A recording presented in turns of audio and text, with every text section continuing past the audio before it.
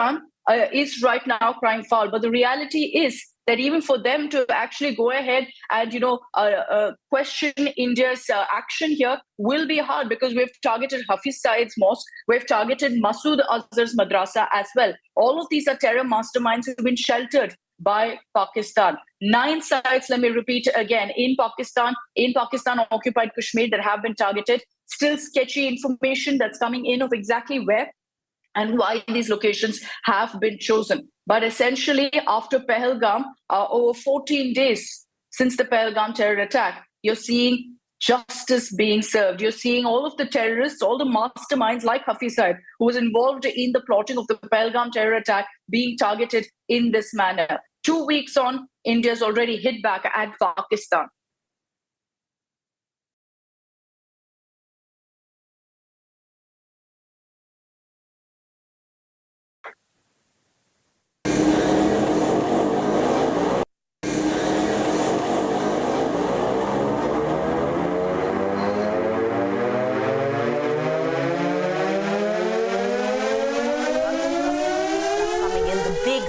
That has come in about 1:45.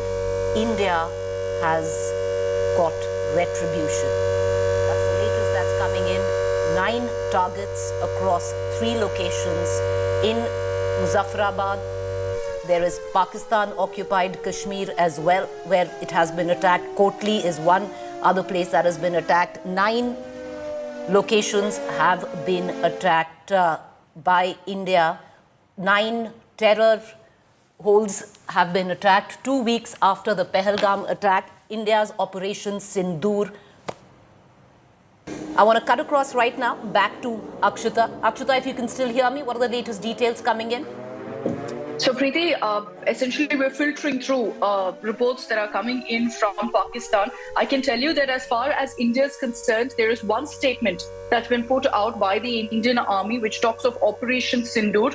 And they've spoken of 9 sites in Pakistan and POK that have been hit. Now, the confirmation we can get you is that these locations are in Bahawalpur, Kotli, Muzaffarabad. You have one location near Lahore. This is a mosque that was run by Hafiz Saeed that has been targeted. And remember, we've been reporting here on India Today of how Hafiz Saeed, the terror mastermind, is based in Lahore. So right now we can confirm that near Lahore's Muridki, you've had one strike that's happened. The other is also at Masood Azhar's madrasa. The Indian Army, in the brief statement that they've put out while talking about justice being served, have also highlighted that all of the locations where we've seen these strikes, all of the locations where we've been seeing, these kind of these 9 sites essentially that have been hit, none of them are linked to the Pakistan military. They are all terror camps. And so these strikes have happened with a clear message to take on terror in Pakistani soil. What we can tell you, yeah, go ahead. All right. Akshita, we're going to continue to come back to you. So, viewers, that's the latest news break that is coming in. 2 weeks after the Pahelgam attack, India strikes with Operation Sindoor. This attack happened at about 1:45 a.m. 9 locations. Terrorist camps were targeted across 3 locations. We've already gotten a press release from the Ministry of Defense. I'm going to take you through that, where India has stated that a little while ago, the Indian armed forces launched Operation Sindoor, hitting out at terrorist infrastructures in Pakistan and Pakistan-occupied Jammu and Kashmir, from where terrorist attacks against India have been planned and directed. All together, and that's the news that's coming in right now, 9 sites have been targeted. Our actions have been focused, measured, and non-escalatory in nature. That needs to be underlined, viewers. No Pakistani military facility has been targeted. India has demonstrated considerable restraint in selection of targets and methods of execution. These steps come in the wake of the barbaric Pahelgam terrorist attack, in which 25 Indians and 1 Nepali citizen was murdered. We are living up to the commitment that those responsible for this attack will be held accountable. There will be a detailed briefing on Operation Sindoor later today. Viewers, the name of the operation needs to be underlined, Operation Sindoor, because this attack, the terror attack in Pahelgam, had happened where a lot of young couples after their marriage had gone there for their honeymoon. A lot of women lost their husbands, and aptly titled Operation Sindoor. The Defense Minister just a short while ago, has tweeted out Bharat Mata Ki Jai. That is the Defense Minister Rajnath Singh, the Raksha Mantri, tweeting out just a short while ago, Bharat Mata Ki Jai. The army also tweeted out Retribution. We're going to play out all of the tweets coming in from the Indian Army, but the latest that's coming in right now is Rajnath Singh on Twitter. The Defense Minister, a short while back, has tweeted out Bharat Mata Ki Jai. Just 2 weeks later, retribution sought by India with 9 surgical strikes in POK and in Punjab. That's the latest that we are getting in. India has been very clear to state that that absolutely no military establishment was attacked and only terror camps were attacked. There'll be a detailed briefing of Operation Sindoor. But ever since this, what we've been given to understand right now is that the line of control is heavy mortar shelling is continuing over the last couple of hours. We're going to try and get in more details. It's escalated, a lot of firing coming in from the Pakistani side. Pakistan is going to be holding a press conference very soon to detail exactly on what Pakistan has to say on this. But what we've been given to understand at about 1:45 a.m., India struck Pakistan, and with precision, with 9 precise strikes across 3 locations is when India struck. And one of them, of course, Muzaffarabad. It's the one big location of a terror camp, Hafiz Saeed, Masood Azhar's terror camp there. So India has been very precise with its attack, drawing blood.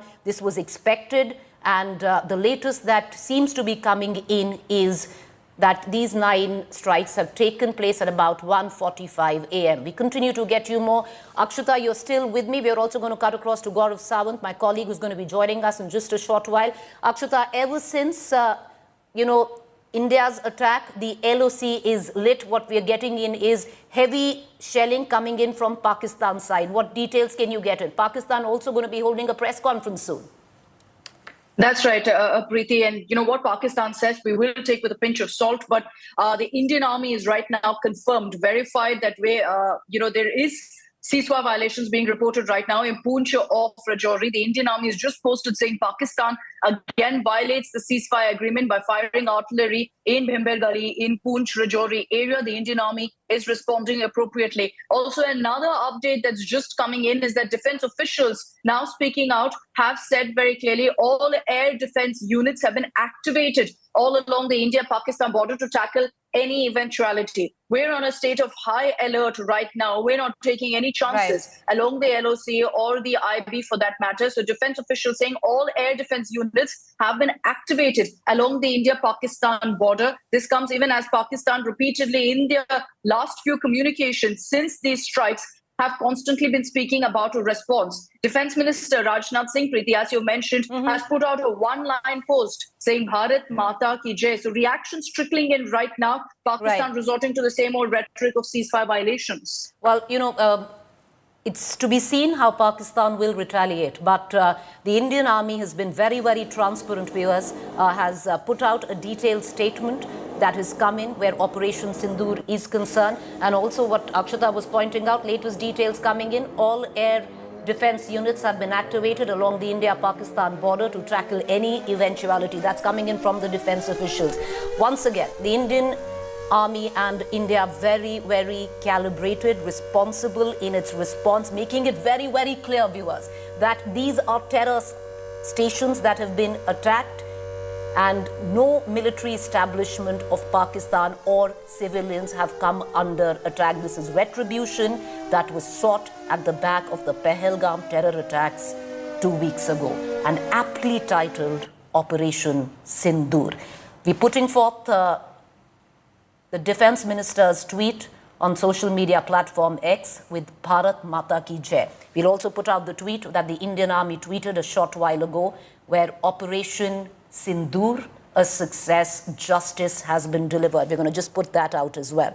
Once again, I want to take our viewers through the calibrated response that has come in from the Indian Army, a detailed response suggesting that India has sought retribution with utmost responsibility, and no military establishment of Pakistan was attacked. There's going to be a detailed press conference later this morning, viewers. We're also getting in information that the entire line of control, there is heavy shelling continuing as I speak. Pakistan is reacting, especially at the LOC. We're going to try and get in more information coming in right now. Pakistan has said that they've come under attack. A press conference is expected from their side, but India making it very, very clear that all 9 sites across these 3 places in Pakistan were holding terrorists and militants. They were militant hotbeds. The Jaish-e headquarters in Muzaffarabad, Kotli, and those have been attacked. We're going to give our viewers more details that are coming in right now. Once again, taking our viewers through the official press release that has come in from the Ministry of Defense, responsible statement suggesting, giving out details, being very, very transparent from the word go, that the Indian Armed Forces carried out precision strikes at terrorist camps. It happened at 1:45 a.m. The operation, aptly titled Operation Sindoor. And why aptly, viewers? Once again, many young women had lost their husbands just after marriage, had gone for their honeymoon to Baisaran in Pahelgam, and their husbands were shot dead. So one of the main reasons for naming this Operation Sindoor is that. The Ministry of Defense giving out details of the 9 sites that have been targeted, suggesting, making it very, very clear that all these 9 sites that have been targeted are where terrorists were holed up. There were terrorist hotspots, a measured and a non-escalatory response in nature. And that is what needs to be underlined right now, viewers, a non-escalatory and a measured response. Because Pakistan will look at now escalating the situation. No Pakistan military facility has been targeted. India has made that very clear. India has demonstrated considerable restraint in selection of targets and methods of execution. These steps come in the wake of the barbaric Pahelgam terrorist attacks in which 25 Indians and 1 Nepali citizen were murdered. We are living up to the commitment that those responsible for this attack will be held accountable. There will be a detailed briefing of Operation Sindoor. Shortly after this statement by the Ministry of Defense, you had the Indian Army, the ADGPI, that tweeted out, Operation Sindoor, success, Jai Hind. Justice has been served. And then you have the Defense Minister who's just tweeted out, Bharat Mata Ki Jai. Retribution, viewers. I am joined right now by my colleague Shivani Sharma, getting us the details. Shivani, what details do you have? Can you take us through these 9 locations that have been attacked? What the initial information you're getting in? You're joining us from right now Kashmir. The entire LOC extremely hot, heavy exchange of fire. Give us details.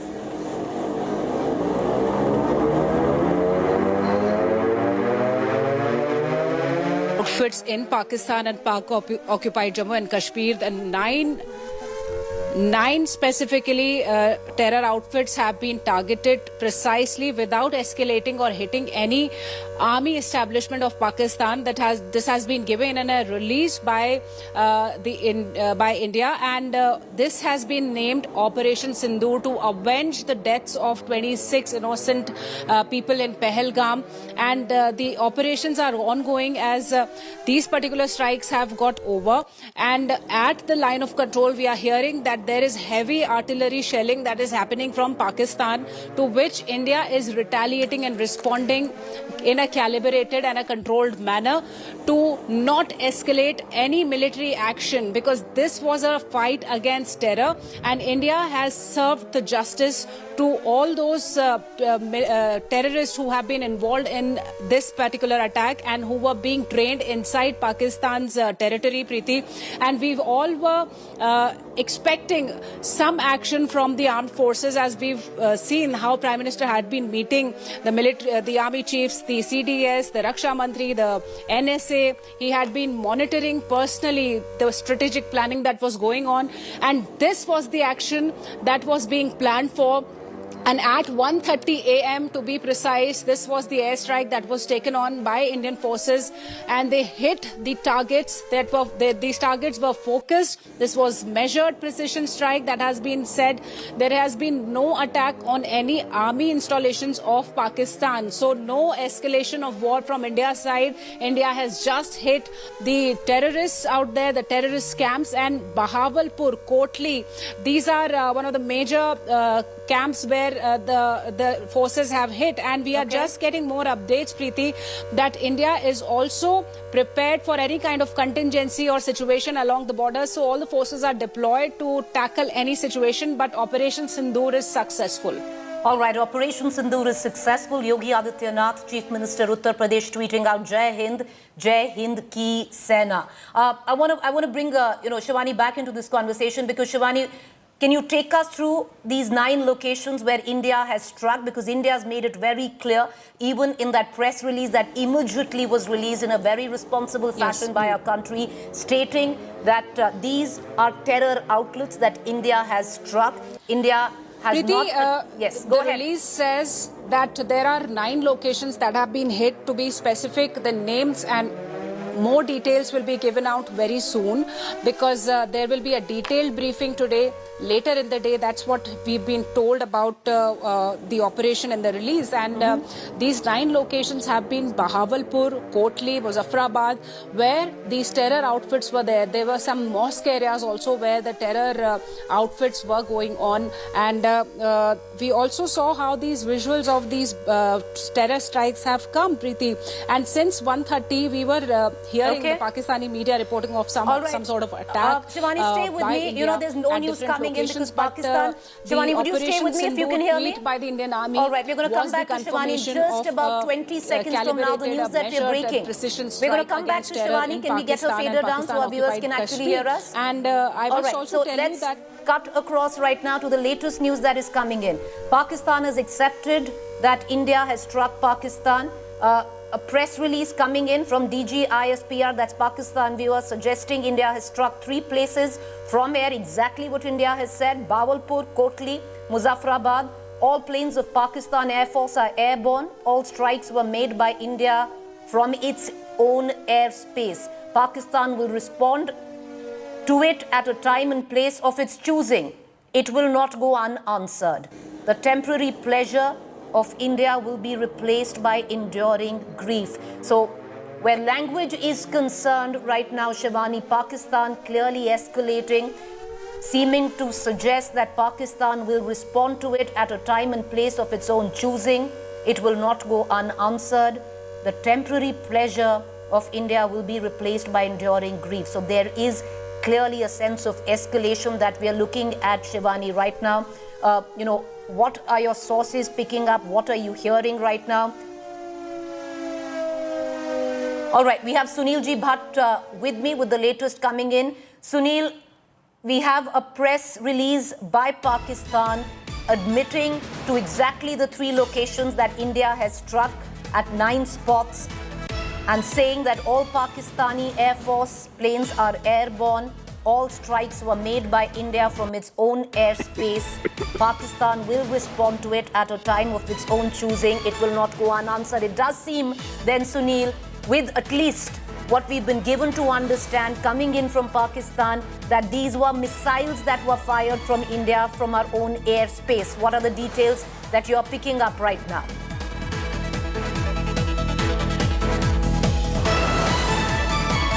Sunil, can you hear me? All right, we're going to try and connect back to Sunil, but Pakistan has in a press release. So the DG ISPR has just released a note admitting, accepting that India struck 3 places from air: Bahawalpur, Kotli, Muzaffarabad. The President of America, the United States of America, has also reacted, and that's the news that we're breaking right now. All right, he has in fact spoken to the press about India's attack on Pakistan, where India has clearly sought retribution. We're going to try and get in details on what exactly the President of America, Donald Trump, has said.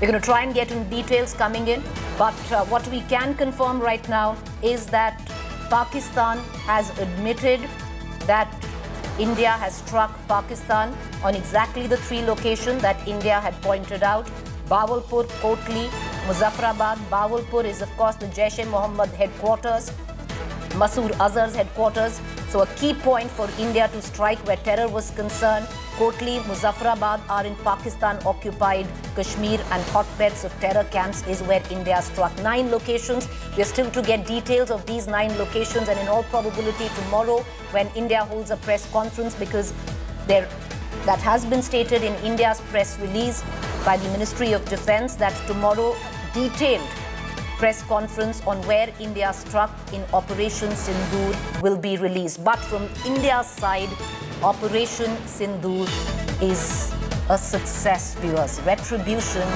has been sought for the 26 lives that India lost 2 weeks ago. All right, so the US president has reacted to India's response. Donald Trump says knew something was going to happen. All right, and he's actually spoken to the media. We're going to try and play that reaction of Donald Trump coming in, but the visuals that you're seeing on your television screen, of course, come in from Pakistan, and visuals of hospitals, it seems, of the injured being taken in. But viewers, please put this in perspective. India's hand was forced to react, and react it did at the back of the horrific terror attack that claimed 26 innocent lives. Once again, let's hark back to what started it all 2 weeks ago. 26 innocent lives were lost, and at the back of it, India's hand was forced to take measures of deterrence and protect our own, and also retribution. All right, Sunil G. Bhatt is live with us, getting us more details. Sunil, Pakistan now admitting that India has struck 3 places from air: Bahawalpur, Kotli, Muzaffarabad, practically concurring with what India has said. All planes of Pakistan Air Force are airborne. All strikes were made by India from its own airspace. That practically states, Sunil, that missiles were used. It seems India has used missiles to strike Pakistan. What details are you getting in? Preeti, we are breaking this story on India Today. Pakistan has confirmed that India carried out retaliatory action, and 3 places in Pakistan-occupied Jammu and Kashmir and Pakistan have been targeted by our forces. What Pakistan has said in its statement is that Kotli and Muzaffarabad are the 2 places that have been targeted in Pakistan-occupied Jammu and Kashmir, and Bahawalpur, where the headquarters of Jaish-e-Mohammed is located, has also been targeted by the Indian forces. Pakistan is saying that its airspace was not violated, and now Pakistan is rattled, and that's why it's saying that it has activated its fighter jets. But India is fully prepared to meet with any kind of eventuality, but we have sent out a very strong message not only to Pakistan but to the entire world that India will never tolerate terrorism, and there is zero tolerance for terrorism. We have demonstrated it after the Uri terror attack as well as after the Pulwama terror attack, but Pakistan did not mend its ways. Pakistan continued to sponsor terrorism against India, and that is why now India has carried out a major retaliatory action, bigger in scale compared to the surgical strikes as well as compared to the Balakot air strike. So India has demonstrated its strong will. India has demonstrated its strong action that we are not going to tolerate terrorism. And now Pakistan, in its statement, has confirmed that 3 places, 2 in Pakistan-occupied Jammu and Kashmir, 1 Sunil, in just Pakistan. stay on with me. Do stay connected and continue to give us all the verified information that you're getting in right now. Continue to give us that. But Shivani Sharma reporting right now that there is heavy shelling right now going on in the Uri sector. The entire LOC, viewers, we've been given to understand is lit. Heavy shelling from Pakistan side. Shivani, what more can you add? Preeti, the LOC at multiple places has been reporting of heavy artillery shelling from Pakistan's side. That's what we were reporting from the Army's official information too, that in Rajouri also and Poonch sector, Bimba Gali area, there are reports of heavy shelling, that is artillery shelling coming from Pakistan's side, to which India is retaliating. Now we are getting some inputs that in Uri sector also heavy shelling is going on right now. Remember, all these places were already witnessing ceasefire violations since last 12 days. Today is the 13th days in constant, where not the small arms, but now the heavy firing of the artillery shells is taking place. So Indian Army is also retaliating in the similar manner, and this was expected, Preeti, because Indian Army is also keeping itself ready for any kind of retaliatory action after a big action, the Operation Sindoor, on the 9 terror outfits inside Pakistan and Pak-occupied Jammu and Kashmir. These have been the strongholds of the terrorists who have been training there. They've been funded by Pakistan, protected by Pakistan, given VIP treatment inside Pakistan. Most wanted terrorists, they've been given treatment of a VIP in Pakistan. So now, after this strike has happened at 9 locations in Pakistan and POJK, there is heavy shelling being reported at the LOC, not only in Mendhar, but Uri sector, Bimbagari, Rajouri and Poonch. So multiple places are now witnessing heavy shelling from Pakistan, to which Indian Army is retaliating and responding befittingly.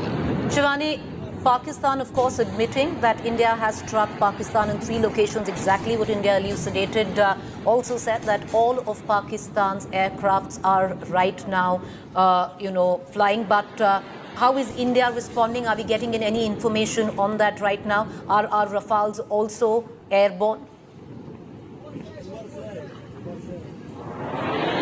See, all the air assets are activated at this time because India has carried out a big strike, and the air jets which went inside, the fighters which went inside, what was these fighters, what kind of missiles were activated, all these details will be shared today, as has been mentioned by the release also. But Preeti, certainly we are keeping our assets activated along the line of control and the airspace above too, for any kind of retaliatory situation if it created by Pakistan. But right now what we know is that on the borders also, the Indian Air Force, the Indian Army, they are all ready. They are all deployed there in high numbers to tackle any kind of situation that arises after Pakistan's misadventures or its retaliatory action after these strikes have happened there.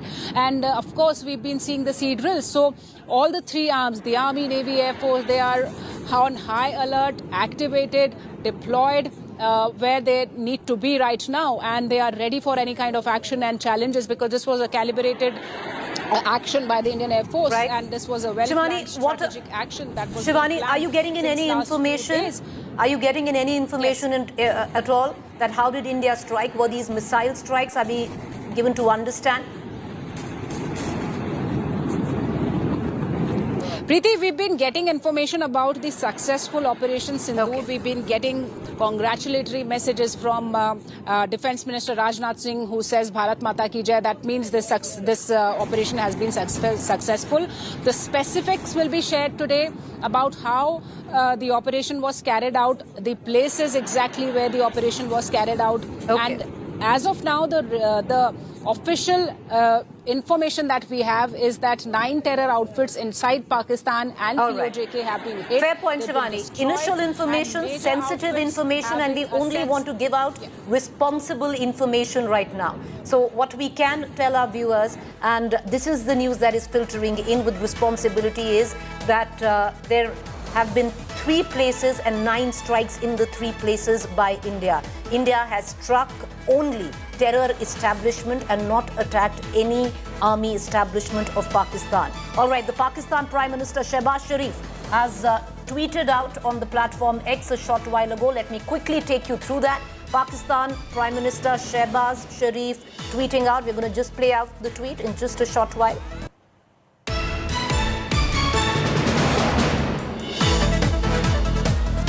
All right, there's more breaking news coming in. We're going to play out what Pakistan Prime Minister said, but Ajit Doval, National Security Advisor, India's NSA, Ajit Doval has spoken with the US and Secretary of State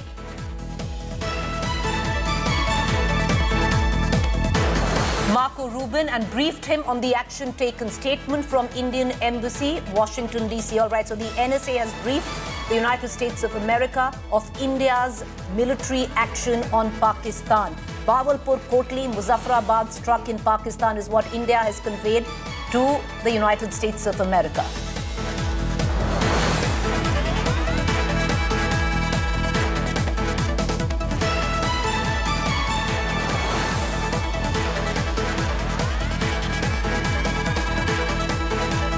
Latest that's coming in, let's also quickly cut across to Donald Trump, the President of the United States. Listen in.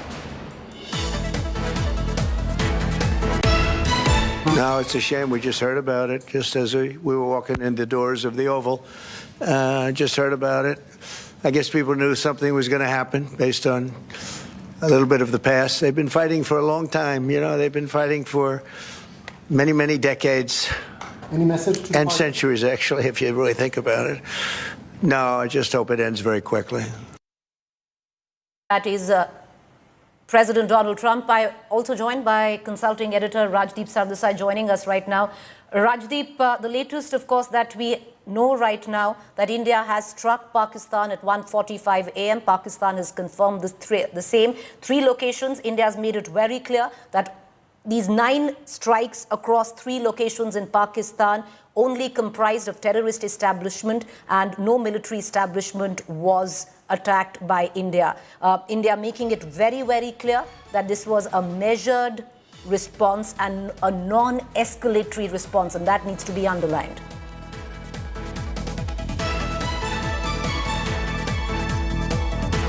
All right, we don't have Rajdeep with us. We're going to cut across to Rajdeep in just a short while. We have Lieutenant General Dhillon on the phone line with us. General, appreciate you joining us right now. With what you've been given to understand, what has been the nature of India's strike, General?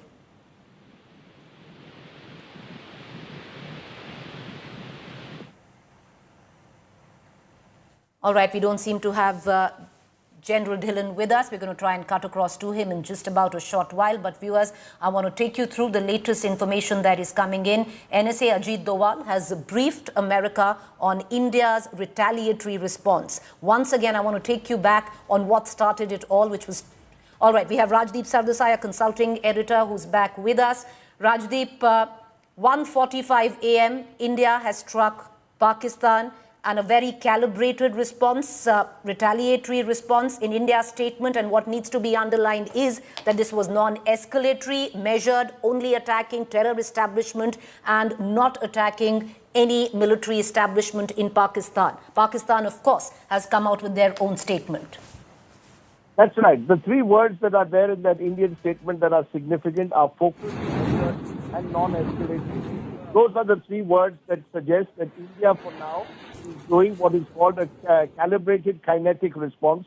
So this could effectively be called surgical strike 2.0, very similar to what was done after Uri in 2016. Pakistan is claiming 5 sites have been struck. India says 3 sites have been struck.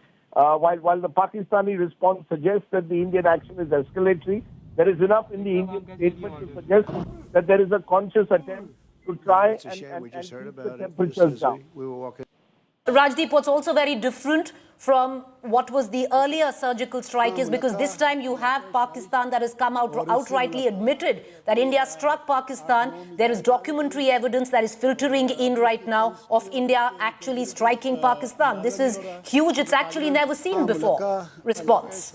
That is correct. If you look at the statement that the Pakistani Prime Minister Shahbaz Sharif has made, that statement also suggests that Pakistan is acknowledging the Indian strikes on Pakistan according to the Pakistanis, 5 different locations, according to the Indian press release, 3 different locations. Either way, Pakistan, you're right, has acknowledged that India has struck. Importantly, Pakistan claims that airspace has not been violated.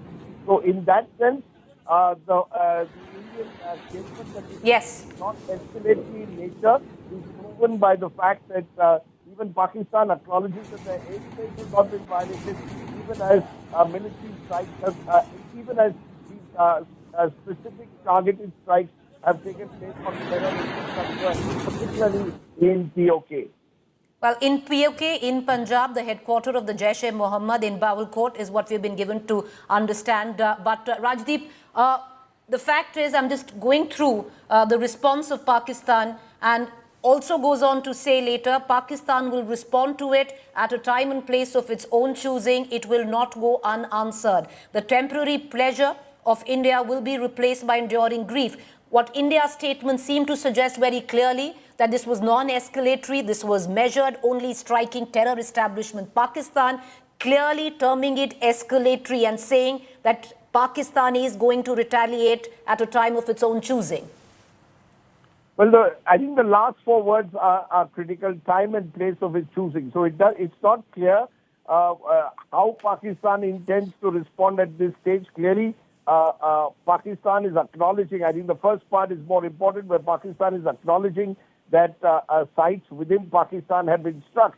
How Pakistan may well see this as an act of war, but as of now, there is no indication of exactly how the Pakistanis intend to respond to this beyond those words that at a time and place of its choosing. The Pakistani media person that I spoke to a short while ago acknowledged that the Pakistan army response is unclear as of now, how they intend to respond to this. For now, India can well claim that with these surgical strikes 2.0, they've at least sent out a firm message to Pakistan as part of the calibrated response that we've seen the Indian side have right through this entire process. It started with diplomatic efforts. There were specific measures like holding the Indus Water Treaty in abeyance. There have been visa restrictions, trade restrictions, and now you have, as the Indian side is claiming, specific targeted strikes at the terror infrastructure, which they say specifically are not aimed at any military establishment within Pakistan. How Pakistan perceives it is still unclear, despite that statement that has been issued in the tweet of the Pakistani Prime Minister Shahbaz Sharif. Okay. So that remains the uncertain question, how Pakistan will see this seeming what they seem to suggest is an act of war. Well, you know, because Pakistan has made it very clear that they read it as an act of war, as an escalatory measure, and they're going to retort to it and retaliate to it at their own time of choosing. Rajdeep, continue to stay with us. I also have with me Gaurav Sawant, who's joining us in the studio. But the latest news that is also coming in, and we're also going to play the tweet of the Pakistan Prime Minister. We're going to play that in just a while. But news coming in, Lahore and Sialkot airports in Pakistan have been closed for the next 48 hours. So those are the measures that Pakistan is taking. But let's once again play the tweet and the first reaction of the Pakistan Prime Minister, Shehbaz Sharif, that is coming in right after this news break. Let's play that.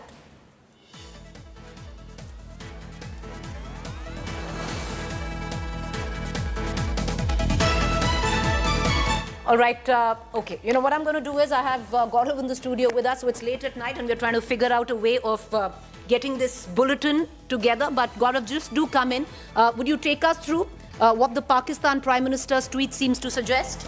So Pakistan is in panic. Pakistan is in panic because their DG ISPR, he just said that there have been 3 attacks, and Pakistan's Prime Minister says there have been 5 attacks. So we still do not know, how many will Pakistan finally concede to. But Preeti, this is huge. The fact is that Bahawalpur, which is southern Pakistan, Punjab province, that's the heart of Pakistan, and that has been targeted by India. Not just only terror establishments. Only terror establishments. So headquarters of Jaish-e-Mohammed. Absolutely. So it is not just POK and Kotli and Muzaffarabad. It is even, Pakistan's Punjab province. It's a huge statement that India has made to punish Pakistan's state-sponsored radical Islamist terror.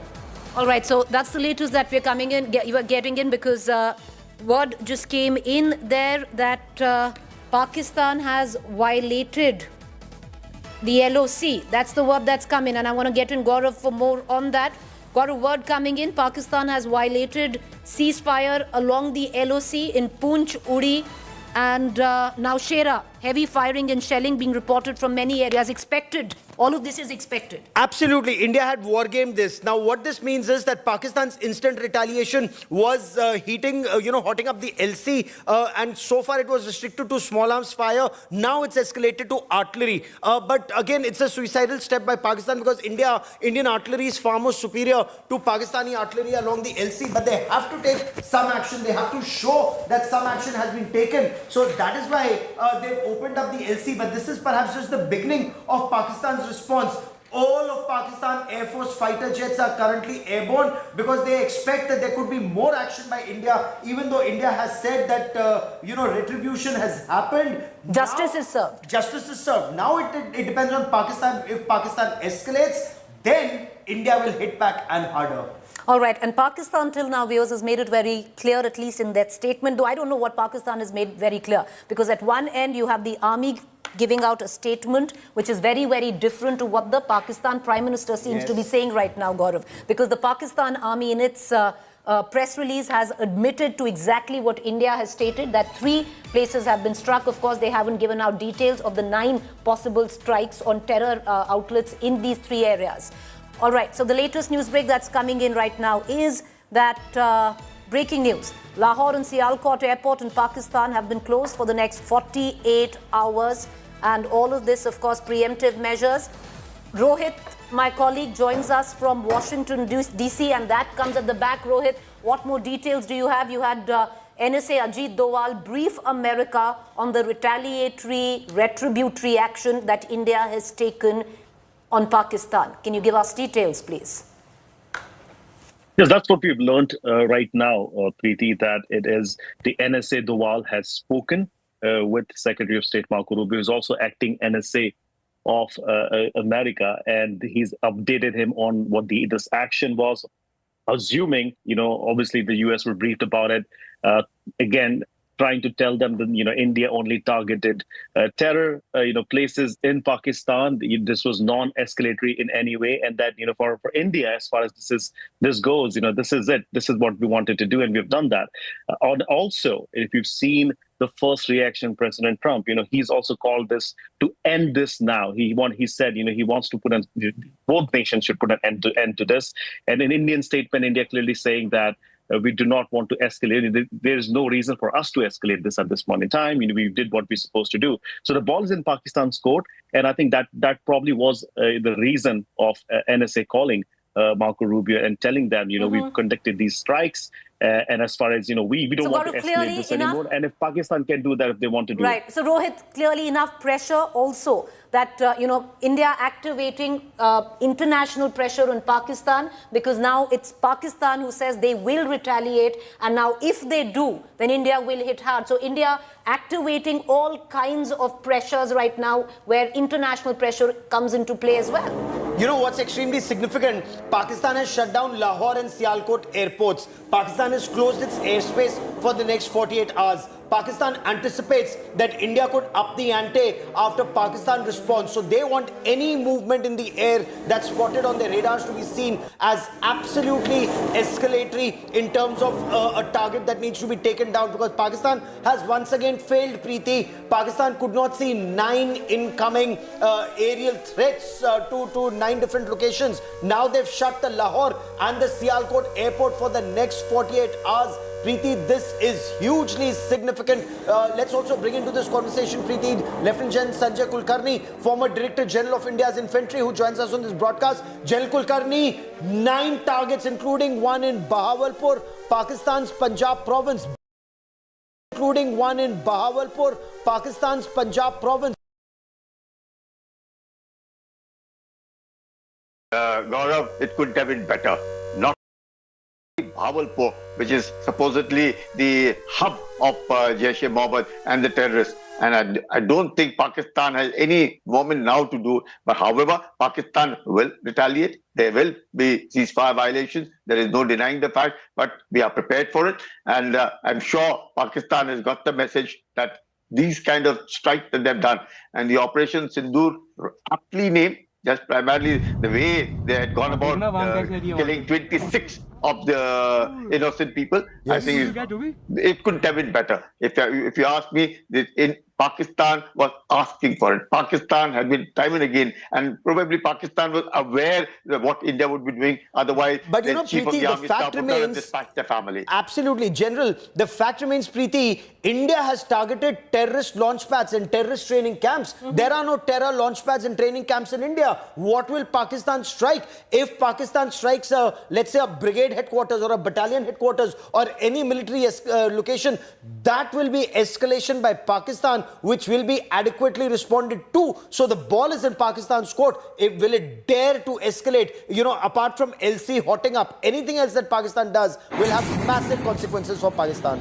Because, Gaurav, with what all's coming in, because till now what we've been given to understand that 9 terror establishments across 3 locations in Pakistan, 2 in Pakistan-occupied Kashmir, 1 in the Punjab province, have been targeted by India in a precision measured strike. But Gaurav, I want to get you in, and maybe you can weigh in on it. One, because right now we don't have details coming in on what these 9 locations are, but one of them of utmost importance, India has targeted Masjid Subhan Allah in Bahawalpur. Now this has very, very strong Jaish connection.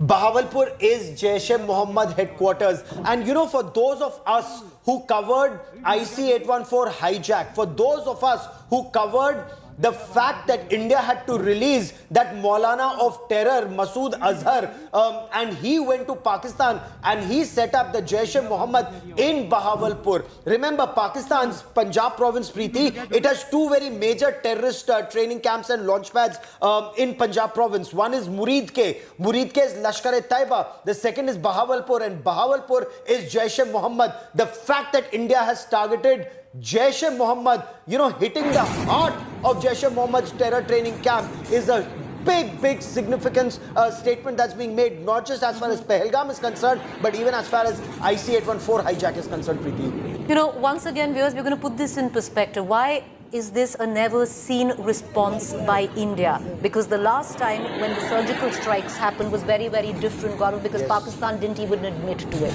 And today you've had the Prime Minister, you've had of Pakistan, you've had the Pakistan Army coming out and clearly corroborating what India has said. I want to just put out a picture in 2 minutes from now, which somebody from Pakistan has sent me. It's a picture of DG of their Pakistan's Prime Minister was at ISI headquarters last night. So they anticipated something. Yesterday, he was at ISI headquarters. Pakistan's Prime Minister, Pakistan's Army Chief, Pakistan's entire ISI leadership, they were there and they were photographed at ISI headquarters. So Pakistan anticipated perhaps something was going to happen. But did they anticipate that India would strike 9 targets? And you're absolutely right. Surgical strikes, Pakistan didn't even admit it had happened. I was reporting from Srinagar after Pulwama when the Balakot airstrikes happened, and then DG ISPR at 5 in the morning, he said that yes, Indian Air Force planes came and they struck some place in Balakot, and that time we weren't sure whether it was Balakot POK or Balakot in KPK, Khyber Pakhtunkhwa. Pakistan conceded and confirmed that had happened, but they launched a swift retort the next day. Now, Preeti, this is huge when 9 different targets have been acquired in Pakistan and Pakistan-occupied Jammu and Kashmir. So India is very clearly saying no part of Pakistan is safe. If you're a terrorist or a terrorist backer, we will target you anywhere, Preeti. And from here on, and Lieutenant General Sanjay Kulkarni, I want to also bring you in, and maybe you can weigh in on it, because the ball now is in Pakistan's court, because India's message, India's press release, and I think there are a couple of words that one really needs to underline, that this was a measured response, that this, and this is the most important word, General, was a non-escalatory response, and only targeting terrorist outlets and no military establishment. India has made it very clear that this was retaliatory to Pahelgam. This is not, should not be looked as escalatory in nature. Right after that, we have the NSA who picks up the phone and calls and briefs America. So now India, the next step for India, justice is served. And hoping now that there's enough international pressure on what is a rogue country to not react or retaliate to this. Thank you, Preeti. I sincerely hope Pakistan stops being a hub of terror, because this retaliatory and precise measures to only strike where the terrorist camps were and the terrorists were being trained, no denying the fact. And the fact that Kotli, Muzaffarabad, because I remember seeing Muzaffarabad from Tanga. So all these targets, especially the blackout that has occurred over there, is indicative, and all of it, the response of the retaliation has come from Pakistan. You've had their Prime Minister tweet, you've had their DGIS tweet that the retaliation will be there. But I do not see any retaliation coming from Pakistan as of now. But of course, the ceasefire line will get heated up. There will be cross-border firing which will take place along the LOC. But notwithstanding that, I think it was something that Pakistan was asking for it. And Pakistan has been time and again, and the very fact that the mock drills were to be today is indicative. Probably an indication was given that should India be retaliating, what should be the public be doing in India? And don't visualize. I don't think Pakistan will retaliate, because even our but Gaurav, but will Pakistan actually, heed to sense here and not retaliate? Because at least with what and it doesn't seem that the army or the executive knows that, what's going on with the other, where Pakistan is concerned. The army has come up with a completely different definition of what has really gone down, and the Prime Minister has issued a statement which doesn't quite concur what the army seems to suggest. Again, a big story. So Pakistan is also now going through the motions, while every decision in Pakistan is taken by Pakistan Army Chief General Asim Munir. But the fact is that they've also called a national security meeting tomorrow at 10 in Pakistan. In India, 11 o'clock there's cabinet meeting. 11 o'clock, Prime Minister Narendra Modi and his cabinet will be meeting. The Cabinet Committee on Security will be meeting. Because do keep in mind that Pakistan will retaliate. But will this retaliation be beyond the LC heating up? Look, it's 770 kilometers of line of control. Along 770 kilometers, it's about 500 kilometers plus. The general can correct me on a couple of kilometers here. Okay, big story. Indian Air Force exercise has started 1:30 at night. Indian Air Force started its exercises, and the roar of IF fighter jets that's continuously resonating on the skies of Jaisalmer. So it's southern Rajasthan that you have Indian Air Force that is carrying out its exercises. There are very aggressive exercises, Preeti, which are known as CAP or Combat Air Patrols. Now in your CAPs, your fighter jets, India has the Rafales, the Su-30 MKIs, the AWACS up in the air. You can look 300 kilometers deep inside enemy territory, and you can acquire multiple targets simultaneously and take them down. So if Pakistani fighter jets cross that 10-kilometer line, their fighter jets and our fighter jets are not supposed to go 10 kilometers from the international border. They have the F-16s and we have Rafales right now. They have the F-16s, we have the Rafales, we have the Mirage 2000s, we have the Jaguars deep penetration strike aircraft, and we have the Su-30 MKIs capable of taking 8 tons of heavy weaponry, including the BrahMos supersonic cruise missile, Preeti. Gaurav, right now, what we've been given to understand is that, and something which Pakistan has also admitted, that India struck from its own airspace. Yes. So we did not use our air force. It seems its missiles is what we are using. So that is the impression that the government... Inference that we get. That is the inference, but government's keeping this very ambiguous. But even our fighter jets, deep inside our own territory, we have fighter jets that can hit a target more than 200 kilometers away. So being way inside our own territory, we can take down anything across Pakistan, is what Air Force has told us. Shivani can tell us more. Shivani, I want to come to you. What more details do you have right now? India conducting an air exercise. Right. Give us details, Shivani. Go ahead. Preeti and Gaurav, you're absolutely right. India has all the capability. The Indian fighter jets have all the capability of, without even entering the exact airspace of Pakistan, they can hit the target hard at the precise and focused location in a measured, calibrated strike. And that is what we are getting from the sources, that this was what happened around 1:30 a.m. when the Indian Air Force's fighter, they carried out this precision strike in these 9 specific terror outfits, where we've been seeing how the terrorists were being trained and they were being funded. This is a big strike. I think this is one of the biggest ever airstrikes that have been conducted by India in Pakistan's terror outfits without even touching the military establishments out there. Any infrastructure of military has not been touched out there. That's what has been shared by the PIB press release, and they also say that there will be a detailed briefing that will be telling us about what aircraft it was and how many casualties have happened in these strikes, and what were the missiles that were used in this particular air attack that happened at 1:30. The Operation Sindoor has been very successful, specific, and that's what we've been getting the confirmations about, not only from the Indian Army, the Defense Minister also.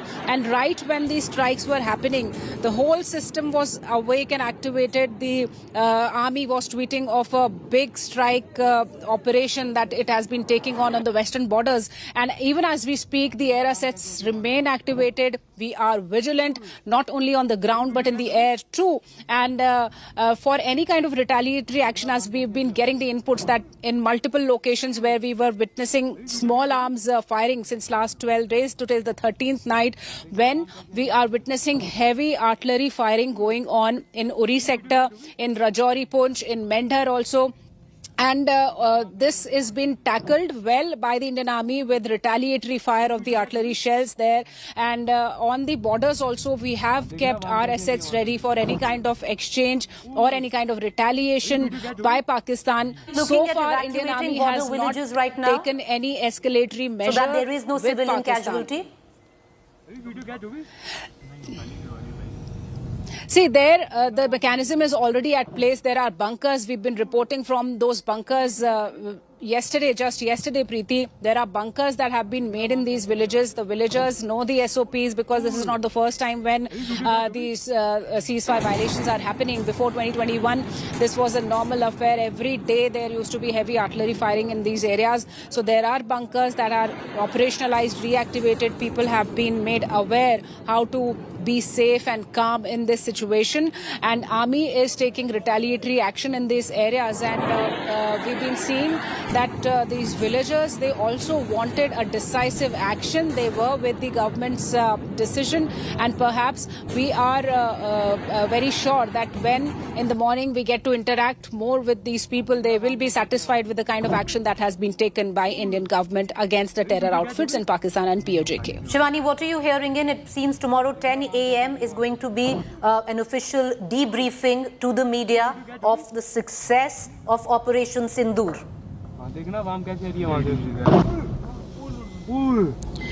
Preeti, we've been told that tomorrow morning, anytime between 10 and 11, there can be a big media briefing in the national capital where we can see the details, even the minutest details of this operation that has been taken on at 1:30 a.m., where we'll be getting to know what kind of aircraft was activated, what all was taken into consideration, which were the terror outfits that were specifically targeted, what are the casualty counts out there, any retaliation that happened, because we are getting a lot of fake inputs from Pakistani media, to be specific, about some damage on our side. But Shivani, will you stay on with me? We want to continue giving out the latest information that's coming in, and information filtering in now, Gaurav.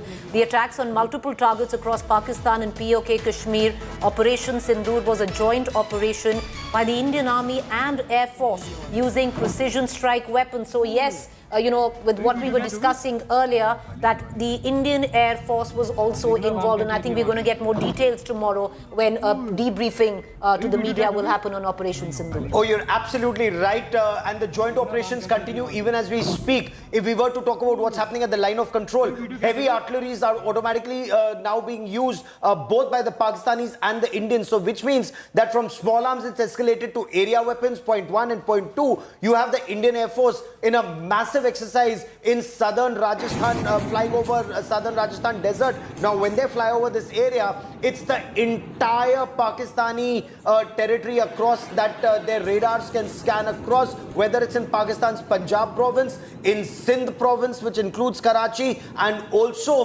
parts of Pakistan-occupied Jammu and Kashmir. So it's a massive strike that's being undertaken, not just strike, but post-strike. So Pakistan Air Force is flying, but Pakistan Air Force are staying on their side of I don't know, because we're getting in, viewers, what we're going to do is, I want to bring in Gaurav on this. We're going to put out details only because Pakistan media is trying to propagate that, They do a lot of there's a misinformation. fair amount of Yeah. disinformation and propaganda coming Absolutely. in from their side.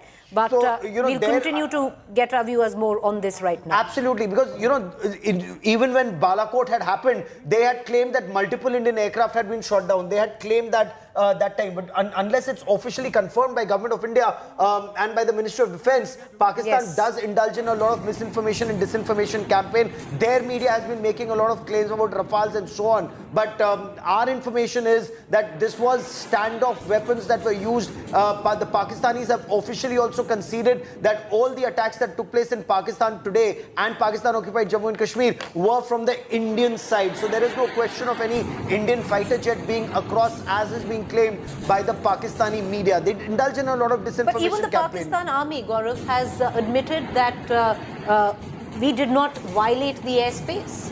These were, I mean, our missiles did. But that's what at least they're saying, that there was, we fired from our own airspace. Is Absolutely. what they, at least that the brief that is coming from the Pakistan army is. All right, viewers, let me quickly take you through the latest that's coming in. Shivani, will you take us through what we've been given to understand, that the entire LOC right now completely hot, heavy shelling?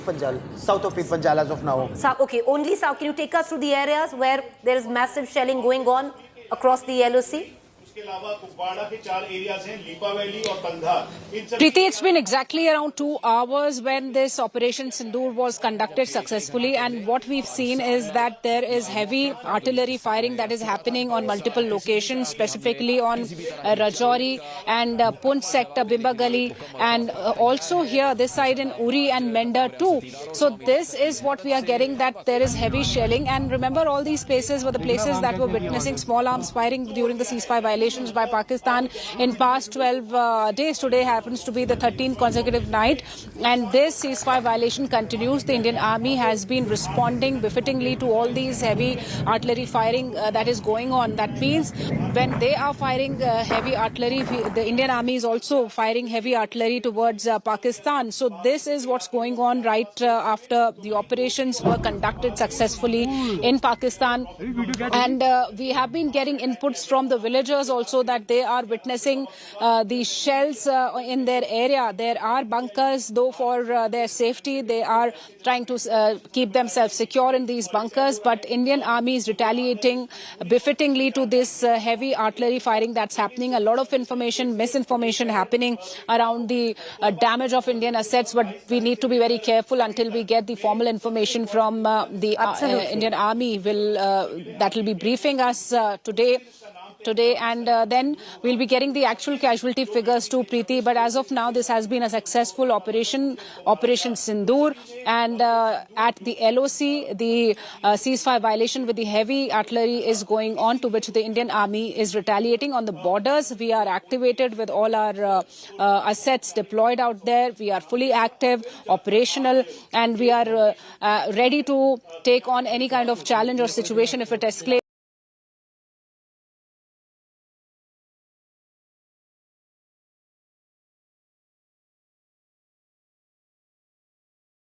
On these border areas also, while the Indian Air Force is also vigilant and active. Right. Well, you're bang on, Shivani, because whatever information that is coming in, we're only going to put out information that is verified, that is responsible, and that we, number one, caught unaware. 1:45 a.m. at night is when the first strike from India happened. Take us through. So from what sources are telling India today, a decision had been taken by the Prime Minister, left to the services to target areas, and that decision that a terrorist headquarters, this Masjid Subhanallah in Bahawalpur. So it's not the main headquarters of Maryam Nawaz is the Chief Minister of Punjab's province. We are told that there are other locations that have been targeted. Now, in all, there are 9 locations that have been targeted in India's air/missile strikes that have taken place since 1:45. Pakistan Army has conceded to 3. Pakistan's Prime Minister has conceded to 5 strikes that have taken place. How long did it take to execute this entire operation? It can happen in a matter matter of minutes, in a minutes. Now, if it is the BrahMos supersonic cruise missile, the moment you fill in the launch code and fire, it's a supersonic cruise missile that goes at 3 times the speed of sound. So there is nothing that can intercept it. Even if the Pakistanis could see it, there's nothing they can do about it. Now they have the entire Air Force, Pakistan Air Force, up in the sky because they anticipate perhaps there could be more action and also to prevent any further action. However, their aircraft are on their side. Their aircraft are not in the 10 kilometers border line. Only in case they cross. Indian Air Force aircraft are also in the sky, as is the AWACS, which is your eye in the sky, your airborne early warning command and control system, which scans the entire Pakistan border and the LC. So the Pakistan border, Preeti, is about 3,500 odd kilometers. The line of control is about 740 odd kilometers, and the actual ground position line at the Siachen Glacier is about 110 kilometers long. So that's the Pakistani land border that is being looked at right now. The Indian Navy is out there in the Arabian Sea, and that is where you can choke Pakistan should it try anything that it should not do in haste. All right, viewers, we're going to continue to get our viewers more. Now, this what we can confirm, and we're only giving out details that we can confirm. Operation Sindoor is a success. It was a joint operation by the Indian Army and the Air Force using precision strike weapons. This is the information that has come out. Immediately after India conducted this strike, a press release was given out by the Indian Defence Service, by the Ministry of Defence, clearly stating that Operation Sindoor, that the Indian Army conducted it on terrorist infrastructure in Pakistan and Pakistan-occupied Jammu and Kashmir. What is important to note at this point of time, viewers, is that very clearly what needs to be underlined is what India said. Our actions have been focused, measured, non-escalatory in nature. No Pakistani military facilities have been targeted. India has demonstrated considerable restraint in selection of targets and method of execution. And Gaurav, I would reckon this paragraph would be the most important when it comes down to this responsible press release, which immediately India put out after it conducted these strikes. Because this is India telling the entire world what we've done. 1, it's retribution. 2, it's non-escalatory. 3, it is not targeting any military location in Pakistan. It's only targeting a terror launch pad and a terror camp. So that is why, what can Pakistan hit back? If Pakistan then tries to hit a military location in India, then it is Pakistan that is escalating, because international law is very clear. What we are also being told that maximum military restraint from India and Pakistan, we're getting a lot of reactions that are coming in from world leaders. We are told that US President Donald Trump has also been briefed about these latest developments. India's National Security Advisor Ajit Doval spoke to his American counterpart Marco Rubio, and he informed Marco Rubio about the strikes that had taken place. And as of now, do keep in mind, the world wants maximum restraint both from India and Pakistan. But then Pakistan now has its entire Air Force up in the sky Gaurav, to respond. There's more information coming in, and we're going to just give it out right now. It seems the Pakistan Ministry of Foreign Affairs has reacted, and I just want to read out the statement that the Ministry of Foreign Affairs has put out of Pakistan, viewers. In an unprovoked and blatant act of war. So you have the Ministry of External Affairs, Gaurav, that has called India's strike on terror in Pakistan an act of war. So Pakistan is interpreting India's attack on terror spots as an act of war. I just want to take our viewers through that, and that's the news that we're breaking right now.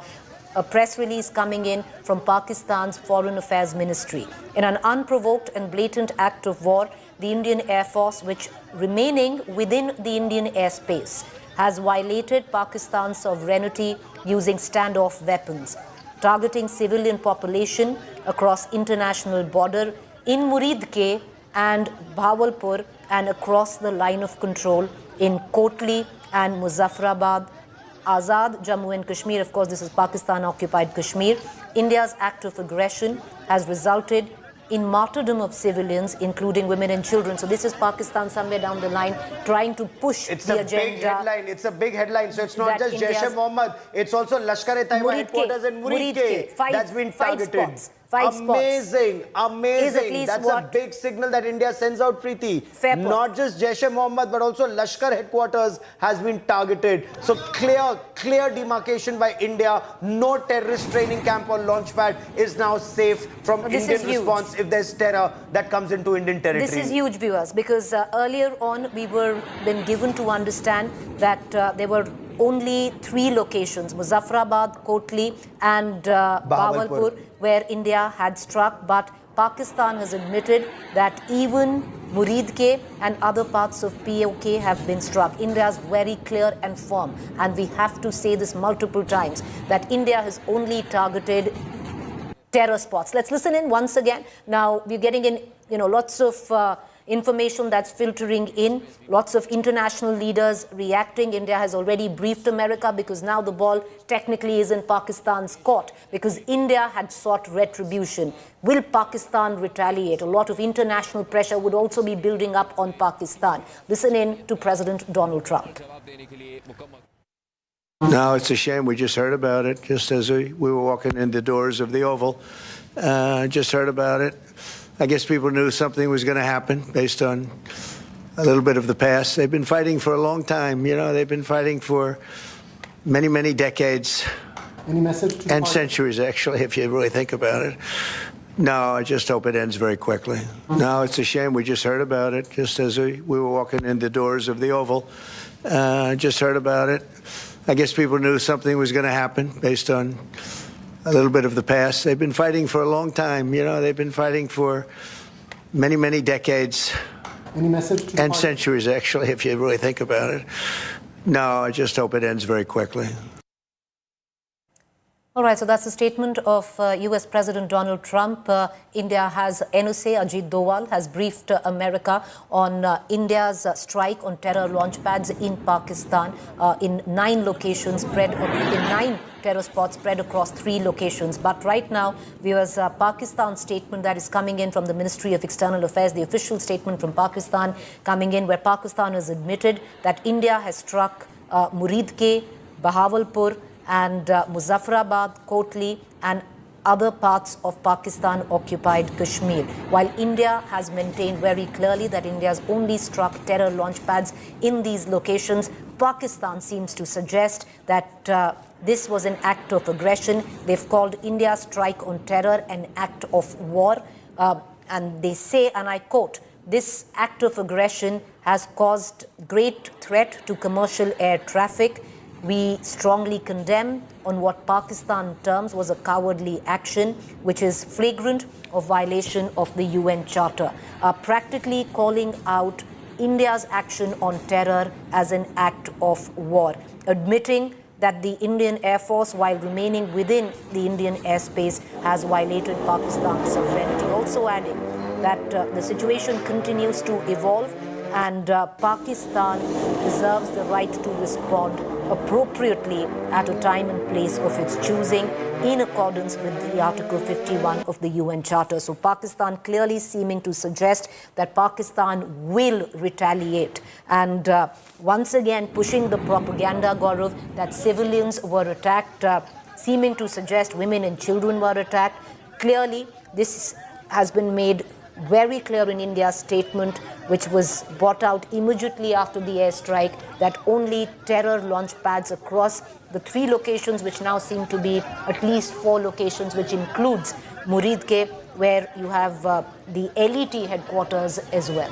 It's a huge statement by government of India by targeting both Muridke and Bahawalpur. And let's quickly bring in Lieutenant General KJS Dhillon, General Tiny Dhillon, former Kashmir Corps commander, former DG of Defense Intelligence Agency, joins us on this special broadcast. General Dhillon, both Muridke and Bahawalpur have been targeted along with Kotli and Muzaffarabad. For the benefit of our viewers, please give us the significance of each and every location that India has targeted, sir.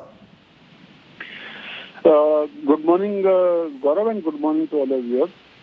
Muridke is the headquarters of Lashkar-e-Toiba. Muridke is just very close to Lahore and is in Pakistani Punjab. So is Bahawalpur. It's the headquarters of Jaish-e-Mohammed, Maulana Masood Azhar's Jaish-e-Mohammed, and it is in southern Punjab. Whereas Muzaffarabad and Kotli are the launch pads and the training camps in Pakistan-occupied Kashmir. And as the reports which are now coming in, India has struck with the precision weapons on all the terror camps and terror bases. India has not targeted any civilian area or a military area. Hence, the onus of escalation lies on the Pakistan. If Pakistan in retaliation attacks any of our civilian areas or India's military bases or military installations, then the responsibility of further escalation by India and further response by India on Pakistan's military and other areas will solely lies with Pakistan, and the responsibility to take the war further from here is that of Pakistan. Pakistan hit India in Pahalgam as a terror act. Yes. India retaliated by hitting at those terror bases. And I would like to put one more thing very clearly. There are a lot of fake videos and fake statements coming up on the social media, especially on the Twitter. Please do not believe any of these things which are saying that one aircraft dropped here, one aircraft down there. All these are fake videos. Only go by the official released videos or information. Absolutely. And second is, do not panic. Do not panic. As of now, no civilian areas have been hit. So I'll request the public not to panic and only look for information from the official handles. Absolutely. General, stay with me for a moment. There's a big statement that's being made by India and officially about places that have been targeted and why. The details that are being given out says terrorists killed 26 civilians in Jammu and Kashmir on the 22nd of April in a brutal and heinous attack. India has credible leads, technical inputs and testimony of survivors and other evidence pointing towards the clear involvement of Pakistan-based terrorists in this attack. It was expected that Pakistan would take action against terrorists and the infrastructure that supports them. Instead, during the fortnight that has gone by, Pakistan has indulged in denial and made allegations of false flag operation against India. India's actions have been focused and precise. They were measured, responsible and designed to be non-escalatory in nature. No Pakistan civilian, economic or military targets have been hit. Only known terror camps were targeted. Shortly after the strikes, NSA Ajit Doval spoke to US NSA and Secretary of State Marco Rubio and briefed him on actions taken. Very clear statement, Preeti. So that, what Gaurav just elucidated is India briefing America, but we've been given to understand senior Indian officials through the course of the last few hours, viewers, have spoken to their counterparts in a number of countries across the world to brief them on the steps taken by India. Amongst these are the countries that have been briefed by India have been the US, the UK, the Saudi Arabia, UAE and Russia. So, General Dillon, I want to bring you in because India on its own has sought retribution, retaliating, only striking terror launch pads, and now the ball is in Pakistan's court. General, India's statement clearly says that this was non-escalatory, this was measured, and India only attacked terrorist establishments and not army installations or establishments. Clearly, there is an effort now by India to rally international support to put pressure on what has been largely a rogue nation, Pakistan, that it doesn't retaliate. Absolutely. India, in a very measured and very restrained reaction to the Pahalgam terror attack, has reacted and attacked only the terror bases and terror camps. India has not, and India has very clearly given out in the press release that India has not attacked any military installation or civilian area. This clearly means Pakistanis carried out a terror attack in Pahelgam. India retaliated by hitting the terror camps in Pakistan and Pakistan-occupied Kashmir. Now, any escalation by targeting by Indian military installations or Indian civilians lies solely on Pakistan. As regards the point you made about world opinion, India has been approaching all the world powers and through diplomatic channels to create a world opinion in our favor. It's an ongoing process and it will continue through the days to come.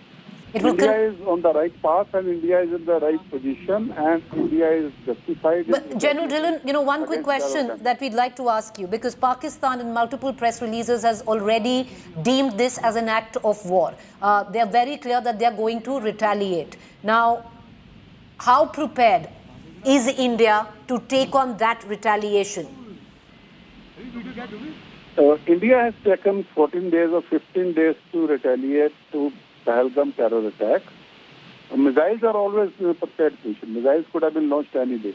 This 14 to 15 days means India has prepared its air defenses, India has prepared its the physical defenses along the line of control, along the borders. India has also carried out drills to prepare their citizens, the mock drills and all which are planned, and it has been only carried out in some border areas. So a lot of preparatory effort has gone in, militarily and non-militarily, in the past 14-15 days, ever since Pahalgam terror attack. So India is fully prepared. Now the point comes back. India has only reacted to the terror attack in Pahalgam by hitting the terror camps.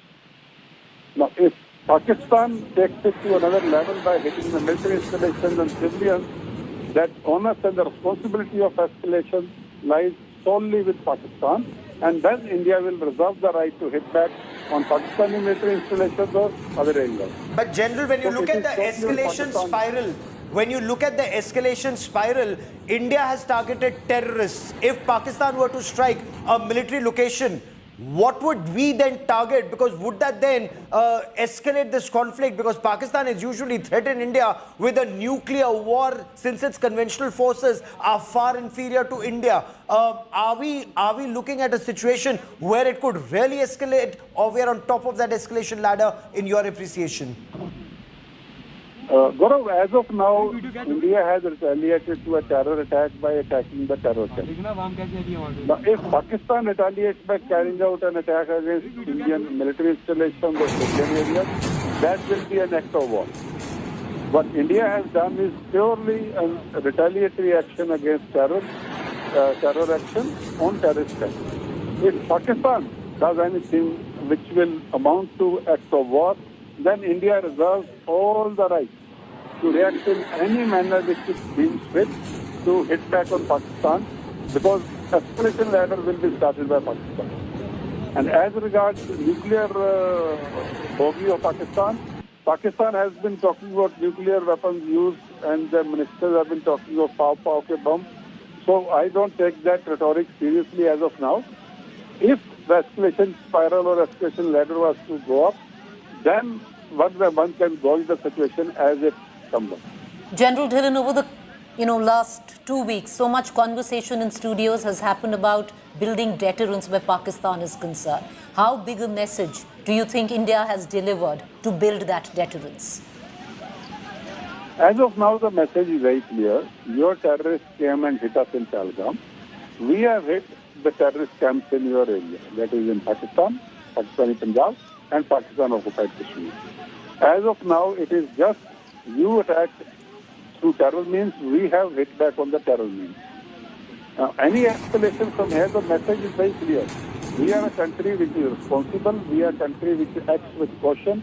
We are a country which has, exercised all the restraints in spite of grave provocation by Pakistan and Pakistani terrorists. We have acted with great restraint and responsibility. And from here onwards, any action by Pakistan against Indian military or against Indian civilians will be treated as an act of war. General, give me a moment, if you will, and read the enemy's mind for us. Striking Pakistan in Pakistan's Punjab province. It's a direct hit for that Pakistani Punjabi Musalman, and that too on Asim Munir's face. This is a direct hit on Asim Munir, and he's a radical Islamist. He's not a sane general. How would he be reacting in this situation? General, before you come in, just breaking this news, and then you can take on Gaurav's question, Gaurav. The Srinagar airport has now been shut for civilian population. Yes. That's the latest news that is coming in. Srinagar airport will now only be allowed for military operations. No civilian flights will be taking off or landing at the Srinagar airport. General, please go ahead and take that question, sir. Yeah, first I will respond to Srinagar airport being shut for civilian traffic. It is a routine thing because now the Indian Air Force will be operating from Srinagar Air Base, and Srinagar Air Base and Srinagar Civilian Airport is a combined asset. Hence, we do not want any civilian aircraft getting, getting hit in the bargain. So it's a very sensible step and it's a normal step. There is no need to panic. It's only that these air bases now will only be used by the Air Force and not exposing the civilian aircraft to any fratricide or any action by Pakistani side. So that is a very, very sensible step, and I would request the public not to take it in any other manner than just a routine thing which is done in war. Now coming to Gaurav's question. India hitting inside Pakistani Punjab and hitting the pride of Pakistani Punjabi Musliman, yes. If Punjabi Pakistani Musliman will house the terrorists in Bahawalpur and Muridke, then India will hit Bahawalpur and Muridke. Because we are hitting terror camps, may it be Bahawalpur, Muridke, Muzaffarabad, Kotli. We are not differentiating where it is based. Our reaction is against terror camps and not against Pakistan territory per se. But if Pakistan does anything now against Indian military or Indian citizens inside Indian territory, that will be an act of war, and that will mean Pakistan has initiated the war. As of now, it's only retaliation to terror in a very, very dignified and restrained manner by a very responsible state, that is India. All right, General Dillon, appreciate you joining us, sir. We're going to continue to come back to you. But once again, viewers, we're going to take you through on what is possibly history in the making, where India and Pakistan is concerned and the bloody history is concerned between the two nations. Gaurav, we were just speaking of how days on, since the Pahelgam attack, that deterrence needs to be built. How big a message do you think this will prove to be, where deterrence from Pakistan, especially of fomenting terrorists and with what happened in Pahelgam, is concerned? So, when you look at that radical Islamist mind of Lashkar-e-Taiba and Jaish-e-Mohammed, they will take it as one more hit and they would want to hit back. But when you look at Pakistani society, when you look at the Pakistani army, if they are sane, they get the message that no area in Pakistan is now safe when it comes to India's response to Pakistan's state-sponsored radical Islamist terror. Because, for decades we've been told that Pakistan doesn't mind if you hit POJK or if you hit KPK, Pakistan-occupied Jammu Kashmir or Khyber Pakhtunkhwa or Sindh or Baluchistan.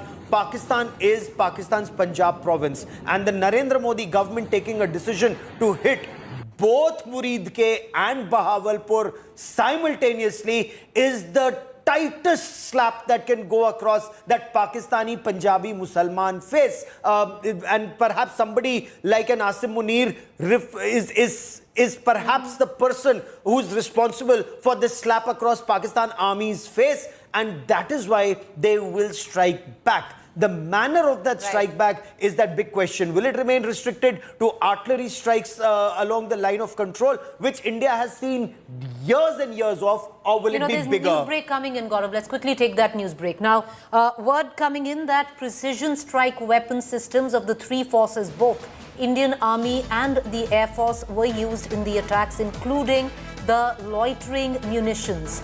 The coordinates for the attacks on terrorist camps inside Pakistan and Pakistan-occupied Kashmir were provided by intelligence agencies. The attacks were carried out from Indian soil only.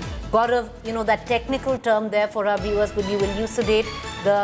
In the attack, there was precision weapons that were used, including loitering munitions. What does that mean? So loitering munition is a fire and forget system. It's an artillery ammunition or a rocket ammunition, usually a 155mm howitzer munition. When you fire the loitering munition, you fire and it doesn't just hit on impact. It loiters over that area. And once it's loitering over that area, it is waiting to spot the target. Once it spots the target, it's only then that it goes and strikes. And these are, in the past 2-3 years, India has really modernized its artillery. It's really modernized its air force in terms of not just the Rafale fighter jets, but the precision strike munition that is required to take down precise targets. You know, it's not an area destruction weapon in the traditional sense of that word. It is for impact. It is to kill the adversary or the terrorist that you want to neutralize. At the same time, it does not destroy a large amount of area in that sense. So that is why this precision munition has been used by the army to take down targets, both by the army and the Air Force, to take down the threat. It's been talked about since the time of the Kargil war 25 years ago. It's finally with the armed forces and used to good effect. All right, viewers, so that's the latest information that is coming in. I'm going to take our viewers through it again. Gaurav just elucidated the kind of weaponry that was used by India to strike these terror launch pads, taking you through them again. Precision strike weapon systems of all three forces, Indian Army, Navy and Air Force, were used in the attack, including what Gaurav explained were loitering munitions. The coordinates of the attack on terrorist camps inside Pakistan and POK were provided by intelligence agencies. The attack was carried out from Indian soil. India took 2 weeks to do this, viewers, and that is what needs to be deliberated upon. This wasn't a hurried strike. Intelligence agencies were involved to actually pinpoint locations which actually point out to terror launch pads where terrorists were holed up, and that was India's choosing to hit only those targets. It was, and as mentioned earlier, Gaurav, a joint operation by the Indian Army and the Indian Air Force. We also continue to have, I think, Sunil Ji Bhatt with us, and Shivani. Sunil, coming to you. The LOC that Gaurav and I have been reporting over the last 2 hours ever since this attack lit completely hot. What are the reports filtering in? Any casualties as of now across the LOC? Preeti, what we are learning is that Pakistan has violated ceasefire along the line of control in Jammu and Kashmir, Poonch district, and even in Rajouri district. Pakistan is resorting to heavy shelling right now. Remember, in the last 12 days, Pakistan was resorting to small arms fire. But given the escalation now, Pakistan has resorted to heavy shelling, and even civilian areas have been targeted in Mendhar, in Poonch district. So the authorities are on their job. They are issuing advisories to people, and the bunkers that have been built in the last 10 years, those bunkers are going to come handy for the civilians now, because those are concrete bunkers. There are community bunkers also in the border villages along the India-Pakistan international border, as well as along the line of control. Sunil, stay with me. We are coming right back to you, because confirmation, Gaurav, now coming in that India has targeted JEM and LET headquarters in Pakistan, Punjab. The latest information coming in, Indian forces had selected, all right, the latest information coming in right now is that India has targeted Jaish-e-Mohammed and LET headquarters in Pakistan, Punjab. Gaurav, to hark back on the Pahelgam attack, the footprint coming in of the TRF which connects to the LET, and now LET headquarters being attacked in Muridke and the JEM in Bahawalpur.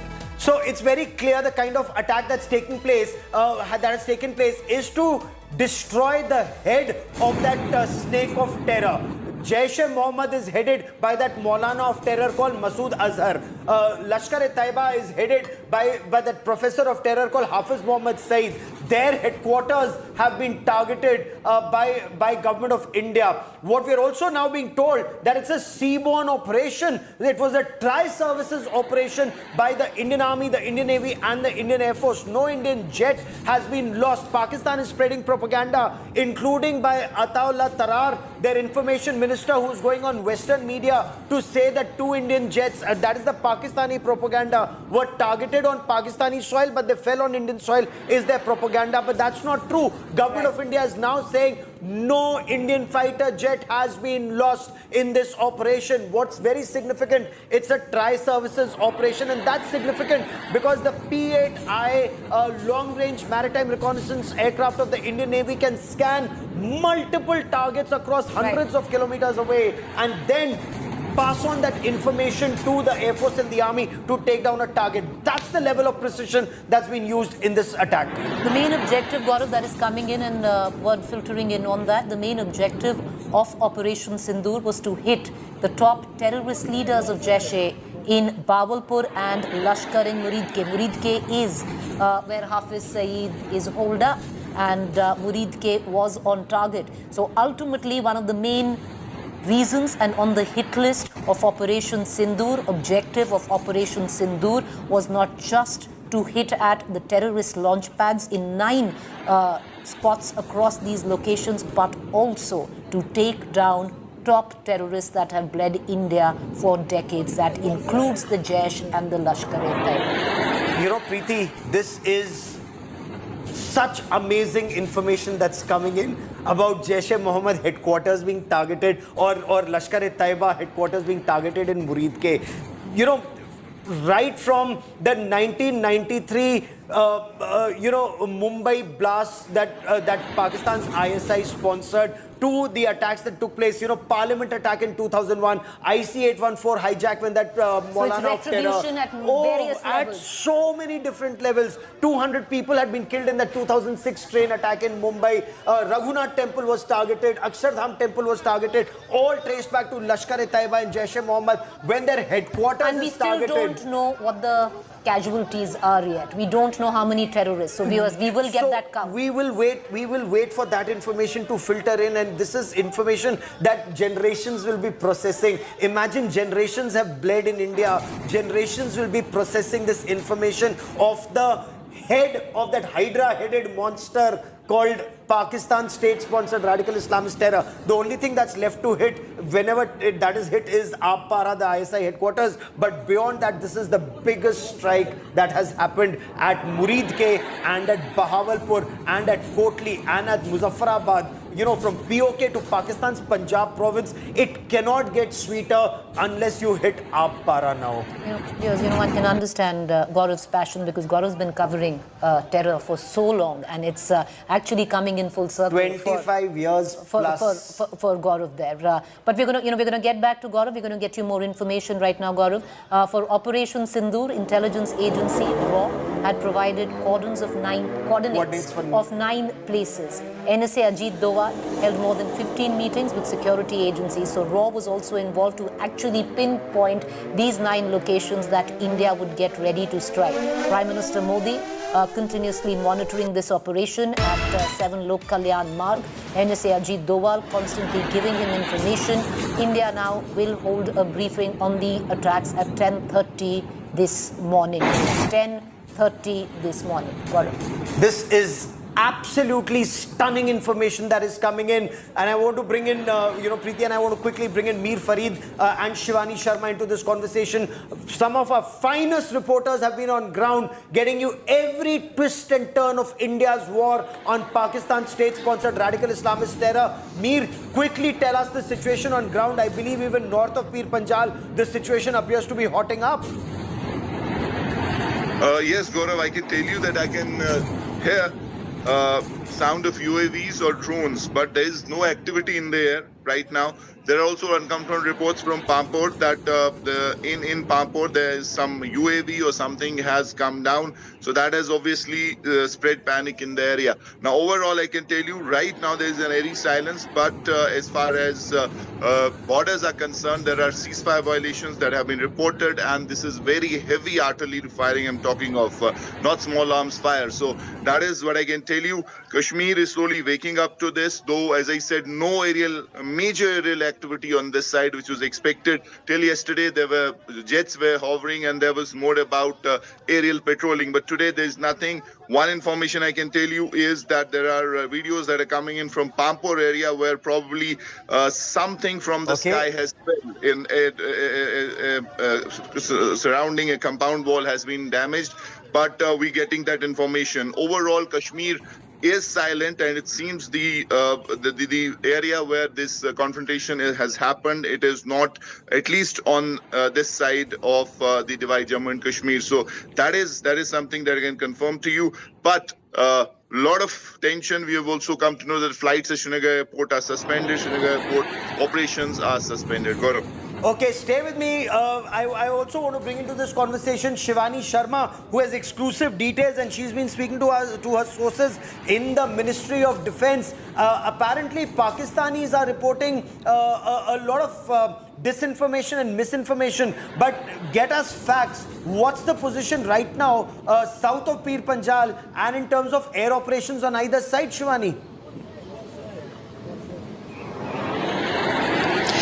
Gaurav, since 1:40 a.m. We started receiving the inputs, and since then here in Srinagar and around, there is not much air activity, as Fareed was also speaking, but we have been getting inputs from Rajouri, Punch, we've been getting inputs from Mendhar and Uri sector, where there is heavy artillery firing going on right now from Pakistan's side, and it has been responded well by India's side. But certainly along the borders, our forces are kept ready for any kind of eventuality if it happens, as Pakistan has also given out a statement that it reserved the right of retaliation. But certainly this was a tri-services strike that happened at midnight and destroyed these terror outfits in Pakistan. Major terror outfits of Lashkar-e-Taiba, Jaish-e-Mohammed have been destroyed. They were still waiting to get the actual figure of casualty, but we are being told that this is a substantial damage to these terror outfits in Pakistan and POJK.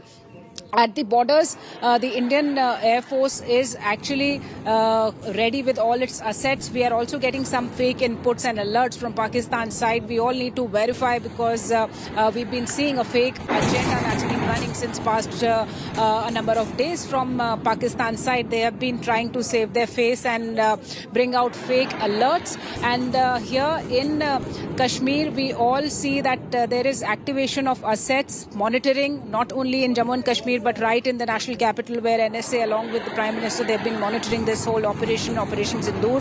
The Indian Army has strategically brought out posts right when this whole strike was happening, and then they've also said justice has been served, Operation Sindoor. So this has been a successful precision strike, one of its kind, by the Indian Armed Forces in synergy. They've been Shivani, doing and planning this together. Breaking, and I want to come back to you. And maybe you can add to it what we've been given to understand. Scalp and hammer missiles were used in this attack. Shivani, for somebody who's been covering defense for years, what does this mean to you? Can you explain to our viewers?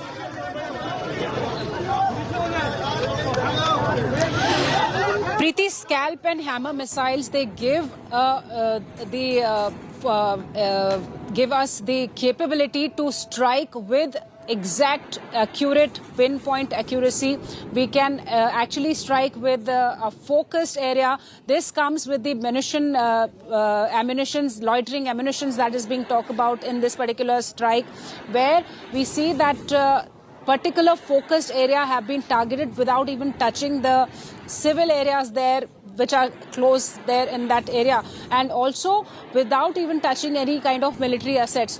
So these have been, the scalp missiles have that capability to pinpoint accurately, precisely hit the target without damaging anything which is beyond that whole target area. So this is how the Indian forces have used. We are still waiting for more confirmation and more details, as the press conference is scheduled for the day today. So Shivani, these were the precision weapons that have been used. What all assets were utilized and what was the...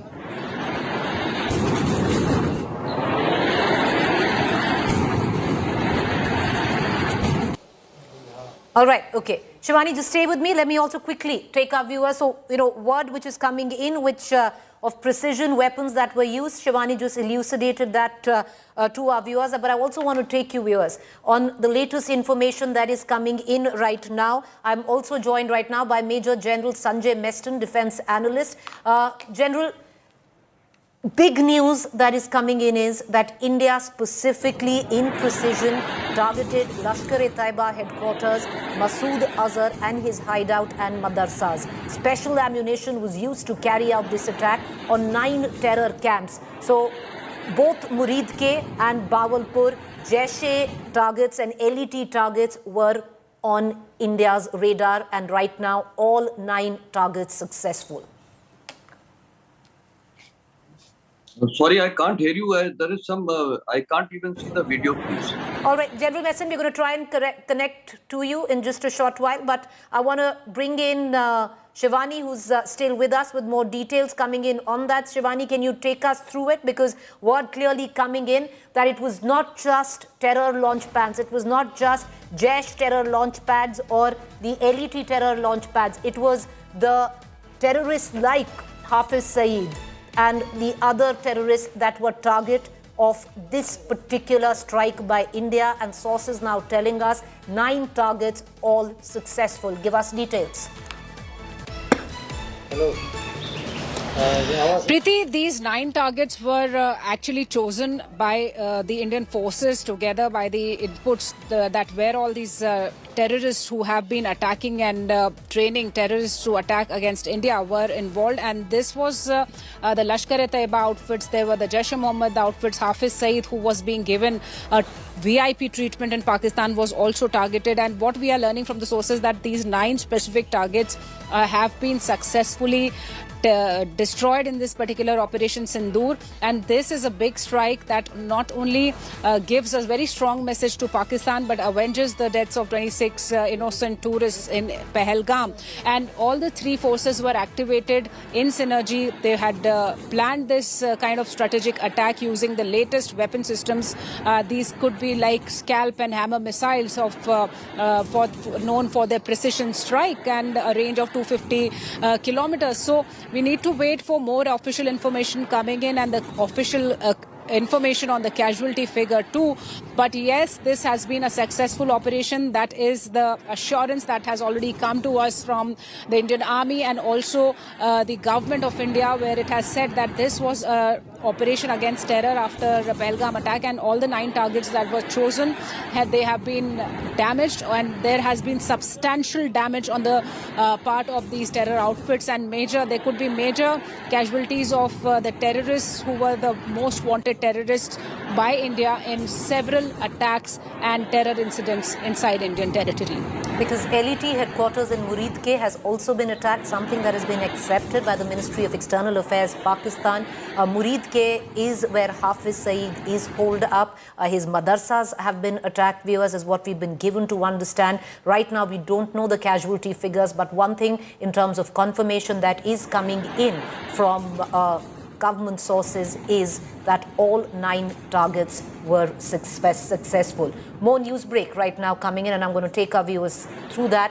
Primary goal was to target top terrorist leaders, Jaish-e-Mohammed in Bahawalpur, Lashkar-e-Taiba in Muridke. Once again, the TRF was behind the Pahelgam attack, ties into the Lashkar-e-Taiba, the LET, headed by, of course, Hafiz Saeed. Jaish-e-Mohammed in Bahawalpur, Lashkar-e-Taiba in Muridke were the top targets when India struck. Why Muridke was targeted, this is all government sources coming in. Muridke near Lahore, headquarters of Lashkar-e-Taiba, also known as the Jamaat-ud-Dawa. It is led by Hafiz Mohammed Saeed, the mastermind. Viewers, let's hark all the way back to 2611. On the other hand, the link after 2611, a visit to Muridke exposed LET's connection to state actors as its ideological war against India. And it goes where retribution is concerned, viewers. Today, that circle is tied where it comes down of all the terror attacks that LET fostered in India. And right now, India hitting out at the LET headquarters, and government sources seeming to suggest and tell us that all 9 targets have been successful. So, you know, whichever way one might look at it, this night has been history in the making, where at least India's response to Pakistan is concerned. I want to bring in General Meston, who is with us. General Meston, can you hear us now? All right, okay, we don't have General Meston. Can we try and connect to General Meston, and we're going to cut across to him. But I want to cut across. We have Piyush, who's joining us with the very latest. Piyush, word coming in that the Prime Minister monitored the operation through the course of the night. He was constantly briefed by the NSA. What more can you add?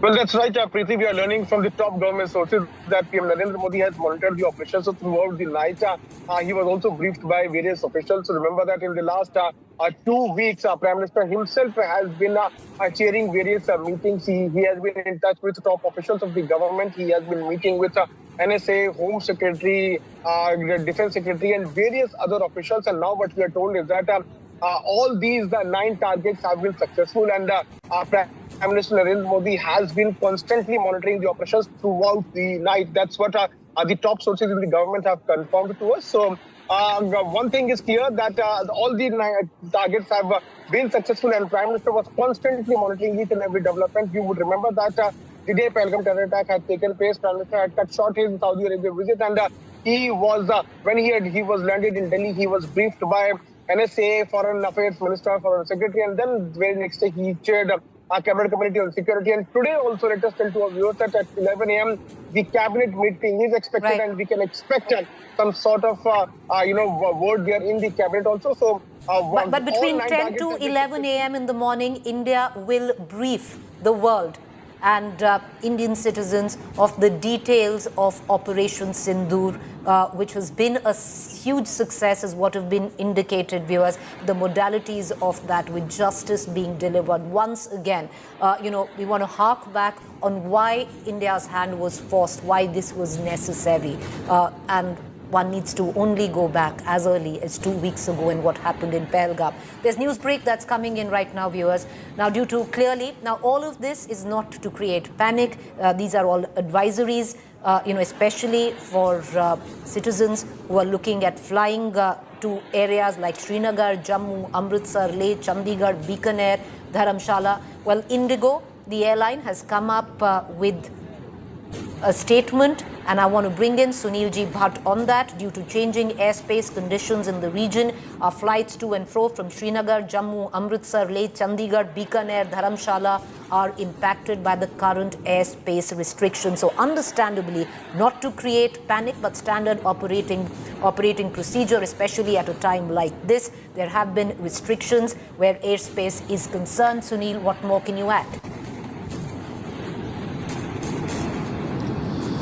Well, Preeti, Indigo has issued a statement, and as per that statement, it has said that due to changing airspace conditions in the region, our flights to and fro from Srinagar, Jammu, Amritsar, Leh, Chandigarh, Bikaner, Dharamshala are impacted by the current airspace restrictions. So clearly, the government, the security agencies are taking, precautionary measures, because after India's strong action against terror camps and, and against the LET headquarters, India's strike on Jaish's headquarters deep inside Pakistan in Punjab provinces, Bahawalpur.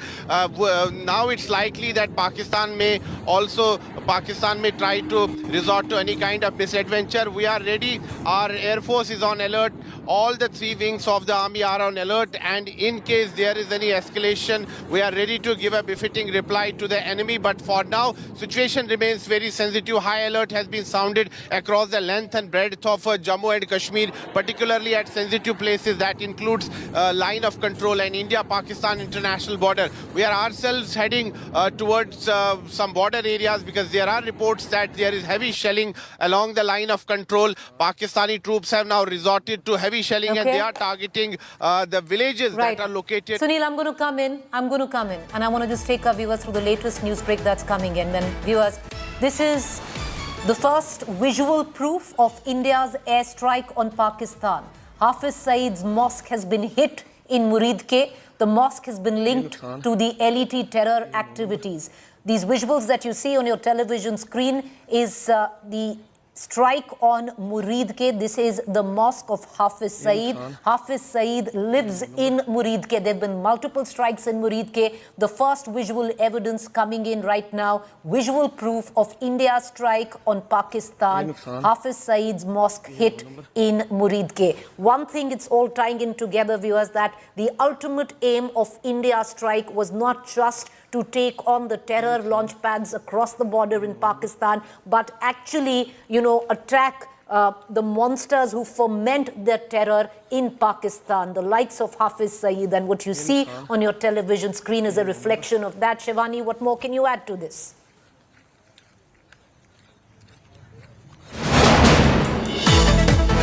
All right, we seem to have lost Shivani. We're going to try and connect to Shivani, but these visuals that you're going to see on your television screen is the first visual proof of the mosque of Hafiz Saeed being hit in Muridke. Once again, I'm going to take you back to the official statement that came out and what our sources seem to suggest, that these were precise strikes that have taken place with precision weapons, and all of these 9 sites were clearly pinpointed by Indian intelligence. The RAW was one of the key figures in identifying these 9 locations across the border, and one of them is Hafiz Saeed's mosque in Muridke.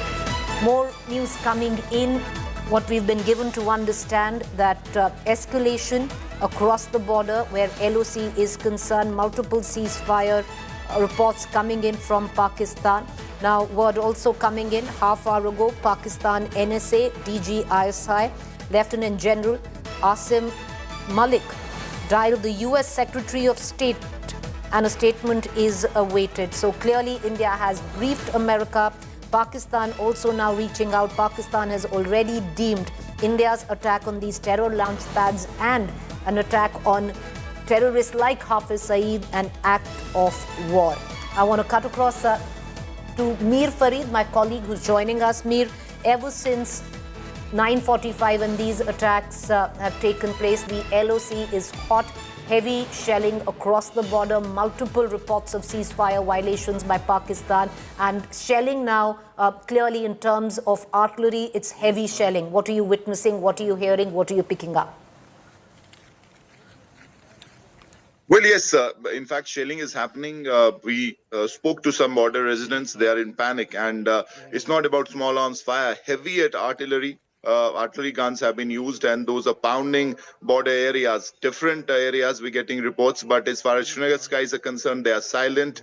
There is just a slight, you can hear the sound of UAVs, drones, but they are very high, but no major fighter jet activity. But I can also confirm to you that there is a plane crash, a fighter jet that has crashed in Pampore.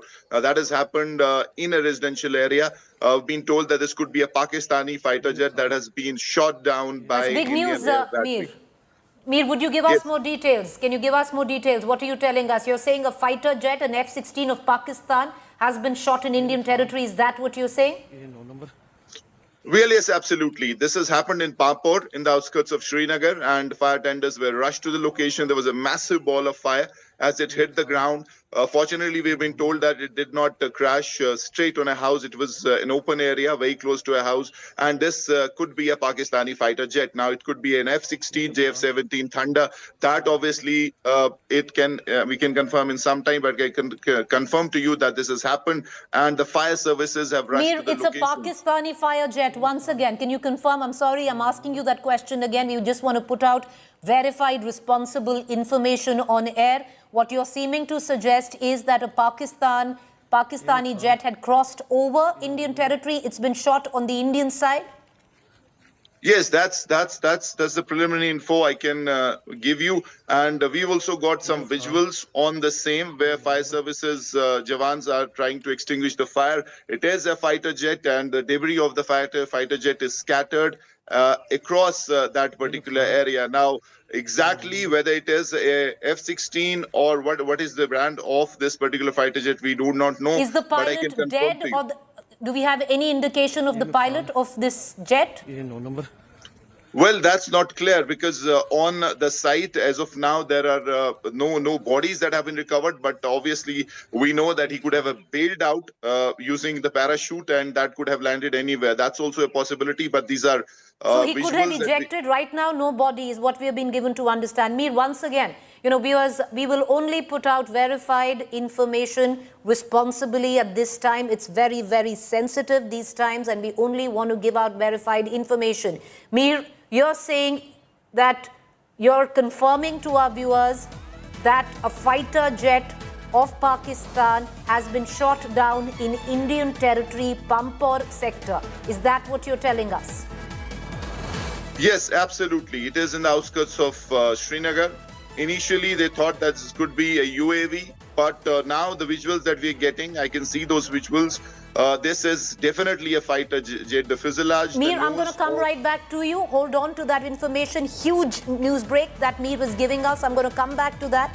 But I want to also take our viewers through the latest news break that we are putting out. Sources have confirmed to India Today that the Indian Armed Forces have conducted airstrikes inside Pakistani territory using Rafale fighter jets equipped with Scalp cruise missiles and Hammer precision-guided munitions. Indian Navy assets also involved for 9 precision strikes carried out from within the Indian airspace, targeting locations across the border. When it comes down to Scalp and Hammer missiles, viewers, these are precision weapons that we've been speaking of, that India has used over the course of the last 2 hours. The information that was filtering in is on these precision weapons that were used in the strike by India in 9 locations in Pakistan. Scalp and Hammer precision munition guided missiles, where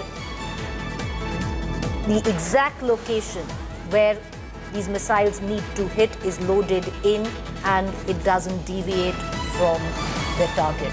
Shivani, you want to add more to this news break? Preeti, what we are getting is that this was a well-coordinated tri-services operation, Operation Sindoor, where the air assets as well as the naval assets were also deployed along with the Indian Army. And the kind of weapons that could have been used, because, you know, we are waiting for official confirmation, but what the sources are telling, the kind of precision strike that has taken place, this could have been using the Rafale jets and the Hammer missiles, the Scalp missiles that are known for their stealth technology. They cannot be detected in the radar easily, and they can fly up to a low altitude of 30 kilometers. So this could be one of the missiles that has been used against this terror outfit, all these 9 targets that have been destroyed now in Pakistan. And remember, in the naval assets also, the naval assets that were being deployed there, we were seeing that there were some inputs of the P-8I, that is a naval aircraft used for reconnaissance and surveillance purposes. So this was a well-coordinated effort by the armed forces. The missiles that have been used are Hammer and Scalp missiles that are known for their precision strike in a range of around 250 kilometers, and they can fly up to a low altitude without being detected. The stealth technology, the lethality of these weapons is well known, and thus it is being indicated that these could be the weapons that were used in this. So Shivani, you're actually telling us that this was a tri-service missile strike. This is huge because this is coordination between the Army, the Air Force and the Navy, and in all possibility, Shivani, So this is how this coordinated operation went on, and we are waiting for more official inputs, Preeti, as the press conference is scheduled for the day at around 10:30 in the national capital, where we'll be getting more details of the casualties to the kind of execution that this was done in this operation, and what all weapon systems and assets were utilized during the operation, and what are the future plans. Shivani, as we already what we can have been reporting confirm, that there are retaliations. Shivani, what we can confirm, it was a coordinated tri-service missile strike. And that is huge because it was a coordination between all 3 forces, a tri-service missile strike on these Pakistan targets. All right, we don't seem to have Shivani with us. We're going to try and cut across to our other reporters getting us more. But viewers, I want to... All right, we do have Major General Sanjay Meston with us, defense analyst. General, can you hear me now? General, can you hear me?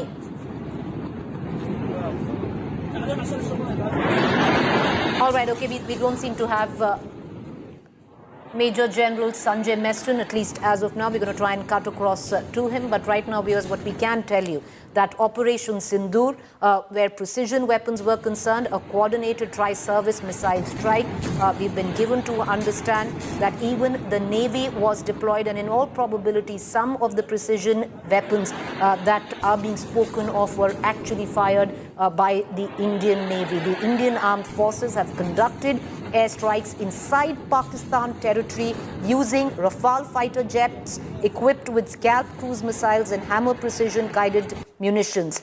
Indian Navy assets also involved for 9 precision strikes carried out from within Indian airspace, targeting locations across the border. Shivani, what more can you add to this? Because it does seem that all of this was a well-coordinated tri-service missile strike on Pakistan. Preeti, certainly this was a well-coordinated tri-services operation. That's what the release also says, that the Operation Sindoor was a well-carried-out strike against the terror outfits at different locations in Pakistan and POJK. In fact, these 9 targets have been neutralized. They have been destroyed. And the kind of execution was done was well indicated in advance since last 2 weeks, when we were seeing all the 3 Navy all the 3 chiefs, including the Navy chief, the Air chief, and the Army chief. They were briefing the Prime Minister in the presence of Raksha Mantri, the CDS and the NSA. So it was quite indicative of the fact that all the 3 forces will be coordinating for a kind of strategic action that they will be taking ahead to neutralize and avenge the deaths of the 26 people in Pahelgam. And that's what has happened. What the sources have been indicating to us, Preeti, that the Navy was also involved, and we've been seeing how the operational drills were in action in the Arabian Sea. A lot of demonstrations were shown. Even the BrahMos was activated in one of the operations that we saw right after the Pahalgam attack. And we also saw how the P-8I aircraft of the Indian Navy was also conducting some drills in this whole area in the Arabian Sea. That means this was a closely coordinated operation between the 3 forces, the Indian Army, the Indian Air Force and the Indian Navy. The kind of assets that have been indicative of being used are the Rafale jets, the Sukhois and the other fighters of the Indian Air Force that have carried out this precision strike against Pakistan's terror outfits. And very important out here to mention that none of the military infrastructure or the civilian infrastructures have been hit in this kind of strike. That speaks about the precision, and this also involves loitering munition, that is the most advanced munition that is used for a specific target in a focused area. So a localized target in a specific area can be hit hard with whole lethality. These missiles that we are speaking about, it has been indicated by the sources, Preeti, that these missiles could have been used in this kind of operation. These are known for their lethality, their stealth, their precision on the targets, pinpoint targets, and the low altitude flying, 30 to 40 meters of altitude that can be taken. So we need to understand that this was a well-coordinated operation of the best of our weapon systems, techniques, and collaboration synergy. What India has been working on since past few years on the synergy between the forces, the Indian Army, Navy, and the Air Force. And in this particular Operation Sindoor, that synergy also shows, that target also shows, the lethality and the stealth weapon system usage is very evident. Preeti. Well, you know, ultimately, viewers, this is retribution. 2 weeks down, it's retribution.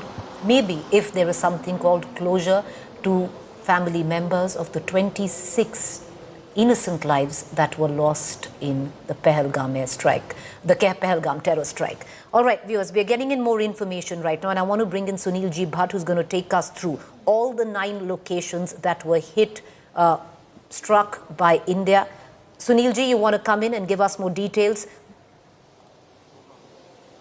All right, we have Mir Farid with us. Mir, Bawalpur, Muridke, Gulpur, Bimber, Chak, Amru, Bagh, Kotli, Sialkot, Muzaffarabad are the 9 locations which are hit. All of them where the intelligence was amassed by RAW, all of them terror launch pads, some of them hideouts of terrorists like Hafiz Saeed. Absolutely, Preeti. This has taken quite a bit of homework as far as intelligences and the armed forces are concerned, because these are all hideouts of the Jaish-e-Mohammed Lashkar, especially Jaish-e-Mohammed, because while we have been repeatedly saying that they have been operating in shadow names like PAFF, like TRF, Kashmir Tigers, but we know that the mothership obviously is the Jaish-e-Mohammed, and we know who are operating Jaish-e-Mohammed and from where. So this is based on intel inputs from agencies, and on the basis of which these targeted attacks have happened, precise targeted attacks against locations of Jaish-e-Mohammed, especially Lashkar, in these 9, at least 8 to 9 sites which are in and around POK, Muzaffarabad. And we know that post the Pahelgam attack, and considering that Pakistan was expecting a response from India, some of these sites or terror launch pads and camps were vacated, but there were still reports that there were camps where there were Jaish and Lashkar terrorists. They're very much present, and it seems that all these sites have been targeted. One thing that has been made clear from the Indian side, from the army, is that no civilian assets, no Pakistani civilian assets or army formations have been targeted. It is precisely targeting the terror infrastructure, which has been bleeding India since ages. So that part has been made clear, though there are now reports coming in from Pakistan. Their DGISPR and others have said that, in fact, spoken about some casualties, at the same time saying that they will retaliate at their time of choosing and at their own time. So that threat has come from Pakistan. And Preeti, I can also tell you that a fighter jet, as we have reported, has crashed in Pampore. And in fact, we'll in some time, although we've got the visuals, get complete reports, because right now, even the security forces, the police hasn't reached the location. Based on eyewitness accounts and fire and emergency accounts, that it is a fighter jet. There is fuselage. There is a complete the damage to the fighter jet's parts are scattered everywhere. So that information I can confirm to you. But yes, a massive strike where all built forces, be it the army, all parts of the defense, the trial services, their assets have been used to damage and to smash the terror infrastructure in Muzaffarabad, in and around POK. Preeti? All right, so we gave out details of 9 locations, the terror pads where India struck. But, Mir, I want to get you back in. You mentioned, once again, I want to take you through the details that are coming in of a wreckage of a fighter jet in Pampore sector is what you're speaking of. Pakistan fighter jet that crossed over to Indian territory has been shot down. We don't know whether the Pakistani pilot is dead or alive. Well, Preeti, as of now, sketchy information coming from the location. But yes, we've got confirmation that it is a fighter jet. Exactly which fighter jet, which brand, we do not know. We also have no confirmation about the pilot. So that obviously is something that will be clear in some time. But it was a massive fireball that locals reported. Post that, the Fire and Emergency Services Department was informed. And luckily, it has fell in between houses. It has smashed a compound wall. But we've been told that no one has been hurt on the ground. So that is a bit of fortunate news coming in, because it's a very congested area in Pampore where this incident has happened. A fighter jet that has crashed. And right now, in fact, I can tell you the wreckage is scattered all over. The fuselage, the nose, everything is evident. So we'll get to know in some time exactly in fact, which plane and what exactly was the nature of this particular crash. You continue to stay with me. Joining me right now is U.S. Congressman Shri Thanedar, who's given out a statement supporting India, saying my statement on Indian strikes targeting terrorist infrastructure, terrorism should not be tolerated. Shri Thanedar is joining us with us. Thank you, Mr. Thanedar. We are getting a lot of support, global support at that. What India has done is nothing less or more than just retribution. We've given out a responsible statement in which we've clearly underlined that this should not be seen as escalation. This was measured, non-escalatory, and above all, only targeted terror launch pads and nothing to do with Pakistan army establishment, sir. Yes. The question, the question that I'd want to ask you is, India has briefed America. Pakistan has also gotten in touch with America. Now, will there be considerable global pressure on Pakistan? Because technically the ball is now in Pakistan's court. Pakistan deems what we have clearly defined as a retaliatory measure to attack terrorism as an act of war. That's right. And, what I've asked the U.S. State Department to do is do a thorough investigation, investigate the attack in Pahalgam, where innocent Hindus were killed. That needs to be investigated, needs to be found out. Initial indications are that Pakistan has supported these terrorists. This is a state-supported terrorism act is what it looks like right now. But that needs to be investigated, as I'm asking for a congressional briefing on that. But this is a time of need, and the United States must stand by India as India fights terrorism. United States has stood by Israel when Israel is fighting terrorism. In the same way, United States must stand with India. I think India has done a very responsible response. They could have gone wild, but they did not. They have targeted specific infrastructure related to the terrorist attack, and India has the right to protect itself. All right, appreciate you joining us at this morning, our early morning. Appreciate you joining us. Right now there has to be a global responsibility as well. India, over the course last 3 or 4 hours, has briefed many nations on why India conducted this strike, the nature of this strike, why it only targeted terror launch pads and terrorists, and hoping right now, sir, that enough diplomatic pressure is built on Pakistan that it doesn't retaliate. Yeah, absolutely. And Pakistan, not only that, but Pakistan must stop supporting terrorism. This is something that United States can use its relationship with Pakistan to ask for that, demand that. And if Pakistan continues to support terrorism, then U.S. must take economic sanctions. U.S. must use its power to make sure that Pakistan complies with its request to stop supporting terrorism across the world. Appreciate you joining us, Mr. Thanedar. Thank you there, and for your solidarity and your support. Appreciate it. All right, viewers. Now, news coming in. Pakistan, like we pointed out earlier, has confirmed the India missile strike. The Pakistan Army has also confirmed till now that 8 have been killed in this strike there. So that's the latest news that is coming in, that Pakistan Army has given out a figure of 8 that have been killed. We also gave you the first visual evidence, and we're going to play that again, which is in Muridke, the mosque of Hafiz Saeed being attacked by these precision weapons. It's a tri-service strike, and nothing can not take away from the moment in history that viewers, that India stands on, where its retaliation to Pakistan is concerned. This has been truly a never-seen-before kind of retaliation which was promised by the government and has been delivered. Aptly titled Operation Sindoor. Operation Sindoor is a success. Justice, as per the Indian Army and India, has been delivered.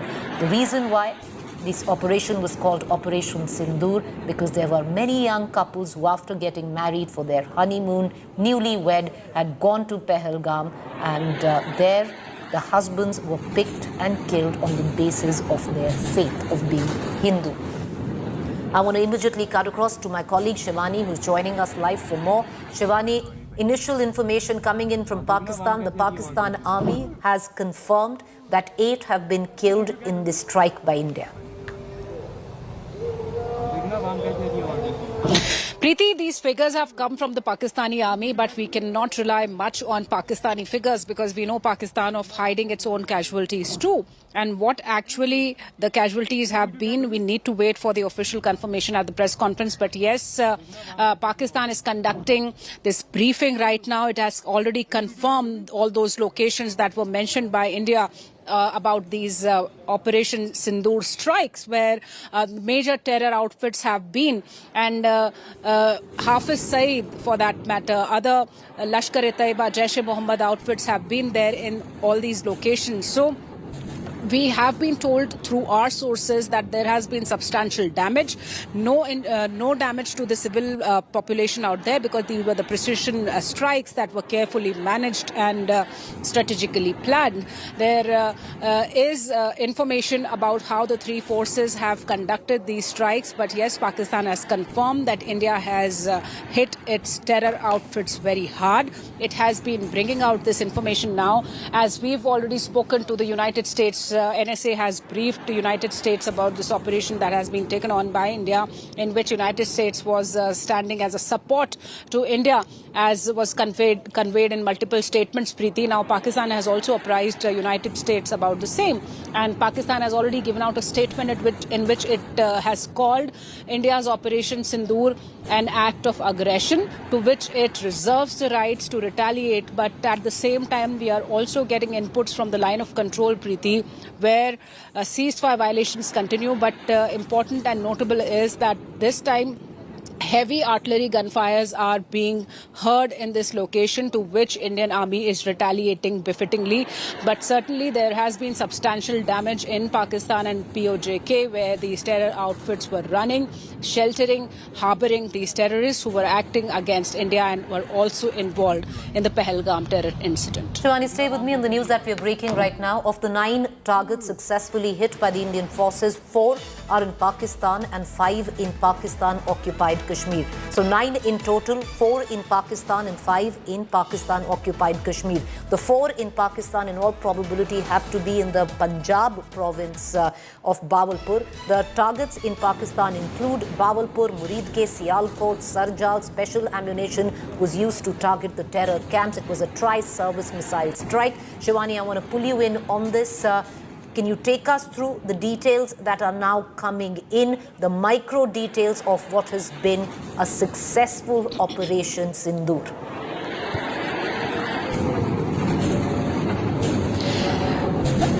Sure, Preeti, this has been a strategically, meticulously planned operation by the Indian Defence Forces, not only Army, not only Air Force, but Indian Navy, Air Force and the Army all together. They had planned the strategic precision strike against the terror outfits in Pakistan and POJK in different areas, where 9 locations have been hit and neutralized, causing substantial damage to the terror outfits in this location. And the kind of ammunition that was used seems to be loitering munition that we say, because this is important to understand that India does not want to escalate any kind of tension, any kind of war with Pakistan. India believes that only and only the perpetrators, the terrorists, should be hit hard. No civilian should be damaged in this whole process. That is why specific choosing of these particular weapon systems was done. And we have to wait for more official confirmation on this, Preeti. But we know that how India has been transforming and having these kind of modern weapon systems that can be used for precision striking without causing any damage to the other targets other than what we want to. So these are the 9 specific locations, a focused, measured, precise operation that was carried out in Pakistan, because what the statement also says, that no military outfit or no military infrastructure was touched during these strikes which were carried out in Operation Sindoor. No civilians were hit. Only these particular terror outfits, where we've been seeing as the bases, the hubs of major terrorists who have been acting against India, be it Lashkar-e-Taiba or the Hafiz Saeed, who's been given a shelter out there, being treated as a VIP. So there might be substantial inputs on the number of casualties, the terrorists who have been destroyed and neutralized in this particular attack, and also the kind of weapon systems that have been utilized and used by the Indian forces. This was a coordinated, precise operation by the Indian forces, to which we were seeing a lot of deliberations happening in the national capital under the monitoring of Prime Minister Narendra Modi, who is still monitoring the whole situation while this operation was carried out, Preeti. NSA has already briefed the United States, I'm sorry, about this whole operation. A number of ambassadors have been briefed about this this operation that India has taken on. And at 1:30 a.m., the operation started. To be precise, it continued for a few minutes, 10 to 15 minutes, when India has hit these terror outfits hard in Pakistan without even entering the Pakistan's airspace. So we have those kind of weapon systems that have a long range. We have a number of missile systems, number of fighters that are capable of these kind of strikes. So what we are getting from the sources that this was a coordinated operation that had gone inside Pakistan without even entering their airspace and hit them with precision using the scalp and hammer missiles that are the most lethal stealth weapons that cannot be detected easily in radar systems. So this is the power of India's defense forces synergy and the modernization that India has been carrying out in past few years, Preeti. But yes, the situation is still developing. Indian forces are all deployed and on a high alert, not only in Jammu Kashmir, but on all the borders and inside also, as we were reporting of a mock drill that was to be conducted today around 4 o'clock. So we have to see that how the situation develops, what happens next, because LOC is activated. We've been reporting how heavy artillery firing goes on there in different sectors, to which India has been retaliating, and India is ready for any kind of action if Pakistan gets into any misadventure after Operation Sindoor. Preeti. You know, Shivani, continue to stay on with me.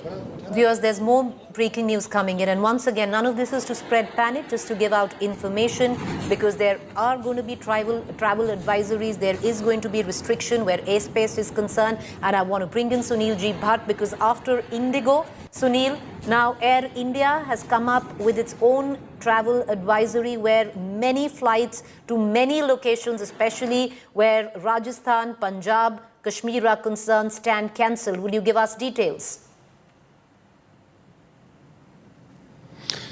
Yes, Preeti, Air India has issued an advisory a short while ago, and as per that advisory and as per the statement that has come, the Air India has said that that it has cancelled its flights from certain locations, Jammu, Srinagar, Leh, Jodhpur, Amritsar, Bhuj, Jamnagar, Chandigarh and Rajkot. And these flights have been cancelled till 12 noon, and after that a call will be taken that what needs to be done next. And there are two international flights en route to Amritsar that are now being diverted to New Delhi. Remember, Amritsar is located right next to India-Pakistan international border. So all kind of precautionary measures are being taken, and this is being done in view of the escalation of tensions between India and Pakistan. But India has hit Pakistan hard, and Pakistan has been taught a lesson. Pakistan did not mend its ways. Time and again, India urged Pakistan to stop exporting terror, to shut its terror factories,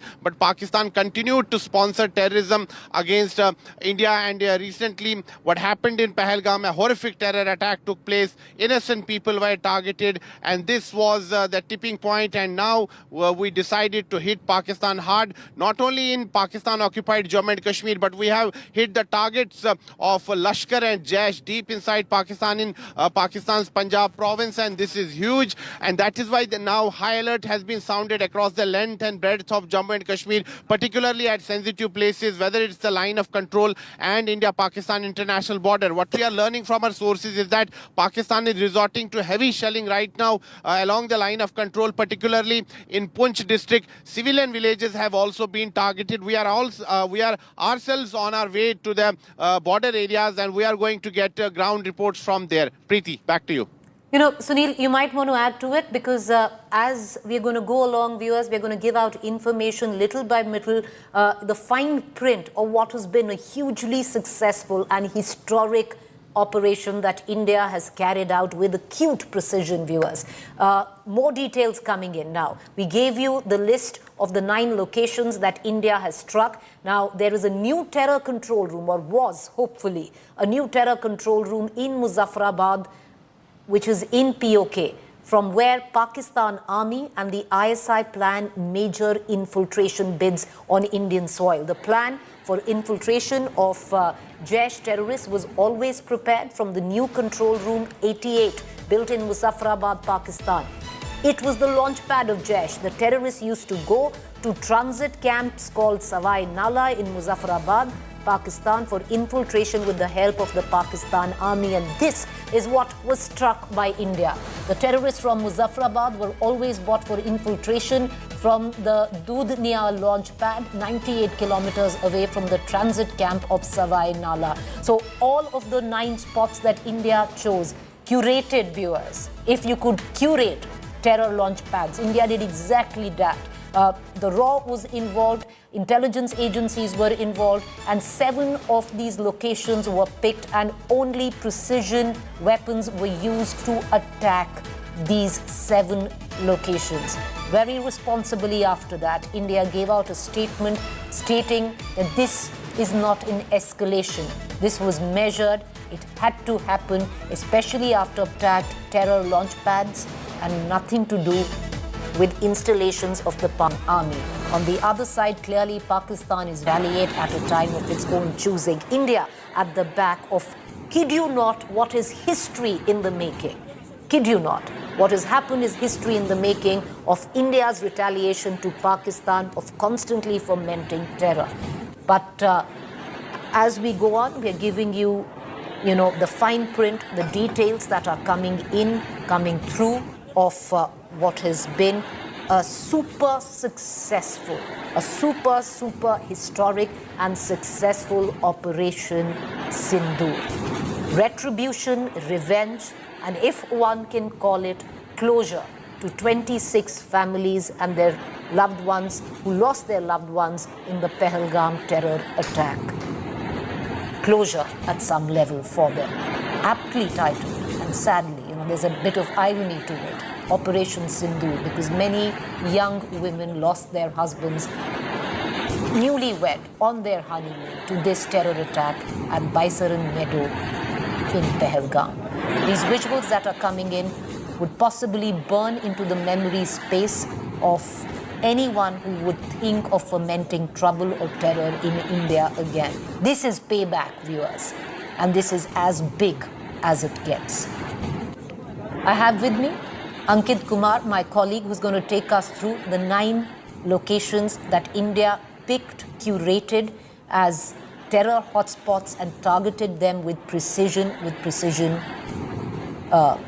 weapons. Ankit. So Preeti, the entire list, although the official announcement from the Indian Armed Forces is yet to be made, but going by whatever official word that has been put in so far from Indian side, as well as the press conference that was just addressed by the DG ISPR from Pakistan Army. We can divide the entire area into 2 parts. First was the HQ. When we talk about Bahawalpur, when we talk about Muridke again is so critical. We talk about Pahalgam. What about justice for 26/11? When 26/11 happened, all the subsequent reports pointed out to Muridke. That was the place where people like Ajmal Amil Kasab, they were recruited, they were trained, right? So a Lashkar HQ in Pakistan, again, Bahawalpur, Jamia Subhanallah. Very interestingly, DG ISPR said east of Ahmadpur. He did not say Bahawalpur, right? East of, because everybody understands Bahawalpur is Jaish-e-Mohammed HQ, right? Interestingly, in March, first week, India Today, we did a story, we brought a story. We showed using satellite pictures how the HQ of Jaish-e-Mohammed in Bahawalpur has been expanding in size. And that was very much visible in satellite imagery. That was only 2 months back. So Bahawalpur has been targeted. As per Pakistani military, it's Ahmadpur East. So what we are given to believe is that Jamia Subhanallah, the HQ of Jaish-e-Mohammed, has been targeted. We now have confirmed visual evidence from Muridke that the entire mosque has been taken down. So unlike This is Hafiz Saeed's mosque. This is Lashkar-e-Taiba HQ. This is the place where 26/11 perpetrators came from. This is the place where recruitment happens. All the dossiers point out way back from 2009. All these dossiers, they all point out to this place called Muridke. And now we have visual confirmation, unlike Balakot, where very precise weapons were used. Only satellite imageries were in place at that point of time. And now we now have visual confirmation based on local social media accounts who have posted these videos 2-3 hours back, confirming that visual damage can be seen. The second part of these attacks, POK, Muzaffarabad, those kind of places, these were what we call terror launch pads. Temporary places, not HQ level places, but these are the places where recruits who have been trained are sent in POK. So the entire plan, the entire target list can be divided into two parts. One, places like Kotli, Muzaffarabad, Pakistan-occupied Kashmir. Pakistan-occupied and then Kashmir. province Punjab, And which is then headquarters mainland Pakistan, where HQs, recruitment centers, training centers of Jaish as well as Lashkar-e-Taiba exists. So basically, Ankit, these 7 locations that India struck were chosen, curated with precision, as you said very clearly, as Ankit made it clear, divided in 2 categories. One, Pakistan-occupied Kashmir, terror launch pads, and then headquarters of terrorist organizations like the Jaish, like the Lashkar-e-Taiba, the LET. And viewers, tie it in, the TRF, responsible, which has taken responsibility for the Pahelgam attacks, ties into the Lashkar-e-Taiba, the LET. The LET responsible for 26/11. So it's retribution coming in full circle, not just for Pahelgam. You go all the way back to 26/11 and the hundreds of terror attacks that have taken place in the country, which had the footprint of the Lashkar-e-Taiba. Correct, Ankit? The visuals that we are showing on our screen is from Muridke. The one that are coming in of the burning building. This burning building is the place, the heart of Lashkar operations for more than 20 years now. This is the heart where Hafiz Saeed, the Lashkar-e-Taiba, they all take their oxygen from. So they recruit from all parts of Pakistan, but the training, etc., all according to several intelligence dodges. You know, after 26/11, there was so much of documentation on how Lashkar works, where the recruits were hired, where they get training, where they get all sorts of military training. Every proof of evidence pointed towards this place called Muridke. You know, Muridke was perhaps the most. So India struck the nerve center of terror. Yes, and let me repeat: unlike 2016 September. Unlike February 2019, this time the damage is very much visible, as you can see in these pictures. Exactly, because till now even Pakistan denied the surgical strikes. You know, there was evidence in terms of only satellite imagery, and here you have Pakistan admitting that India struck. You have visual evidence that is coming in from multiple sources. More details coming in, more news break coming in. Full details of India's strike on Pakistan and POK. Of 9 targets hit by India, terror hub in Muzaffarabad exposed, Pakistan Army ISI control room, 88 used for infiltration plots. Sources suggest, now all of this is coming in from source-based information. Pakistan Army and ISI plan major infiltration operation from this new base. The control room, codenamed 88, used to coordinate Jaish terror moves. Jaish launch pad active inside Muzaffarabad facility. Infiltration blueprints regularly made in control room 88. Pakistan Army ISI-backed terror network uncovered. Terror launch operations traced to Muzaffarabad hub. And that is what was attacked and struck by India in the missile strikes. Munish Pandey, my colleague, joining us for more. Munish, what more can you add?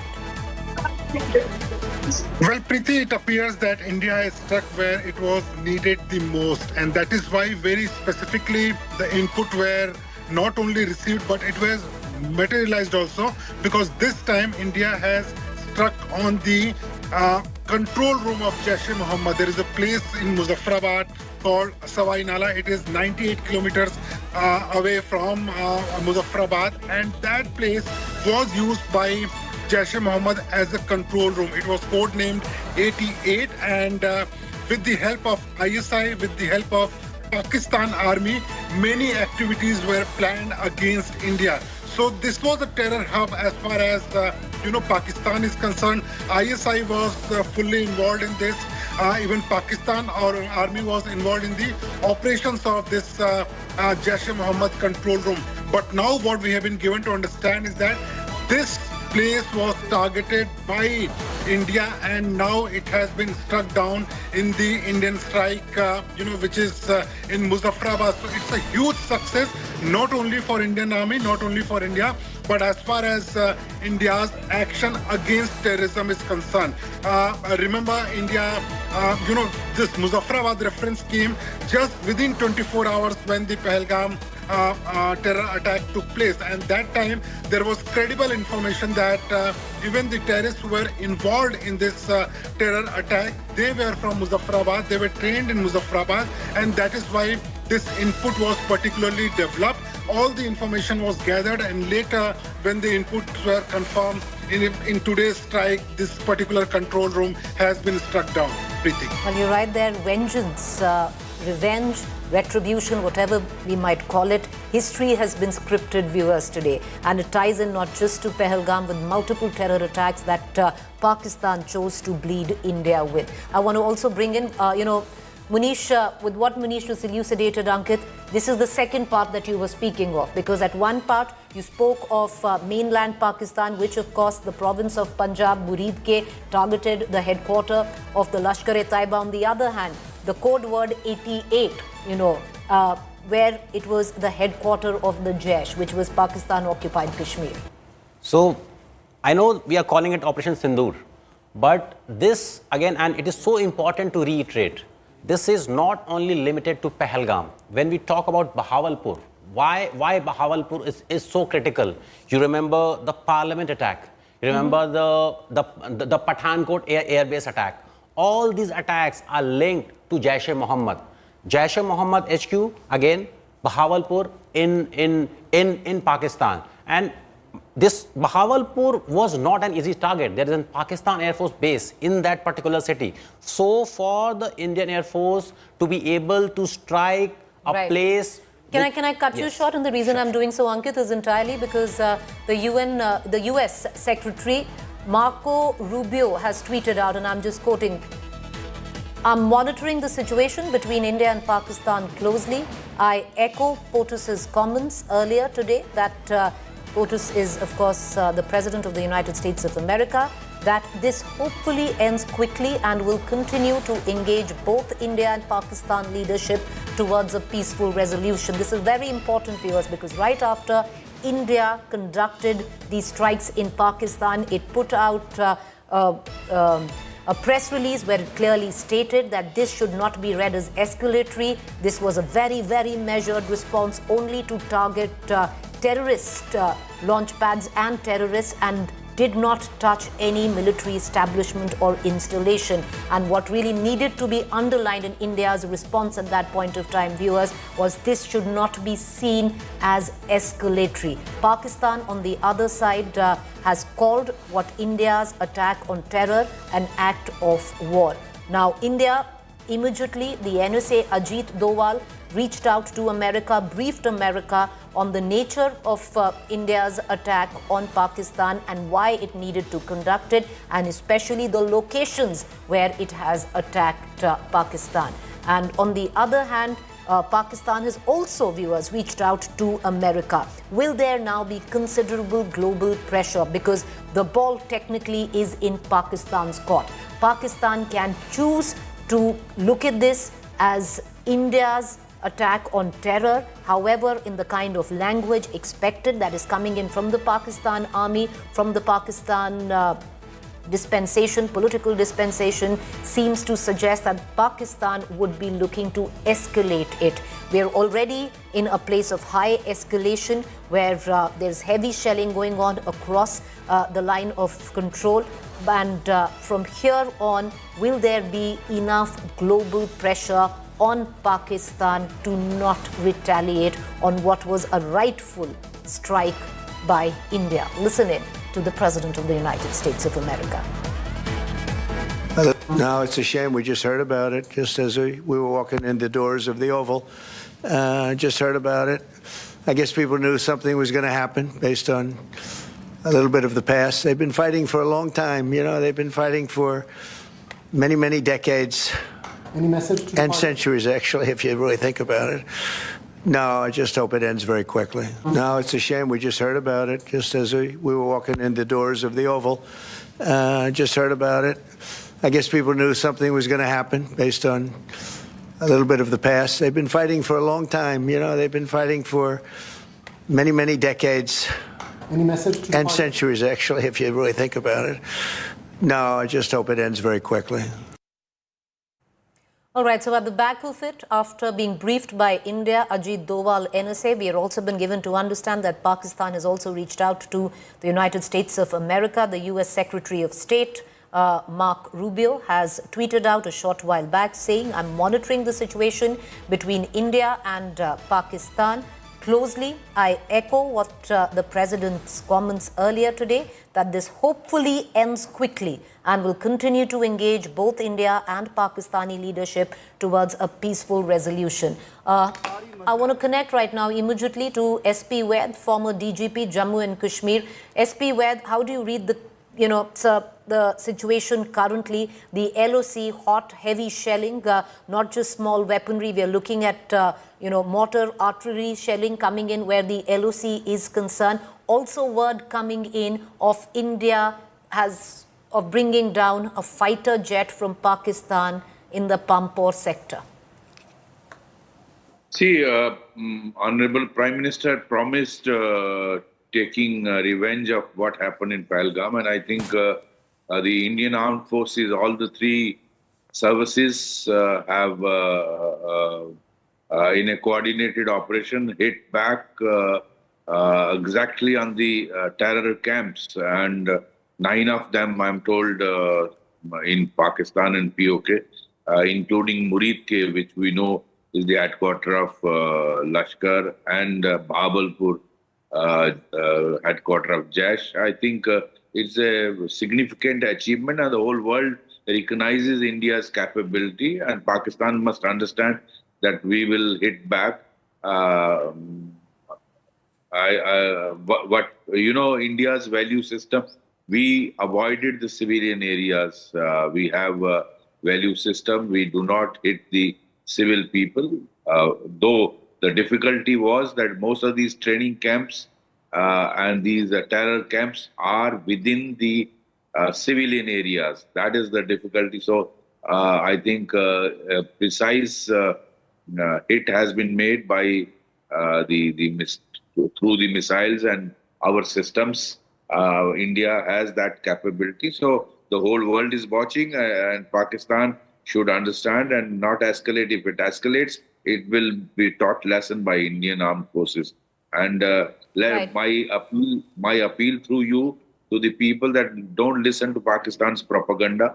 True. Just listen to Indian Armed Forces press brief. Sir, you're bang on. You're very right, because there's lots of misinformation. There are lots of claims coming in from Pakistan at this point of time. And, this is Pakistan propaganda. I think, and it's best to caution our viewers at that as well. But, Mr. Waid, do you see this as historic now, somewhere down the line? Because, you've been the former DGP of Jammu and Kashmir. You've seen the situation at very close hands. Striking Muridke, striking the headquarters of Jaish in Pakistan-occupied Kashmir. Do you think the deliverance, the deterrence that we were speaking of has finally happened? It will have a deterrent effect, and they will think 10 times before strike. They would know that India has hit the mother of their training camps, and that means if next time, whenever they think of an attack like this, they will think twice that we can again be hit. So I think the message is very, very clear. Mm-hmm. We are long of the arm of the armed forces can get your neck wherever you hide. That is very important. Importantly, SP Waid, the LOC in multiple areas right now hot. What we've been given to understand, Pakistan has now started mortar and artillery shelling in Tangdhar sector of Kupwara, and this will only escalate. So we are in a situation of very high escalation, especially where the LOC is concerned. Yes, that is the apprehension, and I think people are careful in this whole international border and the LOC of Jammu and Kashmir, and armed forces are very, very alert. If they try to escalate, we will give a befitting reply. I'm told they don't have ammunition for more than 5-6 days. So I think Pakistan I hope the better sense prevails and they do not escalate it. But let's hope things cool down after this. But if they try to escalate, India will give a befitting reply. And I think that our government has demonstrated. So one final question before we let you go. A well-coordinated, precise strike where tri-services were concerned. This is historic in nature. Yes, it is. In fact, that shows how India's armed forces work with precision, all the three services. That's why you saw during Prime Minister's meeting, CDS along with all three service chiefs and NSA. So the coordination is taking place very precisely. All three services in unison have responded to the challenge posed to India. And I think our armed forces have demonstrated that very, very clearly to the world. Appreciate you joining us, sir. Thank you, SP Ved, for joining us this morning. Once again, viewers, one thing that we cannot emphasize enough on this morning, this would be our red letter day, where Operation Sindoor is concerned, where India's response to terror, and this is history in the making when it comes down to that, because this will go down in the annals of Indian history of how India retaliated. It doesn't just tie in to retribution or response or retaliation where Pahelgam is concerned. You can get all the way back to 26/11 and the multiple terror strikes that Pakistan has bled us with. We were speaking of how it was a tri-service strike, a well-coordinated strike with precision where all three services, be it the Air Force, the Indian Army and the Indian Navy, were concerned. Weapons of precision were used. Scalp cruise missiles, long-range air-launched cruise missiles. Their range is over 500 kilometers. And what is, one of their biggest factors that is that it strikes with precision. The warhead, 450 kgs broach warhead. Guidance, GPS, inertia, navigation system, launch platform. यहाँ पर आप देख सकते हैं कि लोग भी काफी यहाँ पर आ गए हैं. हम इनसे बातचीत करने का प्रयास करते हैं. भाई साहब, मुझे बताइए कि जिस प्रकार से जो पाकिस्तान के जो आतंकी ठिकाने हैं उनको हमने ध्वस्त कर दिया है यहाँ पर, मुझे बताइए क्या कहेंगे आप? जो देर रात जो कार्रवाई हुई, पता नहीं है हमें. अच्छा, अभी आए? हाँ, अभी आए. तो रात भर क्या माहौल था यहाँ? पता नहीं, हम सोए हुए थे. तो अभी आप बाहर आ गए. तो यहाँ पर लोग जो हैं अभी उन्हें ज्यादातर लोग जो हैं वो कह रहे हैं कि उन्हें भी एकदम से ये जब सूचना मिली कि यहाँ पर तनाव बढ़ गया है सीमा के पास, क्योंकि यहाँ पर कुछ एक्टिविटी भी देखी गई थी, एरियल एक्टिविटी भी देखी गई थी और पाकिस्तान ने यहाँ पर दुस्साहस करने का प्रयास किया था और पाकिस्तान के हर दुस्साहस का यहाँ पर मुंहतोड़ जवाब भी दिया गया है. और यहाँ पर अगर हम देखें तो सुरक्षा बल भी भारी संख्या में तैनात है. वहाँ पर देखिए लोग भी काफी ज्यादा जमा है. हम यहाँ पर लोगों की प्रतिक्रिया भी लेंगे. लेकिन जिस प्रकार से भारत ने एक बड़ी इच्छा शक्ति दिखाई है, पाकिस्तान के जो आतंकी ठिकाने हैं उनको ध्वस्त किया गया है और ये बहुत ही बड़ा डेवलपमेंट है. जो आतंक के खिलाफ हम लड़ाई लड़ रहे हैं यहाँ पाकिस्तान के खिलाफ, उसमें हमें बड़ी सफलता मिली है और उसके लिए हमने बड़े बोल्ड कदम उठाए हैं. और जिस प्रकार से किसी ने कल्पना भी नहीं की होगी कि ऐसा भी समय आएगा कि हम मुरीद के को स्ट्राइक करेंगे, हम बहावलपुर को स्ट्राइक करेंगे, क्योंकि 26/11 के आतंकी हमले के बाद भी ये बात सामने आई थी कि इस बात पर विचार किया जा रहा था कि लश्कर के जो ठिकाने हैं उनको निशाना बनाया जाए. लेकिन उस समय फिर ऐसा नहीं हुआ. लेकिन इस बार पहलगाम में जो बर्बर आतंकी हमला हुआ उसके बाद भारत ने अब कड़ी कार्रवाई की है. बताइए. बहुत अच्छा हमला किया जी इंडियन आर्मी ने और इनका जवाब चाहिए भी था पाकिस्तान को, क्योंकि पाकिस्तान ने हमारे मासूम भाई बहन जो पहलगाम में हमला किया उसके ऊपर, और ये हमें बहुत खुशी की बात है कि इंडियन आर्मी ने उनके घर जाके घुस के मारा उनको. यहाँ पर रात भर क्या माहौल रहा अखनूर सेक्टर की अगर हम बात करें? रात को तो नॉर्मल ही था. तो सुबह हम जैसे 2-2:30 बजे तो हमारी नींद आवाजें आई, हमें आवाजें यहाँ पर आवाजें आई तो और हम जैसे उठे तो तब तक हो गया था ऑपरेशन. फिर हमने न्यूज चैनल खोल दिए तो आज तक यहाँ पर भी कुछ ऑपरेशन चल रहे हैं. जी हाँ, अभी आर्मी कर रही है, सब कुछ कर रहे हैं अभी. ठीक है. आप बताइए जी, आप बताइए क्या रहा रात भर यहाँ पर, क्या चलता रहा? ये रात भर बहुत अच्छा रहा जो पाकिस्तान को जवाब दिया है इंडियन आर्मी ने, ये बहुत अच्छा जवाब दिया। हम इसी की उम्मीद लगाए हुए थे। हम ये जितना अखनूर का जूथ है ये फौज के साथ खड़ा है। हमने पहले भी कहा कि हम फौज के साथ शान बशाना खड़े हैं। भारत माता की जय, भारत माता की, Indian army, Indian army, Indian army, Bharat माता की जय। तो यहाँ पर आप देखिए कि भारत माँ की जय का जयघोष हो रहा है, भारत माता की जय का जयघोष हो रहा है। और अगर हम देखें यहाँ पर श्वेता, इस समय आप देखिए कि सुरक्षा बल जो है भारी संख्या में तैनात है और लोगों को कहा जा रहा है कि वो एहतियातन सुरक्षित स्थानों पर जाए, क्योंकि यहाँ पर अभी भी लगातार एक्टिविटी हो रही है। और अगर देखा जाए रात भर भी यहाँ पर पाकिस्तान ने दुस्साहस करने का प्रयास किया था और उस दुस्साहस का मुंहतोड़ जवाब यहाँ पर अखनूर सेक्टर में नियंत्रण रेखा में यहाँ पर भारतीय सेना ने पाकिस्तान को दिया है। क्योंकि जैसे ही हमने पाकिस्तान में आतंकी ठिकानों को ध्वस्त किया, उसके बाद पाकिस्तान बौखला गया और पाकिस्तान ने यहाँ पर नियंत्रण रेखा पर अगर हम देखें तो तनाव बढ़ाने का यहाँ पर दुस्साहस किया और उसका मुंहतोड़ जवाब भारतीय सेना ने दिया है। यहाँ पर अगर हम देखें तो एक स्थान पर यहाँ आग भी लगी हुई है। मैं कैमरा पर्सन से कहूंगा आपको तस्वीरें दिखाएं। वो देखिए तस्वीरें, अभी फिलहाल ये स्पष्ट नहीं हो रहा है कि ये क्या हुआ है, लेकिन हमने पाकिस्तान के जो भी दुस्साहस इस क्षेत्र में हुए हैं उस दुस्साहस का मुंहतोड़ जवाब दिया है और पाकिस्तान के हर उस दुस्साहस को विफल कर दिया गया है। क्योंकि जैसे ही पाकिस्तान में आतंकी ठिकानों को हमने निशाना बनाया और पाकिस्तान के अंदर जो लश्कर के ठिकाने हैं, जैश के ठिकाने हैं, खूंखार आतंकी संगठन के जो ठिकाने हैं उनको ध्वस्त किया गया। उसके बाद बौखलाहट में पाकिस्तान ने यहाँ अगर देखा जाए तो जम्मू कश्मीर के कई इलाकों में सीज फायर का उल्लंघन किया और यहाँ पर शेलिंग भी काफी ज्यादा हुई और उसका मुंहतोड़ जवाब भारतीय सेना लगातार यहाँ पर दे रही है। Shweta. All right, my colleague Sunil G. Bhatt reporting from Aknoor, where you can see the residents there. They've been coming out because it was right after that attack by India. There has been heavy artillery fire across the LOC in the Aknoor sector and other areas of the LOC as well. We're going to continue to cut across to our correspondents who are making their way to various points of the LOC, which right now are reverberating with mortar fire. Word coming in that especially Pakistan, in Kupwara, in Uri, in Poonch, in Aknoor, that we just pointed out there, has upped the exchange of fire, and it's no longer small firearms that are being used, but heavy mortar shelling continuing across the LOC.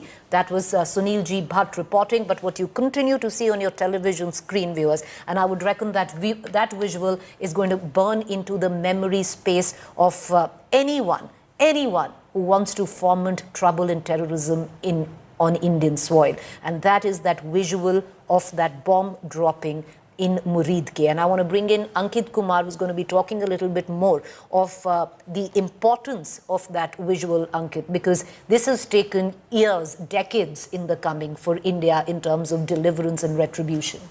So let's talk about target number one. That's Bahawalpur. HQ of Jaish-e-Mohammed, roughly 100 kilometers from international border, situated on a highway but very close to a Pakistan Air Force base. So you have to understand why Masood Azhar felt so safe establishing Jaish-e-Mohammed headquarters at a place where Pakistani fighter jets would be stationed only a few kilometers away. And as I said earlier, 2 months back, using satellite imagery, we established how this HQ has been expanding ever since Pakistan was sort of whitelisted from FATF grey list. So that's target number one, responsible for Pathankot attack, responsible for Parliament attack, responsible for hundreds of attacks over past 30 years. That's the HQ. That is where all the Jaish cadres, all the Jaish commanders used to gather. All the planning was, that was the nerve center of Jaish-e-Mohammed, led by Maulana Masood Azhar. Second, Muridke, roughly 30 kilometers from Samba border. That is the nerve center of Hafiz Muhammad Saeed's Lashkar. Remember, Hafiz lives in Lahore, but Lashkar lives in Muridke, very small tehsil, very small place. Again, right besides a highway, but slightly more populated than Jaish-e-Mohammed's HQ. Muridke first came into light after the 26/11 attack, when all the doziers pointed towards this one place called Muridke. Even the Western intelligence from US, from UK pointed towards this place called Muridke. So justice has been due for Muridke for past 30 years now. Third location, again, it's a place called Gulpur, roughly 35 kilometers from Poonch Rajouri. Why this place was so important? Because in 2023, there was an attack in Poonch. Intelligence pointed towards this place. This was the epicenter where everything was planned, all the training was done. So that is why this particular target was picked. Fourth target, again, what Pakistanis call Sawai Mosque. We call it Lashkar Camp Sawai. Again, inside POK, Tangda sector. Our intelligence agencies believe that the perpetrators of Pahelgam attack used this particular place. Okay. Right. So that is why it is important. So when we talk about all these targets, it is not only limited to Pahelgam. This is a revenge for past 30 years of terrorism that has been bleeding India into several cuts. Remember Mumbai, remember Pathankot, remember Uri, everything. All those targets, those 9 centers have been picked. No symbolism here, right? These are actions with very solid consequences, right? To be able to strike a place which is only few kilometers away from a PAF base, this is no joke. This is no symbolism. So India has now kind of upped the ante. This cannot be compared with Balakot, cannot be compared with Uri. It is much higher level of response, hitting Jaish-e-Mohammed HQ, hitting Lashkar HQ, as well as those launch pads in POK, in Muzaffarabad, in Kotli. That is so important. You know, that's where Ankit elucidating why India chose with precision, why India took 2 weeks, and if I can use the word, to curate the terror launch pads that India needed to strike. And viewers, like I said, this night has been history in the making. It's a watershed moment in India's response when it came down to retaliation against terror coming in from Pakistan soil. India will remember this, and so will Pakistan. Till now, what we do know is, we're expecting a press brief where the statement that has come in from the army, that justice have been delivered, Operation Sindoor has been a success. You have the defense minister who said Bharat Mata Ki Jai. And at the back of it, just right after, India conducted these strikes on Pakistan responsibly. As a responsible nation, we put out a press release in which what really is that needed to be read were 4 lines, where India said, this is not escalation. This was a measured, non-escalatory response. It also said that India only targeted terror hotspots and launch pads and did not strike any Pakistan military establishment or installation. At the back of it, Pakistan admitted to these strikes, however, called this an act of war. India striking on these terror outfits, calling it an act of war. I want to cut across. We have Sunil G. Bhatt and Asim Basi with us. Sunil, what's the latest? You're at the Akhnur sector, lots of shelling where the border areas are concerned across the LSC. What are you picking up?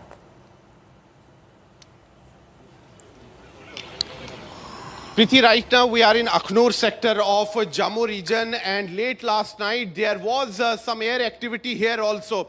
India carried out strikes on the terror hotspots in Pakistan as well as in Pakistan-occupied Jammu and Kashmir. Lashkar's headquarters, which is located in Muridke, there many places were targeted, as well as in Bahawalpur, where Jaish's headquarters is located. And as far as Akhnur sector is concerned, after India carried out strikes against Pakistan, Pakistan tried to indulge in a misadventure, and there was air activity here in Akhnur sector also, and Indian army gave a befitting reply to Pakistan here. And right now you can see that a large number of people have come out of their homes, and because as soon as they learned that there was retaliatory action by India, the people came out and they are here boosting the morale of our jawans. We will speak to the locals here. यहाँ पर रात पर क्या हुआ, यहाँ क्या माहौल? रात को हम रात को कुछ आवाज़ ही आई थी को 2-2:30 बजे के करीब, तो सारे लोग जागे थे उस टाइम। कुछ पता नहीं चला, पर अब धीरे धीरे सुबह पता चला है कि पाकिस्तान के ऊपर अच्छी स्ट्राइक की है भारत ने, और मुंह तोड़ जवाब दिया। जो पहलगाम में हमारे लोगों को उन्होंने शहीद किया, उनको करारा जवाब दिया गया है इसमें। हाँ, तो यहाँ आप बताइए, जो मुंह तोड़ जवाब दिया गया है पाकिस्तान को, क्या कहेंगे उस पर? अच्छा किया, होना भी चाहिए था। काफ़ी देर हुआ है परेशान थे, जो 28 लोगों को जाने गई है, इसी वजह से अच्छा किया जो स्ट्राइक किया, बहुत अच्छा। You can see that people are expressing their happiness that Pakistan has been given a befitting reply. We have carried out strikes deep inside Pakistan, including Pakistan's Punjab province, but 2 locations, Bahawalpur, Muridke, and we have also hit the terror hotspots in Pakistan-occupied Jammu and Kashmir. This is huge and unprecedented, because even after 26/11, there was talk about, targeting the Lashkar headquarters in Punjab province, but at that time this was not done. But this time this option has been explored. A strong will has been shown by the government, and Pakistan's terror factories have been targeted, and a befitting reply has been given to Pakistan. And here, as far as Akhnur sector is concerned, you can see that large number of people have come out to boost the morale of our jawans. There you see that a large number of Indian Army personnel are deployed here. They are maintaining strict vigil, because all through the night there was air activity here in Akhnur sector also, and Pakistan tried to indulge in misadventure, and a befitting reply was given by the Indian Army to Pakistan's provocation. Right now there is the strict vigil here near the line of control here in Akhnur sector. People have come out, they are chanting Bharat Mata Ki Jai slogans, they are boosting the morale of the army personnel, and they are also reaching out to the army personnel and asking them whether they need any food or... All right, we seem to have lost Sunil. We're going to try and connect back to Sunil, but I want to bring in, because these images, viewers, once again, just look at these 2 splitting images. And Ankit will weigh in on this image, Ankit, because this was what Hafiz Saeed's mosque in Muridke looked like. Basically, the LET headquarters looked like before India's strike, and this is what it looks like after. Slight correction, Preeti. The mosque on the left is the Bahawalpur Jamia Subhanallah Mosque. So that belongs to Masood Azhar's Jaish-e-Mohammed. We're going to correct that. We're going to correct the location. Visuals on the right is Muridke, the nerve center of Lashkar-e-Taiba. So what you see on your left is an aerial shot of Jamia Subhanallah, which is Jaish-e-Mohammed. Which is Jaish-e-Mohammed's headquarters in Bahawalpur. This is what we call the nerve center of all entire Jaish operations. Remember, in 2019, India struck Balakot. Balakot was kind of a intermediary place, right? The main spot, where the action actually begins, that is Jaish-e-Mohammed's headquarters in Bahawalpur. Intelligence suggests that Jaish chief Masood Azhar was here as recently as last year in November. Remember, we had put out satellite pictures that showed that this place actually has been increasing over past 2-3 years. Satellite pictures confirm that. There are intelligence intercepts that shows Rauf Asghar, Talha Saif, all these people continuously gathering at this place. Even recruits from all over Pakistan, even from Afghanistan border, they are brought at this very place for training, for indoctrination, and this is the actual launch pad, right? From this place, they are sent to places like Balakot, places like POK, Kotli, Muzaffarabad. But this is the place Masood Azhar believed was so secure because of the presence of PAF base in this particular city. So this is probably the first target, the most high profile target that has been hit in this operation. The visuals that you are seeing is again a very smaller place called Muridke, HQ of Lashkar, operational HQ, if I may say so. First came in limelight after 26/11, because when Azmal Amir Kasab was arrested, he gave out details of his training of his accomplices. All these people were taken to a place called Muridke. They were given armed training. They were provided details how to conduct 26/11 attacks. So when we try to sum up this entire operation, This is not only a revenge for Pahelgam. It is revenge for 26/11. It is revenge for Pulwama. Remember, Pulwama in 2019 was done by Jaish-e-Mohammed. Balakot happened because Jaish-e-Mohammed Jaish-e-Mohammed had a base in Balakot. But again, the nerve center of Jaish-e-Mohammed was not Balakot. It was this place. It has been since 2001. So this is perhaps the most high-profile terror target. It is equivalent to US hitting Abbottabad in 2011, if not bigger than this, because in this particular case, there is not one target. You have 9 targets, and at least 2 of them have been hit.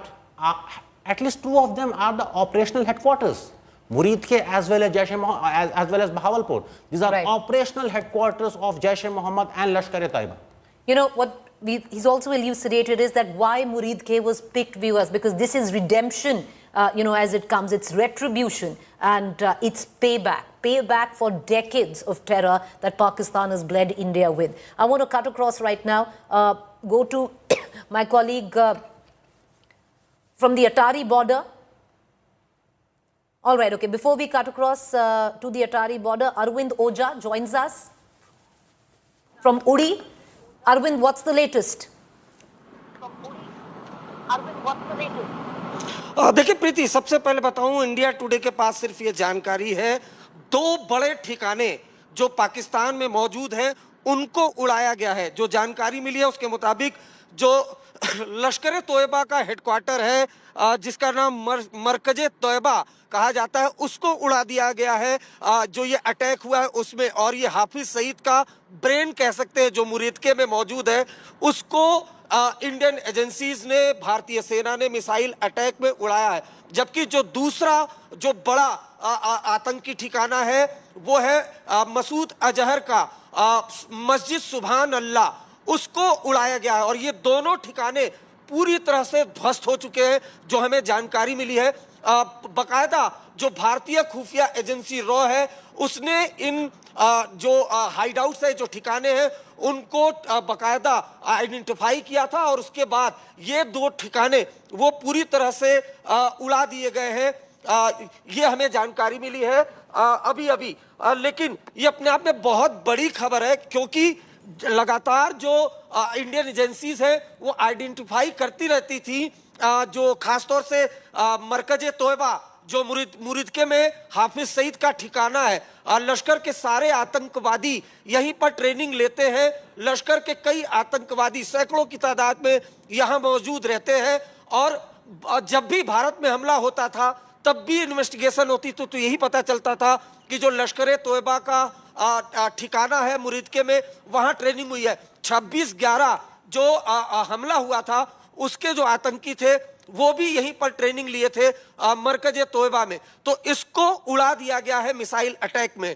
आपको याद होगा संसद भवन पे हमला हुआ था, वो जो ट्रेनिंग हुई थी वो हुई थी मस्जिद सुभान अल्लाह में। उस मस्जिद को भी जो जैश का ठिकाना है उसको भी उड़ा दिया गया है। ये हमें खुफिया एजेंसियों से जानकारी मिली है और सटीक जानकारी है इंडिया टुडे के पास कि ये 2 ठिकाने जैश के इनको उड़ा दिया गया है। और ये बहुत बड़ी बात इसलिए भी है क्योंकि हमेशा इंडियन एजेंसीज जब भारत में कोई हमला होता था तो ये जो ठिकाने थे वो आइडेंटिफाई होते थे और इंडियन एजेंसीज बकायदा वहां की मूवमेंट ट्रैक करती थी। लेकिन कभी ने कोई सोचा नहीं होगा कि इस जगह पर भारत अटैक कर सकता है और भारत ने अटैक किया है। मरकजे तोयबा जो हाफिज सईद का जो लश्कर का हेडक्वार्टर आप इसे कह सकते हैं, इसको उड़ा दिया गया है। जबकि दूसरा जो बहावलपुर, पाकिस्तान के बहावलपुर में जो मस्जिद सुभान अल्लाह है जैश की, इसको उड़ा दिया गया है। ये 2 ऐसे बड़े ठिकाने हैं जहां पाकिस्तानी की खुफिया एजेंसी ISI, पाकिस्तान की आर्मी, वो बकायदा हाफिज सईद से एक तरफ मरकजे तोयबा में मिलकर मीटिंग करती थी और भारत में हमले की प्लानिंग करती थी। जबकि जो मस्जिद सुभान अल्लाह जो जैश का चीफ मसूद अजहर का ठिकाना है वहां पर मीटिंग्स होती थी। ये 2 ठिकाने भारत के लिए सरदर्द बने हुए थे कई सालों से। आप सीरीज वाइज अटैक देख लीजिए। 26/11 हमला, उसकी ट्रेनिंग मुरीदके में हुई थी, उस ठिकाने को उड़ाया गया है। संसद भवन पे जो हमला हुआ था वो मस्जिद सुभान अल्लाह में बैठकर उसकी प्लानिंग हुई थी, उसको उड़ा दिया गया। तो ये भारतीय खुफिया एजेंसियों के जरिए इंडिया टुडे को एक्सक्लूसिव जानकारी मिली है, हमारे पास उसकी तस्वीरें भी हैं, उसको उड़ा दिया गया है। Go ahead. I know a lot of journalists from Western countries would be following our broadcast, and we know that Pakistani military was planning a trip for journalists to Muridke, to Bahawalpur. It was scheduled today, and they will be questioning. They will be given sort of evidence that India has hit civilian targets. My one bit of advice for all of them: don't trust Indian agencies, don't trust Indian intelligence sources. Go check what David Coleman Headley told FBI. Go check what he told FBI. He said that he visited Muridke. It is in his confession. David Coleman Headley, currently in US jail, arrested by the FBI, has testified that he received trainings at Lashkar headquarters in Muridke. And as Arvind was saying, it was unthinkable. It was unthinkable that India would be in a position to hit a place like Muridke someday. So this is very important. Similarly, JEM headquarters that you see on the left side of your screen, it was unthinkable that India will be able to hit this place. POK, Balakot was kind of, similar.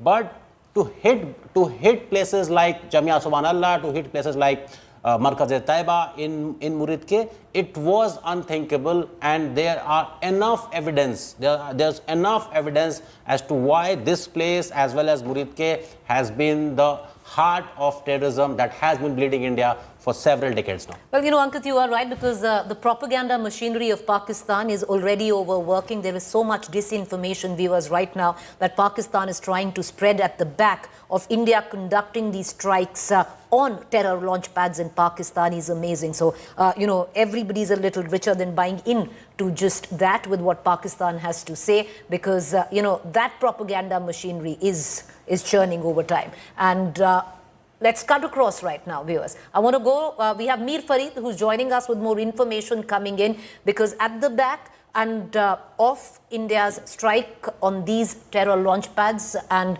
where these terrorists live, 9 areas in Pakistan, there has been heavy shelling, mortar shelling now coming in from across the LOC, from Pakistan side in multiple areas where the LOC is concerned.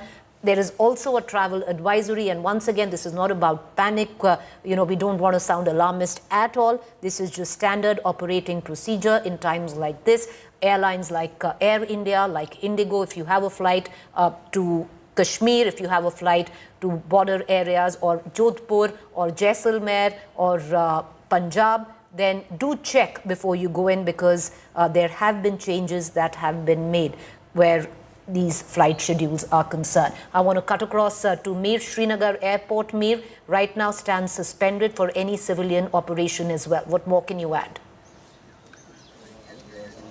Yes, Preeti. In fact, as you rightly said, a lot of propaganda online, a lot of fake news being peddled, but we'll basically bank on facts and what we get to know from official sources and reliable sources. Right now, I can tell you, Srinagar Airport civilian operations have been absolutely shut. Srinagar skies are silent.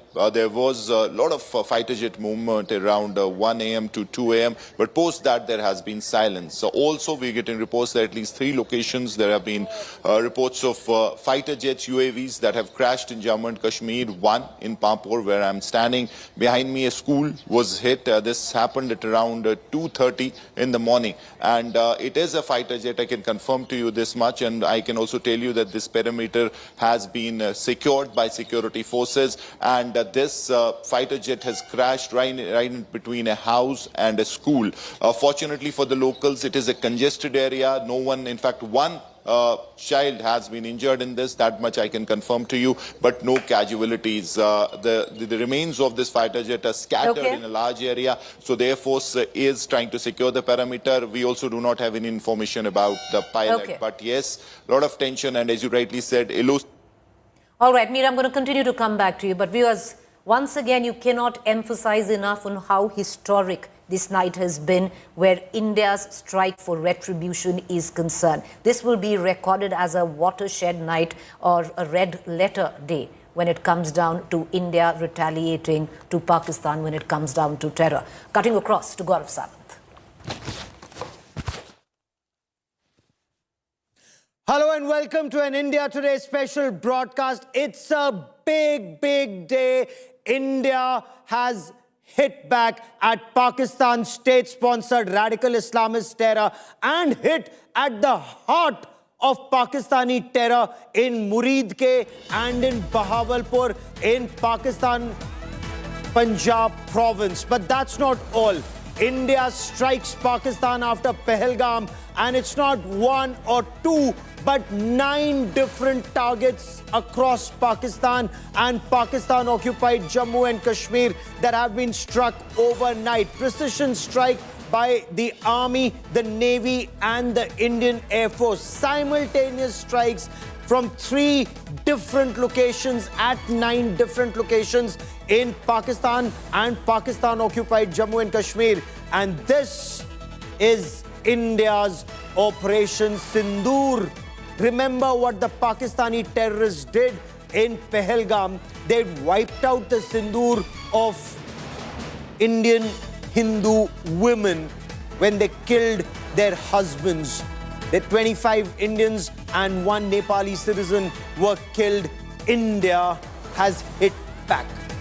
9 different locations, from Muzaffarabad in Pakistan-occupied Jammu and Kashmir to Kotli, to when you come to Pakistan to Sialkot, from Sialkot to Muridke, the headquarters of Lashkar-e-Taiba. Remember that professor of terror, Hafiz Muhammad Saeed, has his headquarters in Muridke. But that's not all. Just go down to Bahawalpur, again the heart of Pakistan's Punjab province in southern Pakistan, Punjab.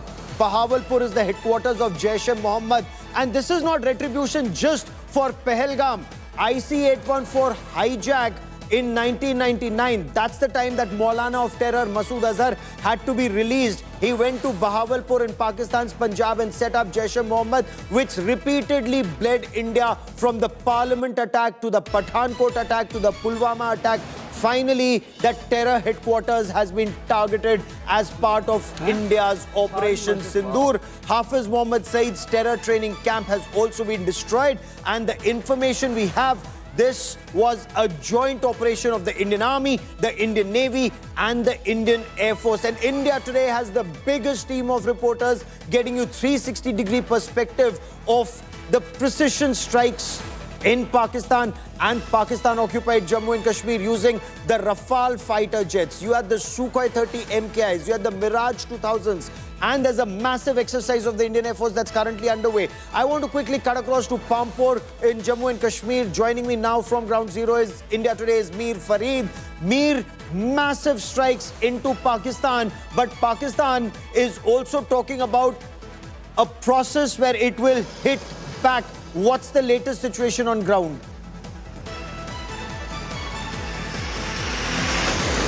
Well, Gaurav, obviously, a lot of tension. 2-3 things I can confirm to you straight away is that the Srinagar Civil Airport, civil traffic has been shut at Srinagar Airport. And right now, I'm in Pampore. Now, as we have been reporting since morning, early morning, that there's a fighter jet that has crashed in this particular location. The remains of this jet are scattered in a large area. Air Force, Garud commandos and everyone has come to the location. The periphery has been completely sealed. But just to give you an idea of where it has happened, I'll ask Tariq. This is the tree. In fact, the chinar tree has taken the brunt of this particular crash, because otherwise a civilian built-up area and there could have been casualties. Right now, we won't speculate whose plane is this. Obviously, defense officials will come up with clarity on the same. But we've been told that at least 3 such incidents have happened across Jammu and Kashmir at 3 locations, and all 3 locations being secured by the Air Force and the Stay with me for a moment for the benefit of viewers who are joining us. I want to get you the latest. 14 days after the Pahelgam terror attack by Pakistan, India strikes back. India targeted 9 locations across Pakistan and Pakistan-occupied Jammu and Kashmir, and the precision strike exactly at 01:44 hours, 1:44 in the morning, 9 targets acquired. Successful hit by the Indian Army, the Indian Navy and the Indian Air Force. Now, there were 4 targets in Pakistan-occupied Jammu and Kashmir and 5 in Pakistan. The targets in Pakistan, very, very significant. They include Bahawalpur, the headquarters of Jaish-e-Mohammed, Muridke, the headquarters of Lashkar-e-Taiba, Sialkot and Sarjal. There's a special ammunition that was used to target these terror camps. These were PGMs or precision-guided munition. You had the Scalp cruise missiles fired off a Rafale. You also had the Hammer missile precision munition. Once again, Hammer as in highly agile modular munition of an extended range that can hit a target almost 70 kilometers away. And the Scalp cruise missile, also known as the Storm Shadow, that can hit a target more than 500 kilometers away. India has demolished the masjid linked to the Pahelgam terror attack mastermind, the professor of terror, Hafiz Muhammad Saeed, a UN-designated terrorist.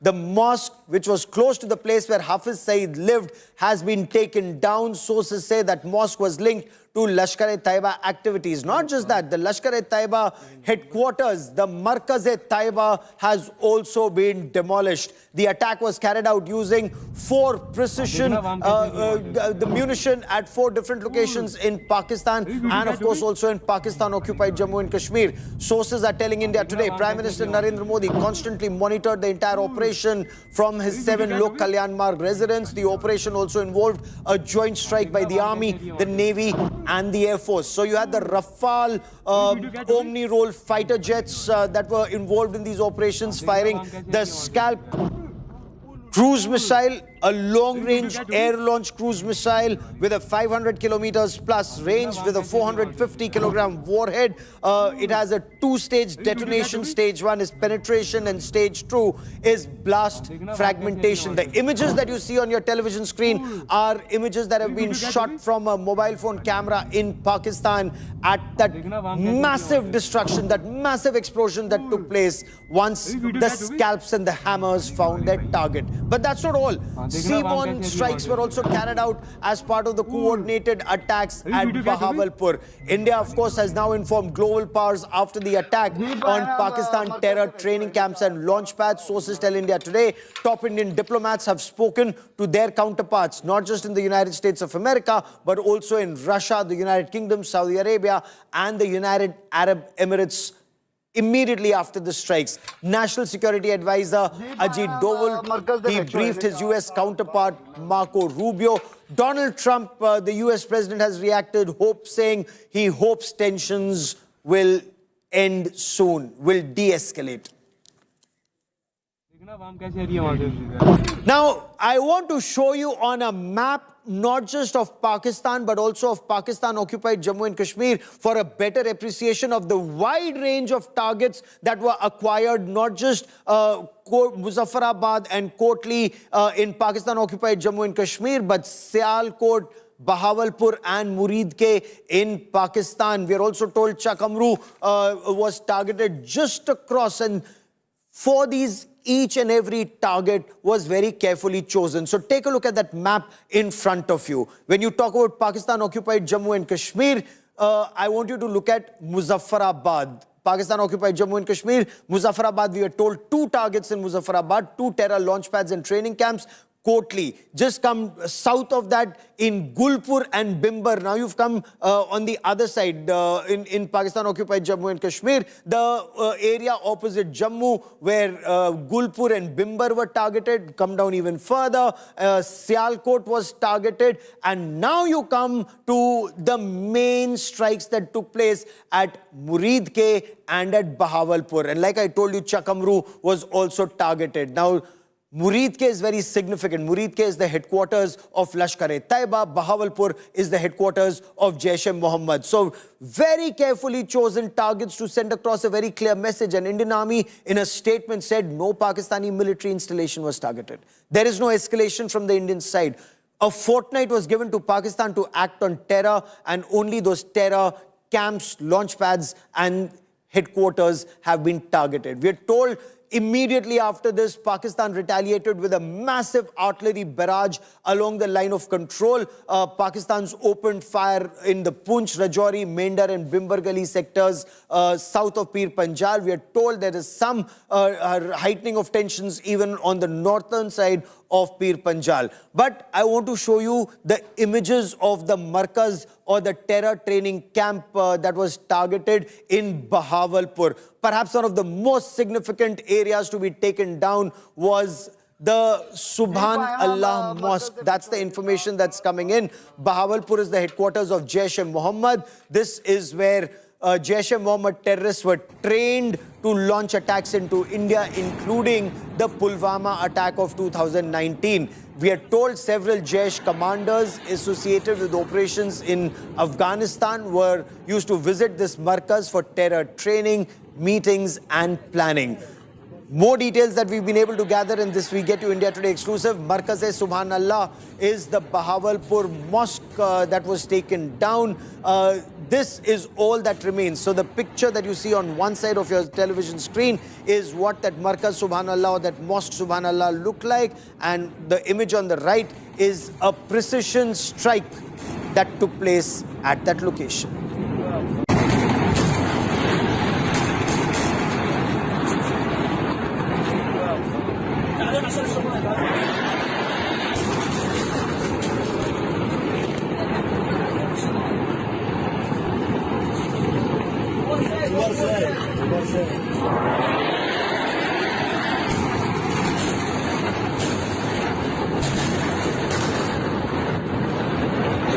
So Markaz-e-Subhanallah is situated.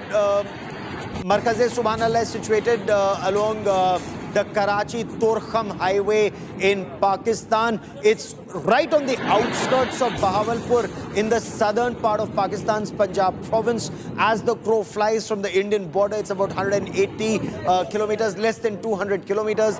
It's a 15-acre facility functioning as the main training and indoctrination center of Jaish-e-Mohammed. Now, this strike is very, very significant because this is where Jaish-e-Mohammed terrorists planned. For example, like we just told you, the Pulwama terror attack of February 14, 2019, the perpetrators were trained here. Leadership of top Jaish-e-Mohammed modules are present here. Residences of Jaish-e-Mohammed terrorists are there, including the Maulana of terror, Masood Azhar. He's apparently currently in protective custody either in Islamabad or in Rawalpindi, but the de facto chief of Jaish-e-Mohammed, Mufti Abdul Rauf Asgar, he's also handling operations control. He was also living here. Yusuf Azhar, also known as Ustad Gauri, he was also living here. Gauri, he's the head of the armed wing. We are also told that several other relatives of that Maulana of terror, Masood Azhar, including Maulana Ammar and Talha Saif, were living here. But it's not just about the terror commanders who were living here. What is extremely significant is the fact that you had at least 600 terrorists undergoing training at this terror main training camp of Jaish-e-Mohammed at Bahawalpur. What was the training like? Information that India Today has been able to gather, and not just overnight, but over several years. The training included arms training, physical fitness training, religious indoctrination. Maulana Rafiqullah, for example, is one of the chief instructors who radicalizes youth to train them as Jaish-e-Mohammed terrorists to launch attacks into India. The training includes archery, swimming, diving, horseback riding for physical fitness. The infrastructure, we are told, and this is information that we have from way back in 2018, even before the Pulwama attack of 2019, they have a gymnasium, they have a swimming pool. Apparently, they also have the Al-Hajima Center, which is a therapy center. They have stables and riding grounds here. Funding sources, apart from Pakistan Army and ISI funding them directly, there are Pakistani provincial and federal authorities that have been training them. They've been able to get overseas funds. Their recent activities of terror on the 30th of November 2024, Masood Azhar made a public address at this markaz after a 2-year gap. Massive anti-India rhetoric you heard, including revenge for the construction of the Sri Ram temple and the demolition of the Babri structure. Events that were attended by senior Jaish-e-Mohammed terrorists, including his brother Talha Saif and son Abdullah Masood. So despite international pressure, Jaish-e-Mohammed continued to operate. Pakistan government took no action against it. And Government of India, in a statement very clearly has said, Pakistan had a fortnight to act against Lashkar-e-Taiba and Jaish-e-Mohammed, but when they didn't, because of that continuous threat that India receives from these places, India had to target these terrorist training camps and launch pads. I once again want to quickly bring in Mir Farid into this conversation, and India Today's biggest team of reporters join us on our special broadcast and continuing coverage. We've been live. 1:44 is when India struck multiple targets in Pakistan and Pakistan-occupied Kashmir, and we've been live throughout the night and get you more updates. Mir, the situation in Jammu and Kashmir, especially along the LC, as far as the situation south of Pir Panjal is concerned, but also the threats that come from Pakistan of retaliatory strikes. What more can you tell us about India's preparations?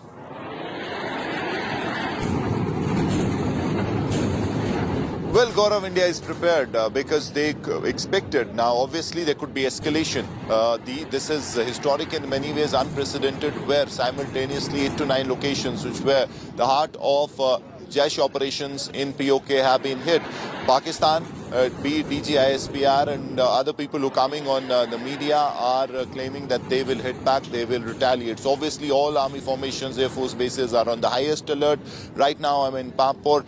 There have been also reports of some fighter jets or UAVs being brought down, or they have crashed at 3 locations in Jammu and Kashmir. One where I am, Pampore, this area has been secured. But to your question, line of control is hot right now.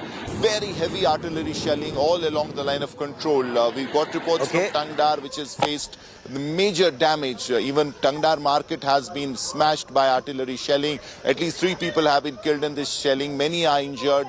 Civil targets have been hit. On the other hand, if you talk of international border, that also I can tell you is silent. Jammu international border all along, BSF is deployed. There have been no incident of firing. It is tense, but it is silent. But the line of control areas all along, be it any sector, is witnessing very heavy shelling right now. So as far as these incidents, the fighter jets that have crashed, we'll wait for official confirmation on the same. Right now, search operation has been launched to track down the pilot who's missing, but debris is being collected, and Air Force and all belt forces are here, and area has been completely sealed. Stay with me as I quickly bring into this conversation Captain D.K. Sharma, former spokesperson of the Indian Navy, someone who's been tracking Navy's movements very closely. And Captain Sharma, what do you make of India's precision strikes? And we are told these were tri-services strikes. The Indian Navy also had assets that were involved in this. Were the Navy's assets to target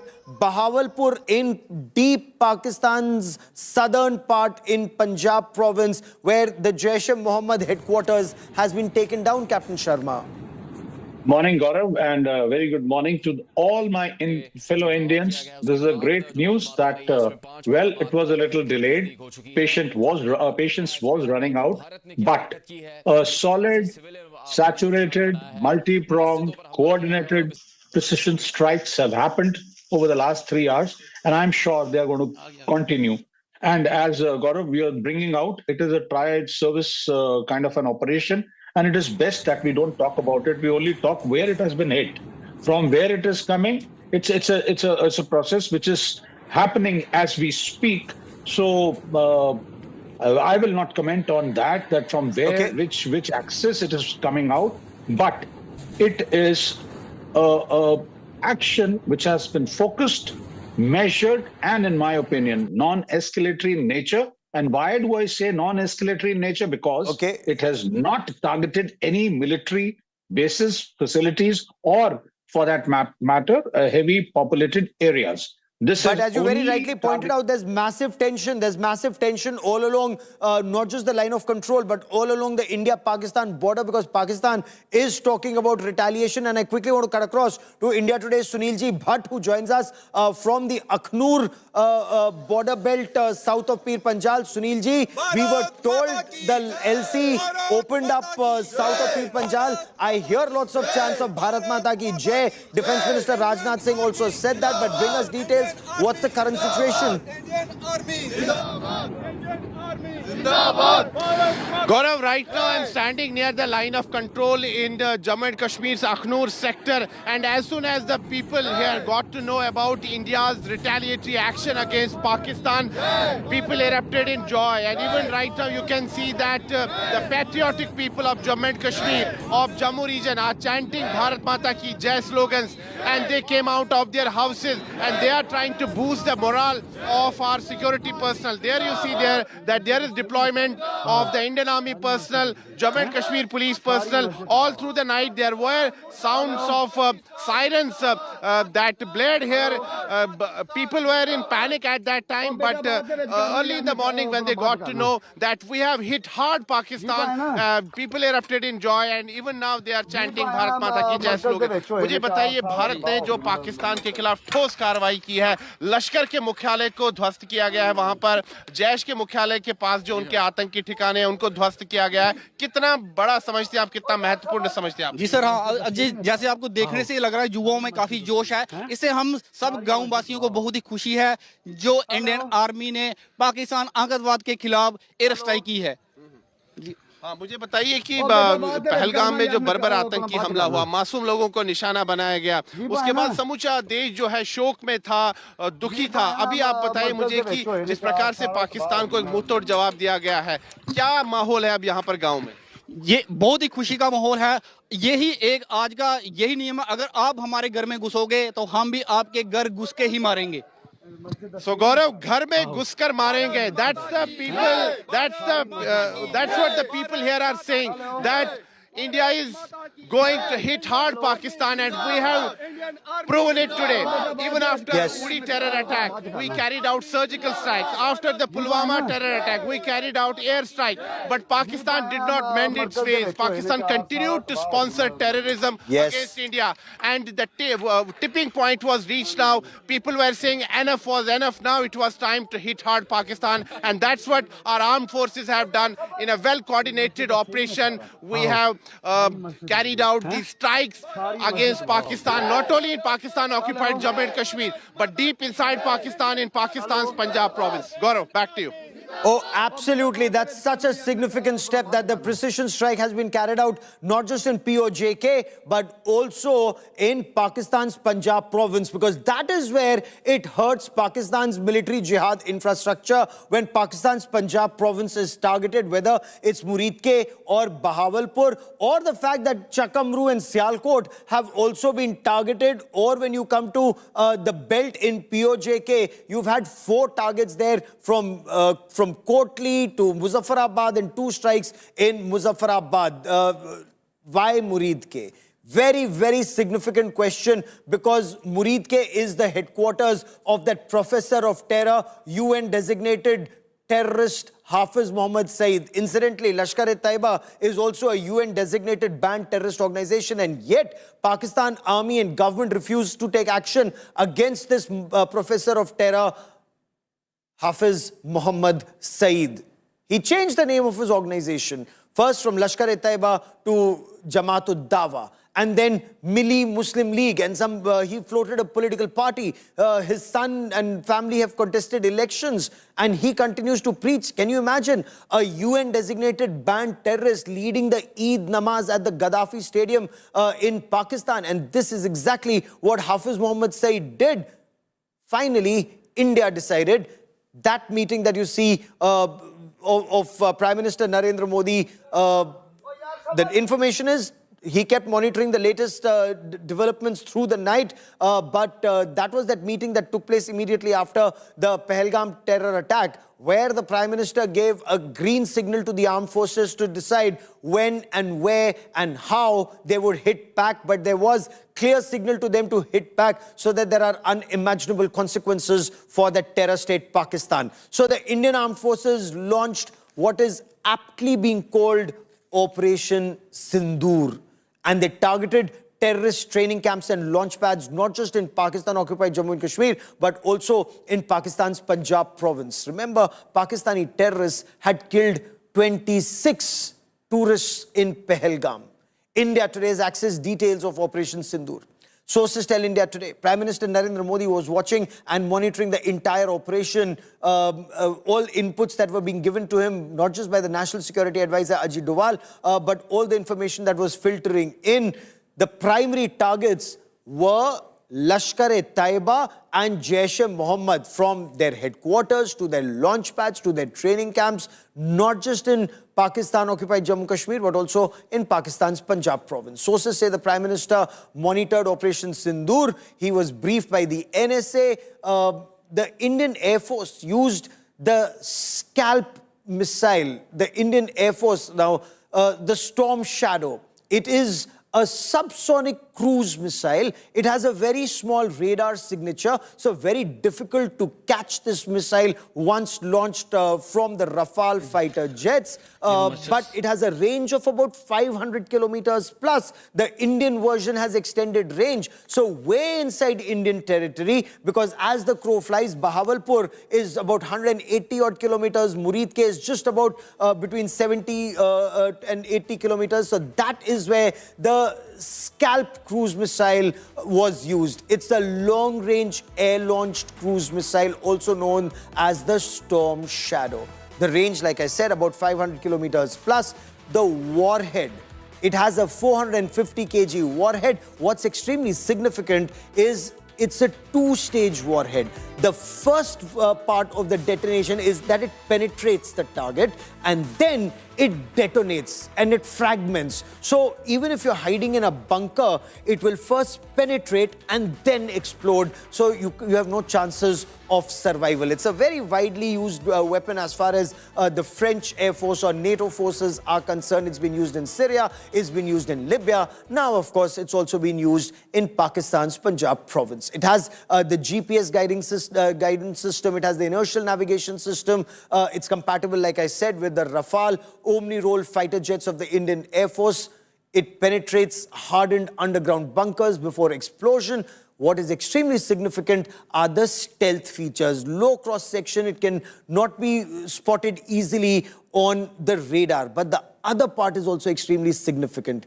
It can evade jammers, it can evade incoming missiles and then go and hit the target. So Scalp was one of the weapons of choice as far as this operation was concerned, but that wasn't the only one. Let me also tell you about the Hammer system. The Hammer, or the highly agile modular munition extended range. So HAMMER, highly agile modular munition, ER, extended range. Especially this ER, as far as the Indian Armed Forces are concerned, again, it's a precision-guided bomb kit.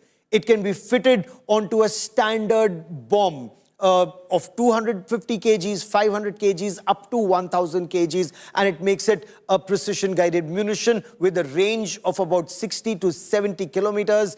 Again, it has INS and GPS guidance system. It has the infrared imaging. It also has the laser designator guidance system. Again, the launch platform, the Rafale fighter jets. What are its special capabilities? High precision weapon. Once you launch this weapon, it also has this all-weather capability. It will go and hit its target. Again, its stealth features are amazing. What is extremely significant about the Hammer is the mid-flight correction of its trajectory. So almost impossible for a target to escape, because if the target tries to move, the system can move, and mid-flight it can change its course and target intended target, whether it is a mosque in Bahawalpur or a training camp of Lashkar-e-Taiba in Murid-ke. But I want to talk about India's game changer. Remember in 2019 when India struck Khyber Pakhtunkhwa, Balakot, and the next day when Pakistan mounted Operation Swift Retort, what is it that the then Chief of Air Staff said? If India had the Rafales, we'd be in a better position. India did not have the Rafales then. India has 36 Rafale fighter jets now. And let me tell you a little more about that platform, that Rafale Omni-Role fighter jet that was used by the Indian Air Force to fire these Scalp and the Hammer missiles. Now, the Meteor beyond visual range missile, it outclasses any AMRAAM that is fired by an F-16 of the Pakistani Air Force. Again, the stealth features for better targeting and better target tracking. Engagement much better than a Pakistani F-16 or even the JF-17 Thunders used by the Pakistan Air Force. The Rafales have advanced avionics, their electronic warfare system, their jammers. They can jam any Pakistani incoming missile or even the radars that are aimed at targeting these aircraft. May I also tell you one very important aspect? Capable of carrying up to 9 tons of weapons on board. They can refuel mid-air. So once they get airborne with more ammunition, with 9 tons of payload, they can do mid-air refueling. With your mid-air refuelers, the AVAX also is your eye in the sky. And now they're completely integrated. That integration is a part of India's multi-domain operation warfare system, integrated with the AVAX, integrated with your systems. And I want to quickly now cut across to India Today's Shivani Sharma, who joins us with more on this. Shivani, so we know it was a tri-services operation. The Rafales were used, the Mirages were used, the Su-30 MKIs were used. But tell us more about those 9 targets. How were they taken down? And Shivani, Pakistan is not going to just stay quiet. Pakistan attempted a strike back. We are told Pakistan is heating up the LC. What else are we preparing for, Shivani? Gaurav, certainly this is not a small or a usual kind of an operation. This happens to be one of the biggest airstrikes that India has taken at midnight at 9 specific targets in Pakistan and POJK, where all these terror outfits have been destroyed. That's what we are getting to know. And this was not a Air Force precision strike. It was an involved action by all the 3 forces, the Indian Air Force, the Indian Navy and the Indian Army. So a well-coordinated, strategically planned operation that took several days and a lot of meetings that happened, deliberations we were witnessing with Prime Minister Narendra Modi monitoring the whole preparation, and he had already given a operational freedom to the forces and a choice to these forces how and where they want to strike. So a lot of intelligence inputs were also involved, and all these 9 locations in Pakistan and POJK have been hit hard. Bahawalpur and other places where the hubs of Lashkar-e-Taiba, Jaish-e-Mohammed, Hafiz Saeed, they all have been struck hard using precision munition, loitering munitions and the Hammer and other missile systems that we have. And all the assets of the Indian Air Force were pushed into action, including the Rafale jets that are the game changers for us. And we are seeing a lot of action still happening along the line of control, Gaurav, where Pakistan has resorted to heavy artillery firing that goes on. 3 civilians have lost their lives in different locations, while India is responding befittingly. The whole situation is being monitored. The forces are deployed along the borders. The air assets are activated. And in the seas also, the Navy is vigilant. So there were Navy's P-8Is involved. There were Rafales involved in this action. There were multiple other aircraft of the Indian Air Force that were involved in the action. There were special forces that were involved. So a lot of deliberation has gone into this operation, and Operation Sindoor is successful. And we are seeing senior officials from the Indian Army that are turning their DPs to Operation Sindoor, and they say that justice has been served. That means this has been a very successful operation. We are awaiting the briefing that's going to take place at 10 a.m., where we'll be getting more details of the casualties casualties and the destruction which Operation Sindoor has done to these terror outfits without even What about touching Pakistan's the infrastructure, retaliation? the What can civil you quickly infrastructure tell me and the about military Pakistan's infrastructure retaliation, Shivani? in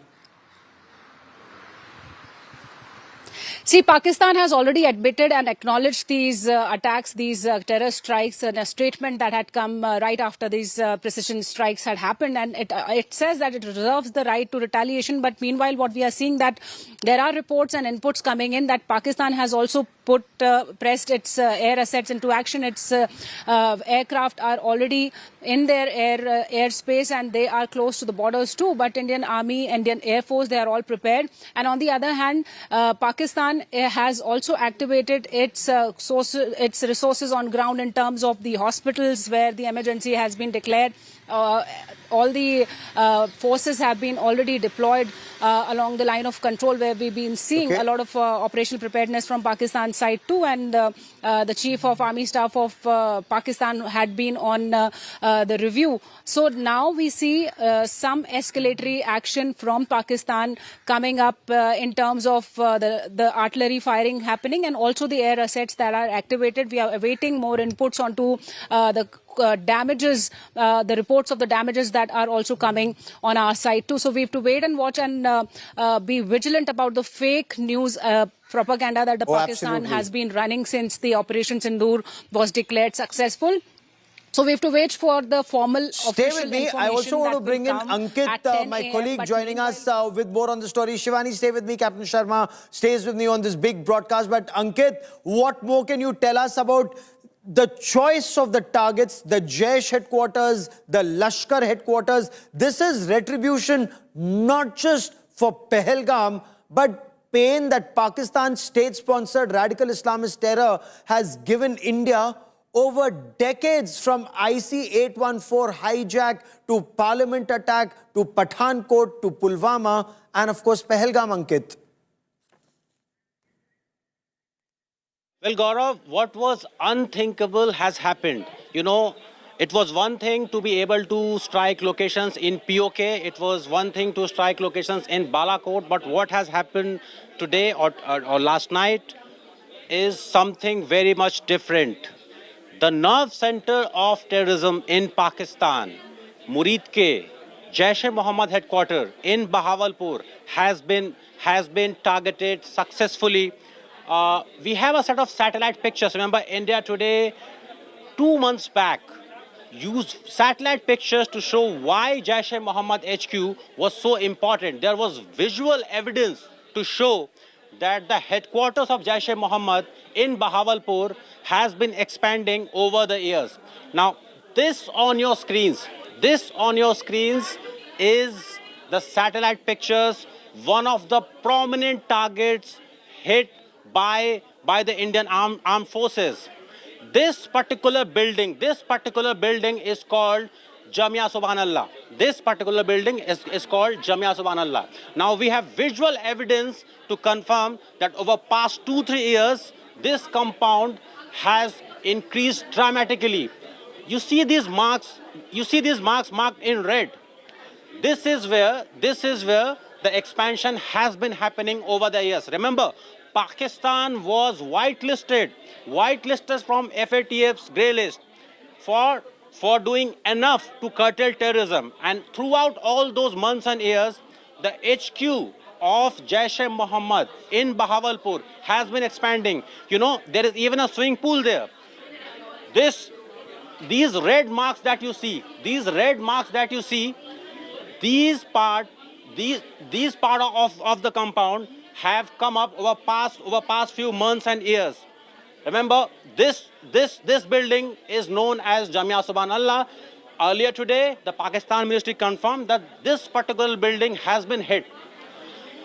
Again, these are the auxiliary parts. What we are given to understand is that a lot of construction has been happening in this part of the compound. Some residential places, maybe some hostels. There was also a madrasa here. One of the key targets, why this place was so important, Gaurav. Unlike Balakot, this is not a semi-permanent place. This was supposed to be so safe for Masood Azhar because a Pakistan Air Force base is just right here in this town. And right on this highway is the HQ of Jaish-e-Mohammed. Masood Azhar, Maulana Asghar Rauf, all his associates felt so safe staying here because they believed because there is a PAF base in this particular city, they will be safe. But what has been achieved today, it is unparalleled. Similarly, the other target, Muridke, the HQ of Lashkar-e-Toba. You know, Pakistani military was trying a propaganda operation. They were supposed to take all the foreign journalists today for a tour to Bahawalpur and Muridke. I know a lot of them have been following India Today broadcast. One important point, Gaurav, don't go by Indian media reporting. Don't go by what Indian military is saying. Just go and check what David Coleman Headley told FBI. David Coleman Headley, the key plotter, arrested by FBI, currently serving prison in the US, is on record saying that he visited Muridke. There was a Lashkar camp in Muridke. Tahawur Rana visited Muridke. So that is why Muridke is so important. And this place, fighters, militants, terrorists from Afghanistan were brought here to listen to Maulana Masood Azhar. And this place was supposed to be the Abbottabad, the new Abbottabad of Pakistan. Why? Because of its proximity. Because of its proximity with the Pakistan Air Force Base. And this place has been hit. So this is why we are calling it the unthinkable in terms of what Masood Azhar, the likes of Hafiz Saeed, has been thinking. The unthinkable has happened. This visual and proof that is what Prime Minister Narendra Modi had said. That's exactly what Prime Minister Narendra Modi had said, that the punishment would be unimaginable, it would be unthinkable, and that's exactly what has happened, and this is just the beginning. Should there be a retaliation from Pakistan, that would be escalation, because remember, India has very clearly said they've only targeted terrorists and terror training camps and launch pads and not any Pakistani military installation. In retaliation, if Pakistan were to attack a military installation in India, that would be an act of war, that would be escalation, and India then reserves the right to hit back. And when you talk about the escalation ladder, India's assessment is that India is on top of that escalation ladder. But the world is worried.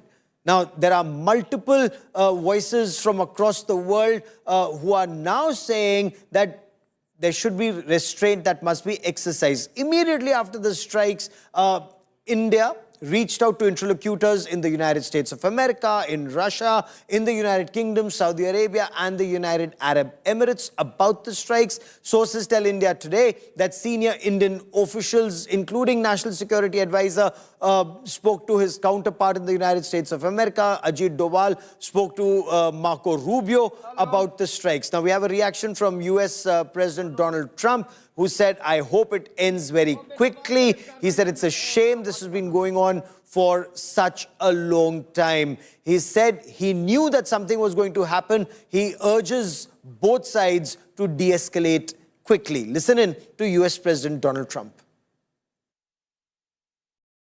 No, it's a shame. We just heard about it just as we were walking in the doors of the Oval. Just heard about it.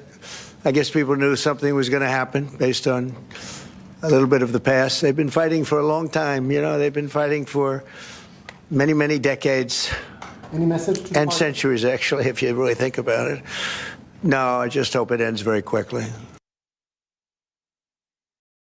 I just hope it ends very quickly is what the US President Donald Trump has said. But will it end or will it escalate? A little bit of the past. They've been fighting for a long time. You know, they've been... I quickly want to cut across to my colleague Simar Chawla, who joins us with more on this. He's at Shubham Dwivedi's residence. Remember, he was one of those who was killed. And Simar, this is Operation Sindoor, the Sindur that the Pakistani terrorists had wiped out. Shubham Dwivedi was killed. You are with his wife. Bring us her first reaction to this information as she hears it from you. Well, Gaurav, Operation Sindoor has been named for this whole operation that went out at night. Right now, we are present at the residence of Shubham Dwivedi. We are being joined with his wife. Remember, Shubham was the first victim who lost his life, who was the victim of the terror attack, who was the victim of the bullet that came from, in fact, the terrorist in the Pahelgam terror attack. Aishanya, yes, thank you for speaking to India today. What is your first reaction? The airstrikes have been conducted by the government. Are you satisfied? I am satisfied, and the moment I read this, the operation name Sindur, I went and I saw Shubham's photo and I was crying because it is actually a very personal thing. ये नाम रख के मोदी जी ने या जिन्होंने भी ये नाम सोचा है उन्होंने ना बहुत पर्सनल लेवल पे हम जितनी 26 औरतें उनसे कनेक्ट किया है और शायद कहीं ना कहीं हम सबको ये लग रहा है कि ये पर्सनल लेवल पे उन्होंने जाके हमारे लिए बदला लिया है. I remember interviewing you a few days back. You said that the action is not enough. Do you think it's enough now? Or more needs to be done? That time also I said कि आतंकवाद खत्म होना चाहिए जहाँ पे भी हैं जो भी हैं जैसे भी हैं. मेरा किसी देश या किसी कहीं से भी किसी मजहब किसी से नहीं, मेरा था आतंकवाद खत्म होने चाहिए. उन्होंने 9 आतंकवादी स्पॉट को टारगेट करके मारा है. 9 आतंकवादी स्पॉट, वहाँ पे जितने और आतंकवादी ट्रेनिंग ले रहे होंगे, नए बन रहे होंगे, शायद पल रहे होंगे, उन्हें खत्म किया है. And I am really thankful. Thank you so much. Terrorists told you after killing Shubham that go and tell your government that we did this. Now the government has taken a step. How do you see this? I feel really proud to be an Indian. I'm really proud कि वापस मेरे अंदर वो हिम्मत है कि मैं शायद फिर किसी को पलट के बोलूँगी कि मैं हिंदू हूँ. We had a discussion last time about the community, the Hinduism and everything. Now the terrorist outfits have been targeted. The locations of terrorists have been targeted in this very particular attack. So as you said that the terrorism should be finished. Do you think that this is the crackdown on terrorism by the government? Do you think that it's enough or more needs to be done in the upcoming days? I don't know this is enough, but I just know that this is the starting of the end of this terrorism. ये शुरुआत है आतंकवाद खत्म होने की. ये 9 खत्म किए हैं, जितने और हैं वो भी ढूंढ के खत्म करेंगे, इतना हमें विश्वास है. और आज ये करके मोदी जी ने विश्वास दिला दिया है कि हम अब आतंकवाद नहीं अलाउ करेंगे, हम नहीं झेलेंगे, उन्हें खत्म कर देंगे. Prime Minister Narendra Modi also gave a statement कि जो टेररिस्ट हैं उनकी जो ज़मीन है ऑपरेट करने की वो कम पड़ जाएगी और उनकी ज़मीन बची हुई ज़मीन भी हम खत्म कर देंगे. मैं ये स्टेटमेंट्स आप ही के लोगों के थ्रू सुन रही हूँ और मैं बहुत कहीं ना कहीं आज मैंने the moment I see all this now मैंने अपनी बहन को मैसेज किया है now his soul will rest in peace. And truly I feel that somewhere wherever he is. अब वो ऊपर देख के ना खुश हो रहा होगा कि हाँ चल मैं गया, अब और नहीं जाएंगे इस आतंकवाद की वजह से. और मैंने तो पहले भी बोला है आतंकवाद इसलिए खत्म होना चाहिए क्योंकि और शुभम नहीं मरने चाहिए. रात भर आपने जो ऑपरेशन है उसके बाद की जो डिटेल्स हैं वो देखी, सोई नहीं है आप कई रातों से. अब लगता है कि कुछ सुकून की नींद आएगी. पूरा घर अब शायद चैन से सो पाएगा, चैन से रह पाएगा. हमसे जुड़े हुए बहुत लोग हैं जो आके मैं देखती हूँ वो रोज मुझे बस सुन के रो रहे हैं मेरे पास आके. अब वो शायद वो भी थोड़ा सब खुश हैं इस बदले से. सब कहीं ना कहीं देख पा रहे हैं कि हाँ हमें अगर आप कुछ करोगे तो हम उस चीज़ का बदला हमारी सरकार लेगी. Thank you so much for talking to us, Ashanya. So, Gaurav, you heard the first reaction. She said that Shubham's soul, might be feeling relieved, and it's a sense of satisfaction for her and her family, who have went through a lot. But now, since this operation has taken place, she placed her trust in the government. Yes. So, this is the reaction from the family as of now, Gaurav. Back to you. Very, very powerful words from Shubham Dwivedi's wife.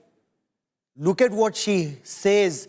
Prime Minister Narendra Modi has taken revenge for all of us, for all the widows, for all the women who lost their husbands. The fact that it's called Operation Sindoor, it was personal for us.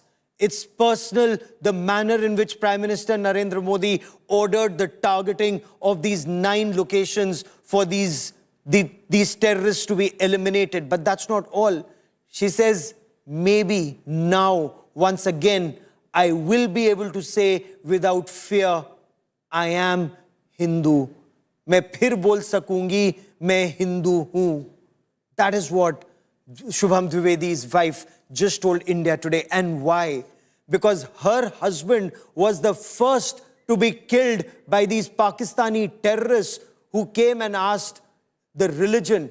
And when he proudly said he's Hindu, he was shot dead at point blank range. And when she said, kill me too, you know what they said?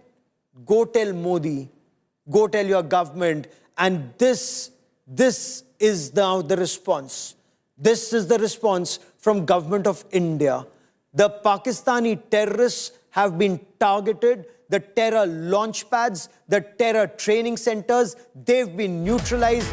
Big story coming in. Sources are telling India Today, Defense Minister Rajnath Singh has spoken to the 3 services chiefs, and this is very significant because there is still clear and present danger. Remember, Pakistan will and is trying to strike back in response to Operation Sindoor.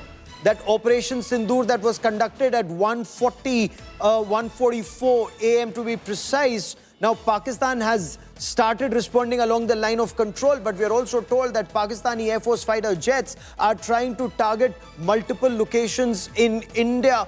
And there's a threat they've issued. We'll tell you more about it. I want to quickly bring in India Today's Piyush Mishra for more on this. Piyush, what more can you tell us about the meetings that are on Defense Minister Rajnath Singh's interaction with the 3 services chiefs? Because Piyush, there is still clear and present danger.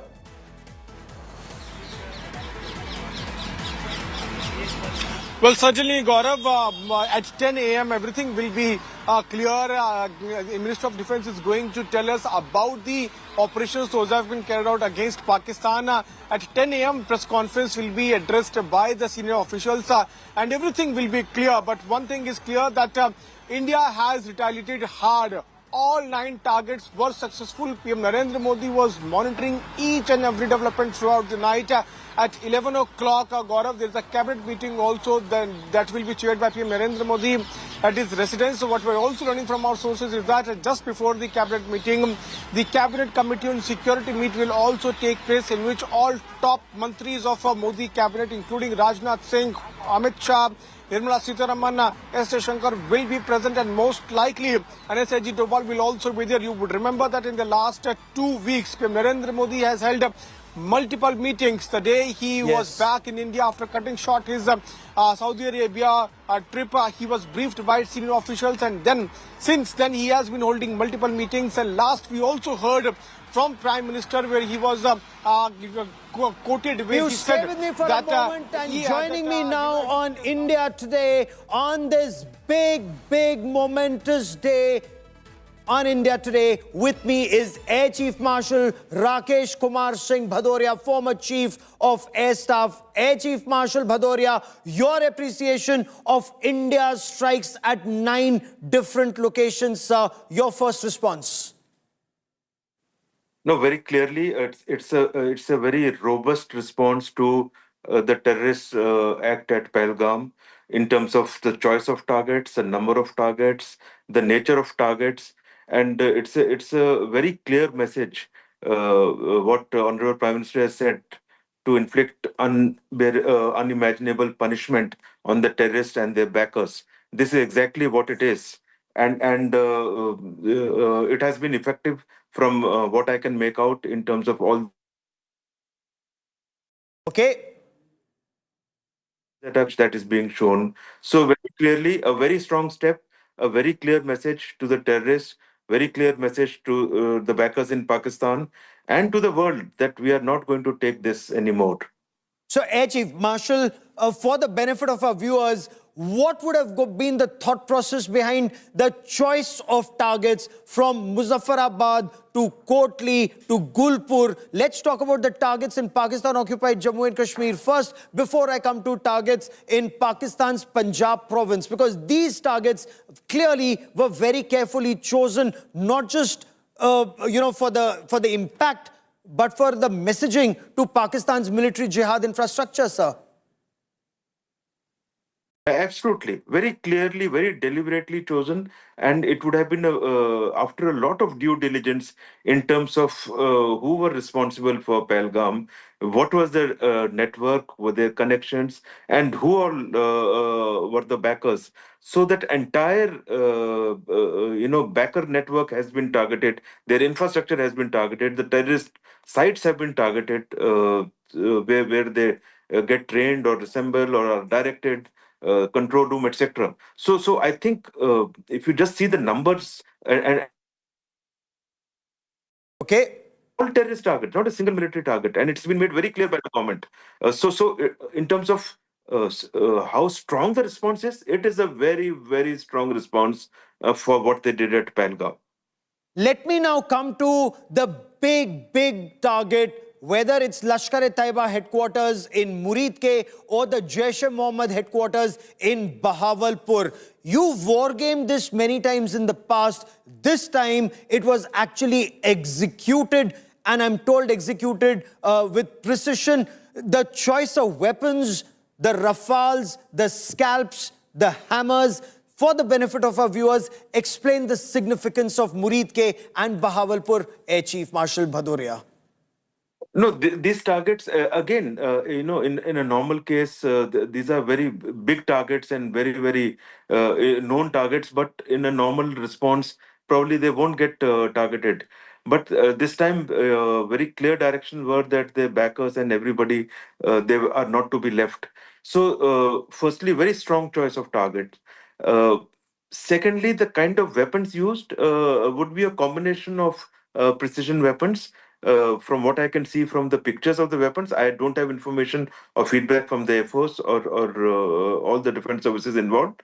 But going by the pictures of damage seen and some of the videos that are coming out, very clearly there are a combination of high caliber bombs, all precision targets, and smaller precision weapons. Maybe some loitering munition used too. And you asked about Rafale in terms of scalp and hammer. They are very effective weapons. Scalp particularly has a very long range, a lot of standoff distance, and big explosive warhead. So overall, I think it's a combination that has been used and very effectively. So scalp and hammer, the Rafales, I want to specifically spend a moment more on Muridke first, and then I will come to Bahawalpur. This is extremely significant. You know, perhaps from your younger days in the Air Force to the time that you headed the Indian Air Force, Muridke was the headquarters of Lashkar-e-Taiba. So from the Parliament attack to multiple attacks we've had, Mumbai 26/11 Mumbai terror attacks, Raghunath Temple attack, various other attacks that took place, it was always traced back to Muridke and Lashkar-e-Taiba and that professor of terror Hafiz Muhammad Saeed. Why was a decision not taken earlier to target Muridke? And in your appreciation, why was it taken now to target Muridke and the Lashkar headquarters, sir? No, I would put it this way, that last time it was done, it was again a very well thought out target and calibrated to what kind of response that was required at that time. This time, the nature of barbaric act and the way it was implemented, and the fact that in spite of the warning last time, they decided to do it again. So, Honorable Prime Minister had given very clear direction that the punishment to the terrorists and their backers has to be unimaginable, and it is clearly the choice has emerged from there in terms of numbers, in terms of kind of targets. So it is a very, very strong message that no infrastructure stroke hideout is safe from us. You do such an act, we will get you wherever you are.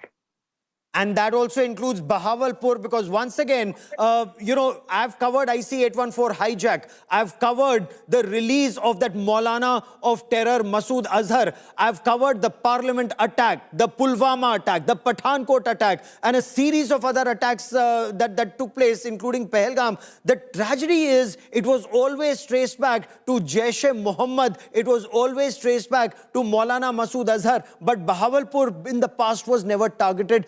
This this time in Pakistan's Punjab province, in southern Punjab, Bahawalpur has also been targeted. So is that a message to Pakistan that there are no-go areas as far as Pakistan state-sponsored radical Islamist terror is concerned? Sir, Bahawalpur, again, why wasn't it targeted earlier? Why targeted now? Again, very clear message. Absolutely. I think that is the intent. Very clear message. All terrorist networks, all terrorist infrastructure will be targeted should there be any such act. So this is clearly what is meant to be conveyed to the terrorist network itself and to Pakistani government. I think they have to realize and get their hands and fingers out of support to terrorism. They are directly complicit. They are directly complicit. You've made that point, sir. But what I want to understand is, what are lessons learned from Operation Swift Retort last time? So last time when India targeted Khyber Pakhtunkhwa and that big base of Jaish-e-Mohammed in Jabba Top, in Balakot, Pakistan did Operation Swift Retort. Now, we're told the entire Pakistan Air Force is up in the sky almost simultaneously. What are lessons learned from Operation Swift Retort in your appreciation right now, sir? No, very clearly, having taken this action, immediately after the targets were struck, entire Air Force, the Army and the Navy would have gone on to absolute high alert. They would get deployed operationally. So the level of preparedness to handle whatever follow-up action that Pakistan takes would be already happening, or part of it happened. From Air Force perspective, entire AD network would be in total alert. So whether we expect some action from Pakistani side, of course we do. They would act, and therefore we need to be fully prepared.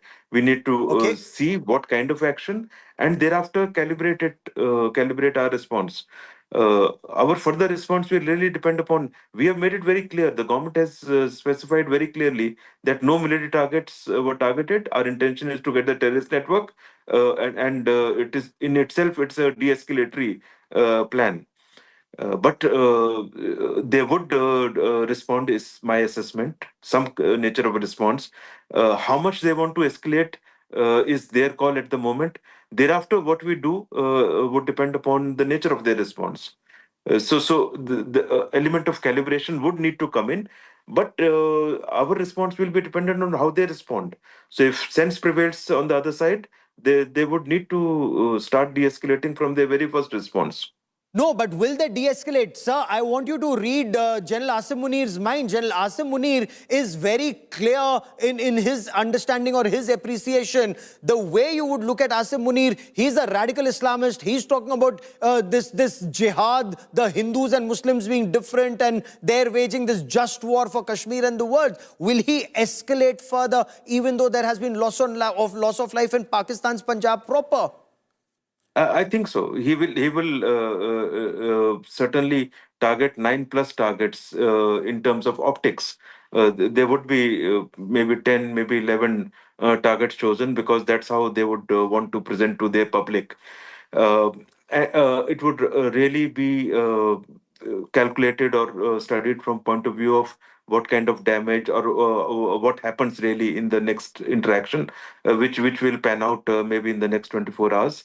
But what is important is, I think, for the Pakistani public to realize that where their military leadership is heading them into.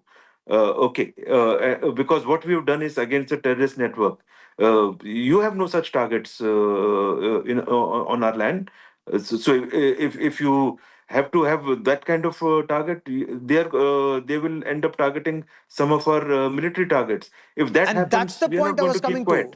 Yes, that's the point I'm coming to. That's a very significant point you've made. India has targeted 9 locations in Pakistan and Pakistan-occupied Jammu and Kashmir. Your appreciation is Pakistan Army will want to have that equivalence or false equivalence. They would want to target 9 locations in India and, in all parts of India, including Jammu and Kashmir. But what will they target in India? Absolutely. So let us see. That is where their sense and sense will show, and their level of maturity to handle this kind of escalation. But but frankly, at the moment, it is in their hand. If they want to escalate beyond a point, I'm sure our defense forces have taken all measures and they would be ready for it. We are better prepared from any escalatory ladder or even going on to full-fledged conventional conflict than they are. In economic terms, in overall terms, in terms of capability, whatever. So having taken such a bold action, I'm sure our forces will be fully prepared. So it is better sense has to prevail on the Pakistani side to start calibrating de-escalatory measures within their first response itself. Otherwise, they are the ones who would lose out in the long run. So are you saying that there still is clear and present danger and there is clear and present danger of escalation? We've targeted 9 terrorist training camps and launch pads and headquarters. Pakistan, if it chooses to retaliate either against any military installation or any strategic installation in Jammu and Kashmir, remember what Pakistani ministers have said in the past, that in case India stops the Indus Waters Treaty or holds it in abeyance, stops their water, they will target our dams and words to that effect. God forbid if they were senseless enough to do that. Would that be seen as a major act of escalation? And how do you see this escalation ladder move, sir? No, they better not target the dams. I'm sure their sense will prevail. Unless they put a small bomb or small explosive there, they better not target, because they will surely know what we will do after that. Okay, let us wait and see what they actually do and what is the level and what kind of targets they choose.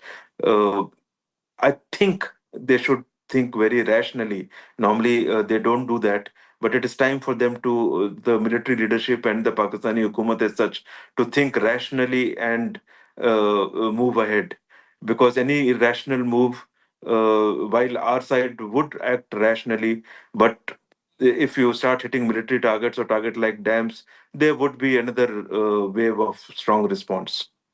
Because last time they tried to hit a brigade headquarters in Jammu and Kashmir, south of Pir Panjal, sir. But I also want to understand from you, if Pakistanis were to launch a missile, now from our AWACS, from our P8Is, AWACS for the benefit of our viewers, our Advanced Airborne Early Warning Command and Control Systems, the P8Is are long-range maritime reconnaissance surveillance aircraft, which are also flying frigates. They have the capability of striking back with our Rafales, with our, Su-30 MKIs.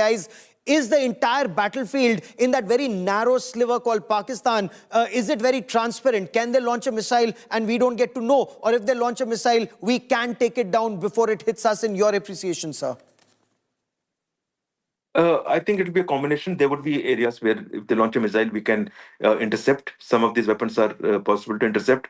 In some combination, some weapons would certainly go through. So if they launch a big size attack, there would be some weapons which would finally reach the targets, whatever targets they intend. So the important point is that we need to be fully prepared for all these eventualities. And once we are all three services, because of the nature of the targets and the kind of targets that we have hit. So there is a reasonably high chance that they would think irrationally and come up with some, a target list which we would have to respond. And therefore, the need to look at firstly fully prepared so that we limit our own damage with our own defenses, effective defenses, and thereafter we will choose what action to take. Because even for Pakistan, their Air Force would be their weapon of choice. LC is already hotting up at the line of control. They're already using their artillery, we are told, on either side of Pir Panjal. Or can the Navy do something, or is the Navy not powerful enough in your appreciation, or could they target one of our ships? On the LC, like you said, action has already started, so that would remain. I think that would only increase. Air Force would end up using their Air Force would end up using standoff weapons, for which I'm sure that kind of defense would have got factored from our air defense perspective. Navy could choose some targets. So it really depends on the level that they want to escalate it to, and we should be prepared for the worst, and we should defend effectively whatever actions they take, and thereafter we will need to decide on our own actions. That is where the next level of calibration would happen. Okay, and the fact that Government of India used all three armed forces to respond to Pakistan state-sponsored terror, the Navy, the Army, the Air Force, all assets, that were used in for this operation. Does that also send out a significant message to the adversary? Of course, it does. It does, and it's also a message that we are fully prepared, and by now. In some services like Air Force and all fully deployed, in other services deployment would be happening to the required level, and ready to take on whatever comes now. You see this escalate to beyond a theater conflict? No, I think in about 2 to 3 days they should come under control. So 2 to 3 days, the escalation could still happen. Air Chief Marshal R.K.S. Bhadoria for joining me here on this India Today special broadcast. Many thanks. Now, escalation matrix, India's assessment is we are on top of the situation.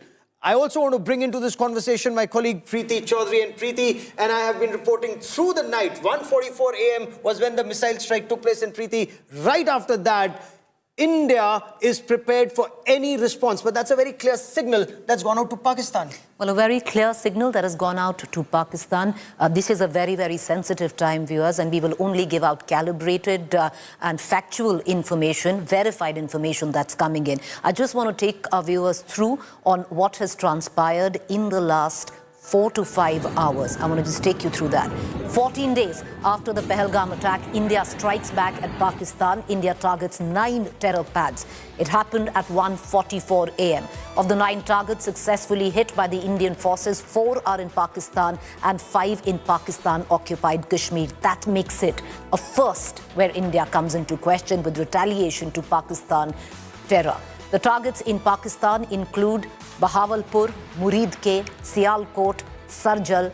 Special ammunition was used to target these terror camps. When I say special ammunition, viewers, it means weapons of precision were used.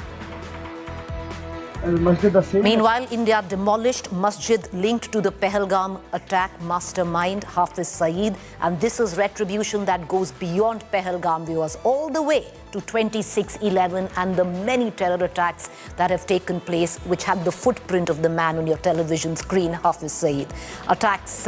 India has attacked the mosque that is close to the place where Hafiz Saeed allegedly resides himself, the headquarters of the Lashkar-e-Taiba. Sources say the mosque was linked to Lashkar terror activities. The headquarters of Lashkar terror, Markaz Taiba, demolished. The attacks were carried out with precision at 4 locations of Pakistan and Pakistan-occupied Kashmir. Sources say that Prime Minister Modi is monitoring the entire operation from his official residence, 7 Lok Kalyan Marg. Operation involved joint strikes by Indian Army, Navy and Air Force. Rafales, Scalp and Hammer missiles, drones used. Seaborne strikes were also carried out as part of coordinated attacks.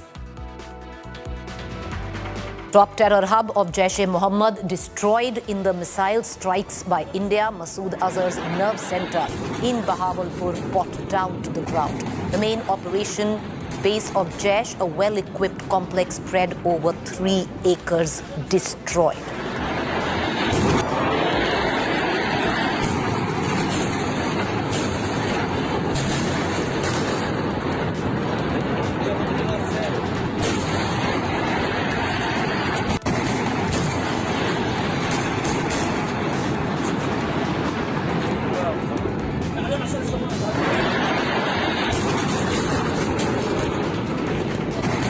So the situation on ground right now, extremely tense. Pakistan may strike at a place where Pakistan perceives it to be stronger. But for the benefit, Preeti and I want to take you through some of those 9 locations that India has targeted Pakistan state-sponsored radical Islamist terror, and not just in Pakistan-occupied Jammu and Kashmir. Though we will begin from Pakistan-occupied Jammu and Kashmir, we will come down, Preeti, to the area that really hurts Pakistan, and that's Muridke and Bahawalpur. So let's talk for a moment about Bahawalpur in Pakistan's Punjab province. It's actually about 180 odd kilometers from the international border as the crow flies from India. It's in the southern part of Pakistan's Punjab province. It's the headquarters of a UN designated banned terrorist organization called Jaish-e-Mohammed. Well, you know, viewers, as Gaurav just elucidated, the strike on India, on Pakistan, can be divided in 2 segments. One, which is Pakistan-occupied Kashmir. The other one, mainland Pakistan, the province of Punjab. And where the province of Punjab is concerned, it's important to note the nerve center of terror, where Hafiz Saeed, the kingpin of it all, his headquarters, Muridke, 30 kilometers from the border opposite Samba LET camp, housed the 26/11 terror attack and the terrorists there. So it's come full circle. It's not retribution, Gaurav, just for Pahelgam. You can go all the way to 26/11, and we've tied that circle right there in Give Back. Go back to the Parliament attack in 2001. I've covered the Parliament attack of 2001. I've covered IC-814 hijack. IC-814 hijack was where this Maulana of terror, Masood Azhar, was released, and the Parliament attack that took place in 2001. Subsequently, the attacks on Raghunath Temple, the attacks on Akshardham Temple, the attacks on places of worship, and India's economic capital, the 2006 Mumbai train blast, we lost 200 people, Preeti. So this retribution runs decades, viewers. It runs decades. And that's why it's important to understand what this really means. And these are sensitive times. We don't want to get into hyperbole, but look at it. Look at the impact of it. Like Gaurav and I are pointing out, 2 separate areas where this terror strike has, like India has struck Pakistan. One, which we are showing you right now, is of course the province of Punjab, and this is a first for India. This is where deterrence will come from, Gaurav. Oh, absolutely, because imagine, even when 200 people were killed in 2006, terrorists were not targeted. Even when 166 people were massacred in Mumbai on 26/11, Pakistan was not massacred, was not targeted. But look at Pahelgam, when 26 people were killed, and we just heard the widow of Shubham Dwivedi. She said, at least now I can say without fear, Main Hindu hoon. And the heart of this radical Islamist terror in Pakistan at Bahawalpur and Muridke, that's been targeted, Preeti. You know, let's just move on and get you the other locations where India has struck. In all of this, viewers, and if I can say, is curated over the last 2 weeks by Indian intelligence agencies in a very responsible manner. We did not want to strike where civilians were there, so it was curated where these terror launch pads were concerned. And the other one, Gulpur, 35 kilometers from the LOC Poonch Rajouri, roots of attack in Poonch on 20th April in 2023. Let's move on now to the other point of attack, Savai LET camp, 30 kilometers inside Pakistan-occupied Tangdhar sector. And this is where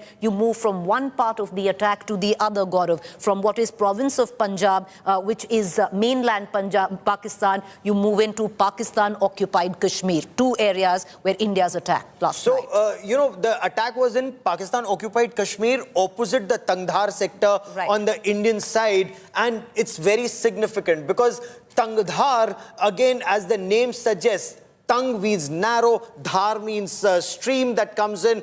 There are several such nalas in that area, rivulets in that area that Pakistan has used. And these are heights. These are north of Pir Panjal. In the Tangdhar sector, Pakistan has actually tried to infiltrate very extensively in the summer especially. So they come into the northern part of Kashmir and then they spread terror either in central Kashmir, in Srinagar, or South Kashmir in Anantnag. But the Bilal launchpad of Jaish-e-Mohammed, Kotli Kotli, which is just barely 15 kilometers opposite the LC in the Rajouri sector in Pakistan-occupied Jammu and Kashmir.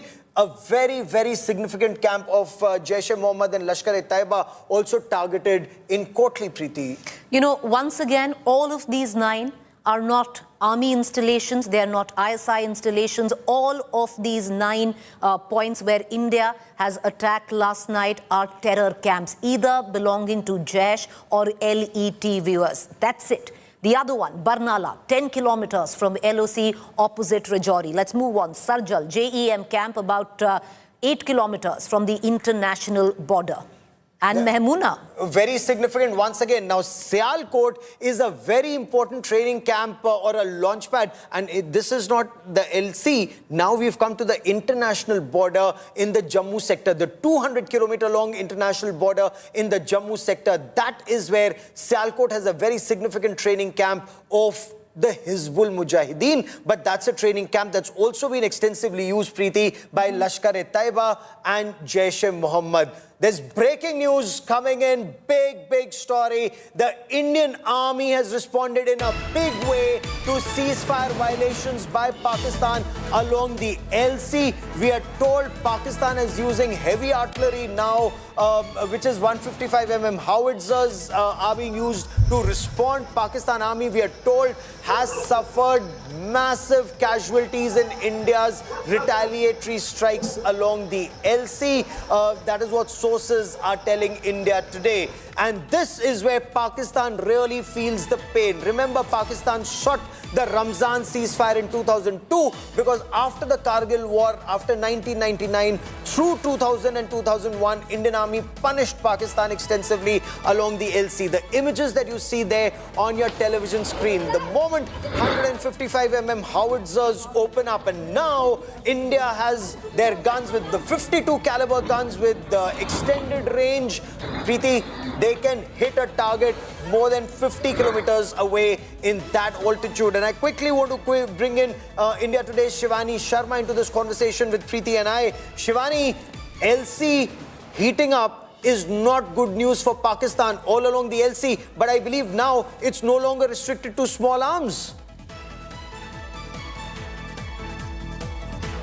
Yes, you're right, Gaurav. Since last 13 days, we've been seeing the ceasefire violations, and these ceasefire violations were happening with the small arms, the unprovoked firing that was going on along all the regions across the line of control we were witnessing. But now what has happened after these strikes by India, Pakistan has resorted to heavy artillery firing, and we've been receiving inputs from almost all these locations, be it Bimbar Gali area, Rajouri Poonch area, or in Valley also from Uri region. We are getting this input that there have been heavy shells that have actually there are houses that are damaged. 3 casualties have been confirmed by the army, and this is very important to understand that India is also retaliating in similar manner, because India has been resorting and retaliating to small arms till now, but when Pakistan has opened these artillery guns towards Indian side, Indian army has also started retaliating in similar manner. That's what the inputs are.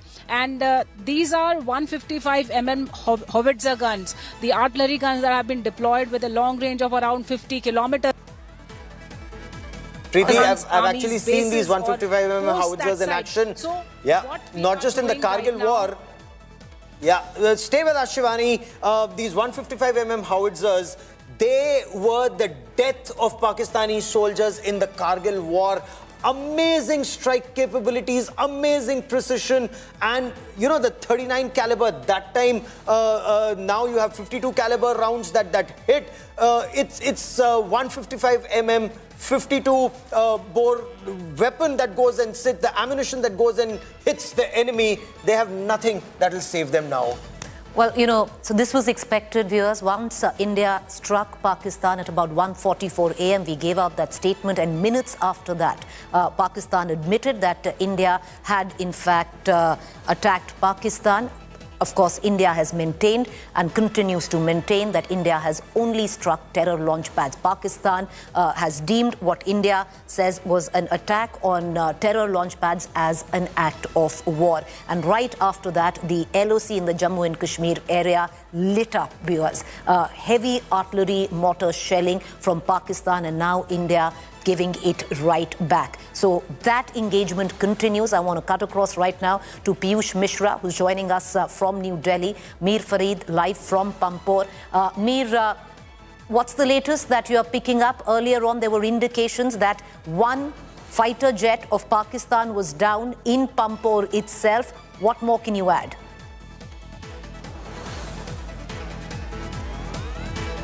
All right. Mir, can you hear us? Initial info that it is a Pakistani jet, but yeah,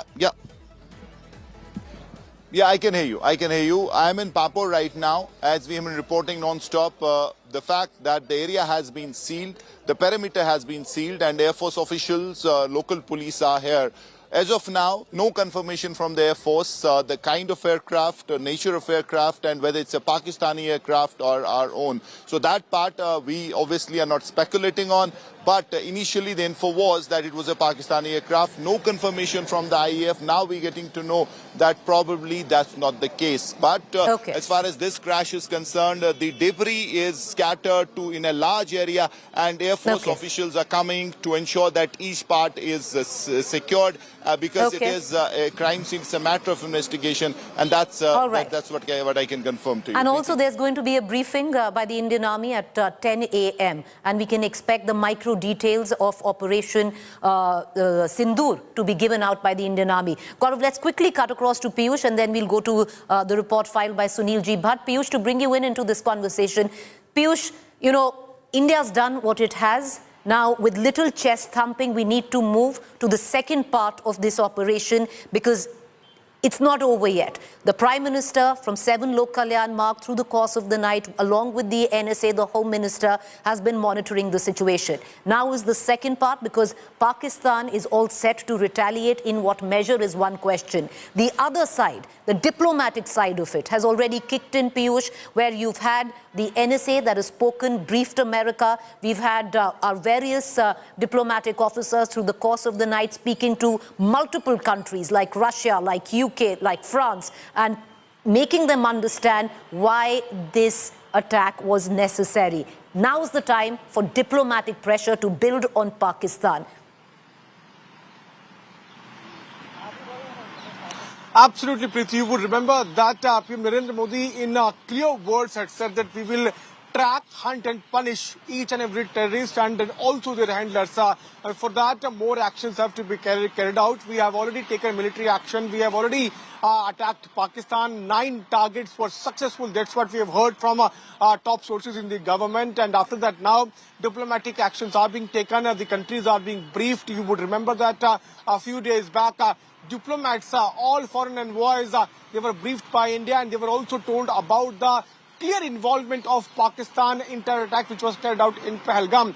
Since then, multiple meetings have been chaired by PM Narendra Modi, and after the operations which Indian Army has carried out at 10 a.m., we will be able to know more about this entire operation. You would also remember, Preeti, that Prime Minister had given free hand to all security forces.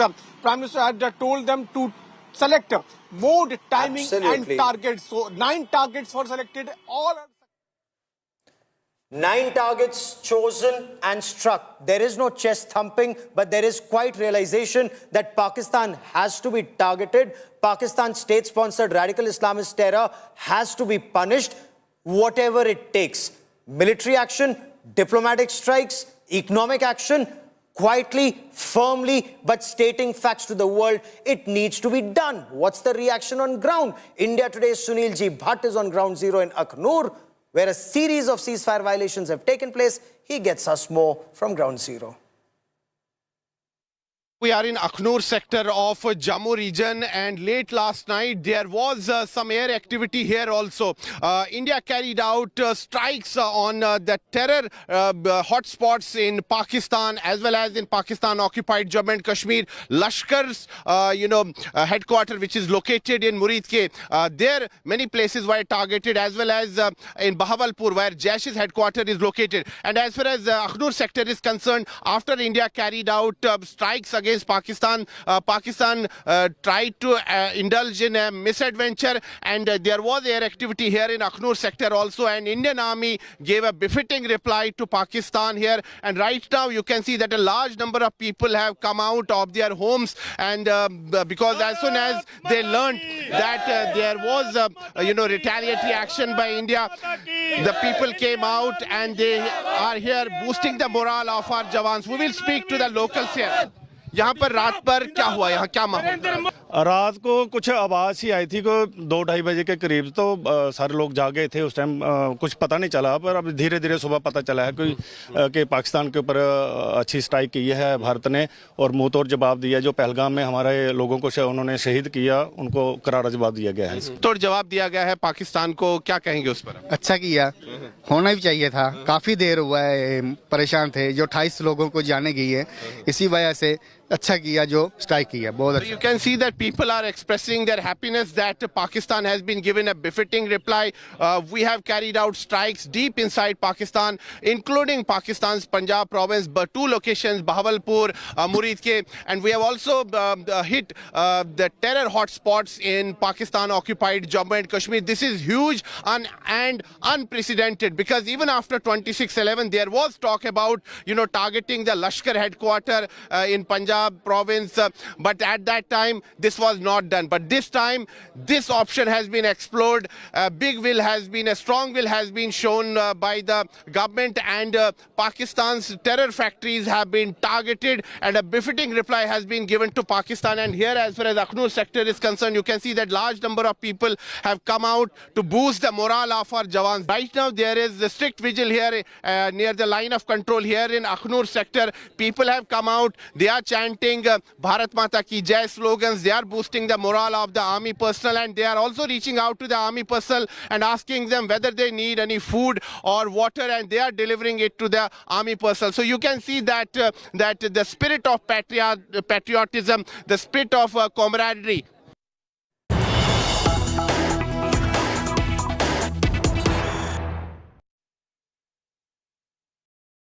All right, we're continuing to get more news break that is coming in. Full details of the targets that have been destroyed at 1:45 a.m. by India.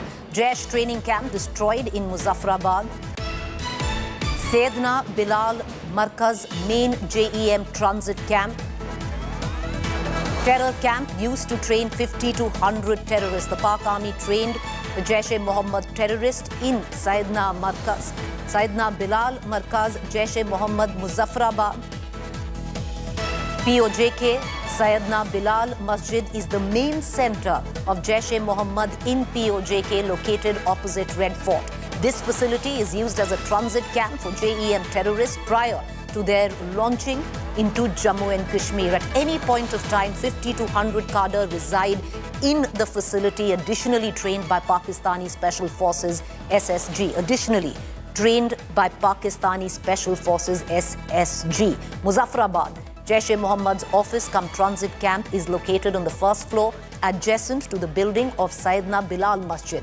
The masjid building consists of a 3-story building, 2 stories from front, wherein the Hijama Center pressure cupping medical therapy is located on the ground floor. This facility is spread over 8 to 10 canals. This facility has family quarters, office buildings, office of Al Rahmat Trust, charity wing of Jaish-e-Mohammed. This facility is used as a transit camp for Jaish-e-Mohammed terrorists prior to their launch into Jammu and Kashmir. At any point of time, 50 to 100 cadre reside in this facility. Additionally, trained by Pakistani Special Forces SSG is imparted here, as indicated from the photographs retrieved from phones of killed JEM terrorists. The Jaish-e-Mohammed operational commander and Jaish-e-Mohammed head of POJK Mufti Asghar Khan, Kashmiri, is in charge of this facility. Abdullah Jihadi, Abdullah Kashmiri and Ashik Nengru also operate from this center. Mufti Asghar Khan, Kashmir and Abdullah Jihadi are wanted accused in the Nagrota attack 2016 as they had planned and executed the Nagrota attack in which terrorists enter into the army camp at Nagrota near the Balini bridge and started to indiscriminately fire upon army personnel. The selection of cadre to carry out Nagrota attack at that facility. Just detailing, viewers, the micro detailing. It took 2 weeks for agencies, the RAW, to curate these 9 terror sites and decide that these were the sites that India was going to attack and blow up.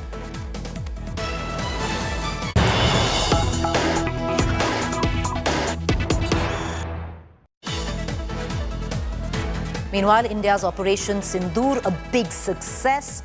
Over 80 to 90 terrorists have been killed in this attack on Pakistan and Pakistan-occupied Jammu and Kashmir on terror camps. Around 25 to 30 terrorists each have been killed in Bahawalpur and Muridke, which are the biggest 2 sites. Indian agencies are verifying the numbers in other terror camps. So justice has been served. All 9 sites where India attacked at 1:44 a.m. has been deemed a success. My colleague Shivani Sharma joining us live from Srinagar. Shivani, what more can you add?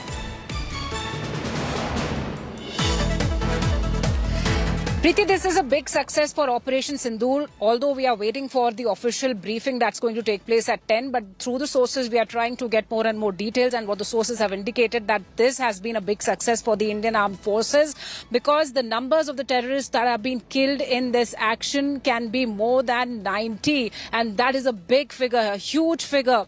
And alone in Bahawalpur and Muridke, 30 each terrorists have been killed. And more verifications are happening from the other locations, 7 other locations, as we've seen that there are 9 total strikes that have happened at 9 locations, and around 90, or it can be more, 90 terrorists have been neutralized, they've been killed, they have been destroyed in these Operations Sindoor strike. And this is a huge success for the armed forces in this precision strike, Preeti, because this is a big number and more, it can be more, the number can be more, and we are waiting for the official response from the ministry, where we'll be seeing a briefing, a detailed briefing. But this is a huge success. In fact, the sources are indicating that around 90 or more terrorists have been killed in Operation Sindoor, and 25 to 30 each in Bahawalpur and Muridke have been destroyed. So over 90 terrorists is the first count that Indian agencies have got of the number of terrorists, Shivani, that have been killed. These 9 locations were curated.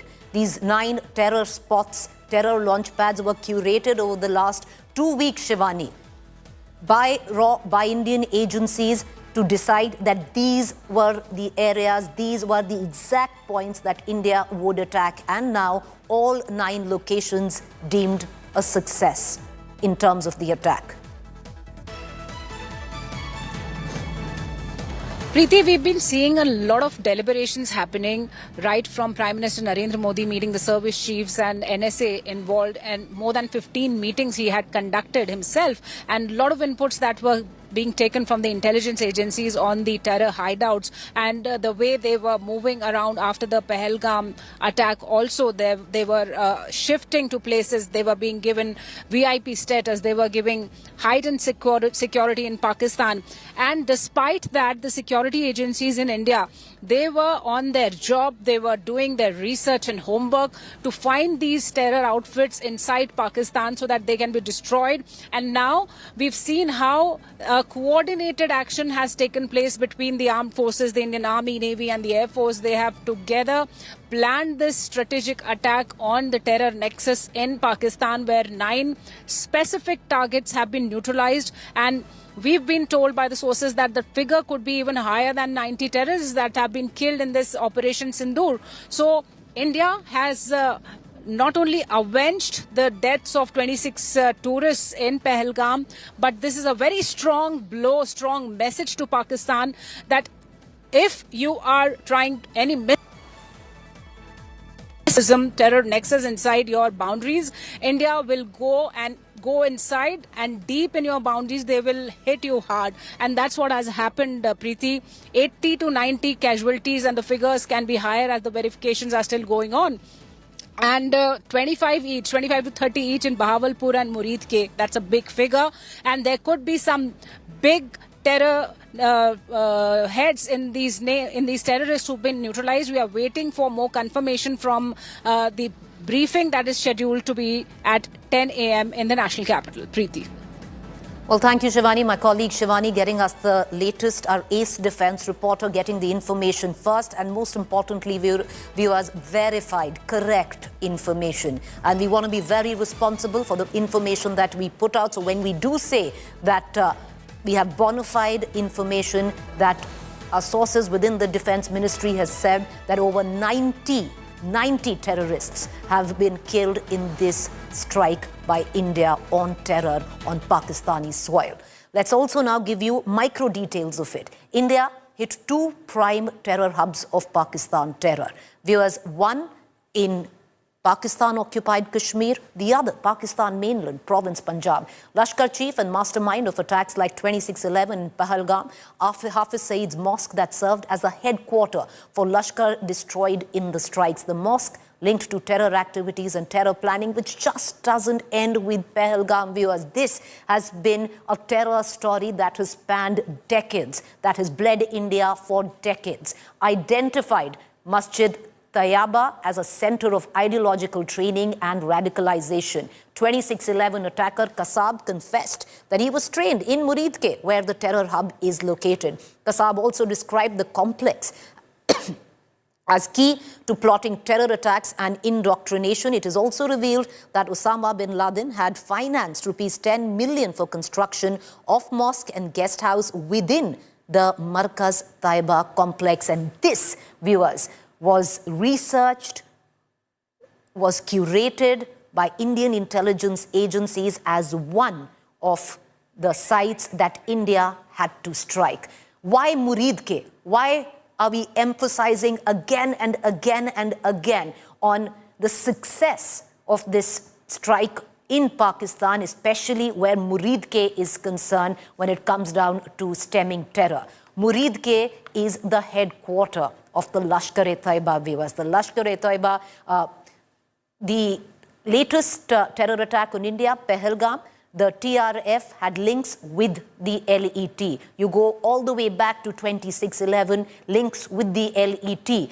The footprint of the LET, the footprint of Hafiz Saeed. You go to the parliament attack before that, the footprint of the Lashkar-e-Taiba. And all of that accumulated in the terror hub of Muridke, the headquarter of LET. Near Lahore, LET led by Hafiz Saeed, the 2611 mastermind Masjid Tayyaba. Now, it's a masjid, but this is also the headquarter of the Lashkar-e-Taiba. That was the target of our Indian forces, and that target, to neutralize that target, has been accomplished. And it's huge, viewers. The mosque linked to LET terror activities, 2611 attacker Kasab confessed to be trained in Muridke. Kasab confirmed meetings with Hafiz Saeed. Kasab described complex as key to training, planning and indoctrination. And that is the importance of Muridke, viewers, because this is historic, where India's payback, retribution, whatever one might call it, when it came down to giving it back to Pakistan for fomenting terror in India. All right. Look at your television screen, viewers, and what you see. These are the before and after visuals of this masjid, which serves as the headquarter of the Lashkar-e-Taiba. At any given time, there are about 30 to 40 terrorists who are training in this very building. This is what it looked earlier. At one side, you can actually see the visuals of this particular headquarter of the Lashkar-e-Taiba, and you see on the other side of me on what India reduced it to rubble. This was Muridke.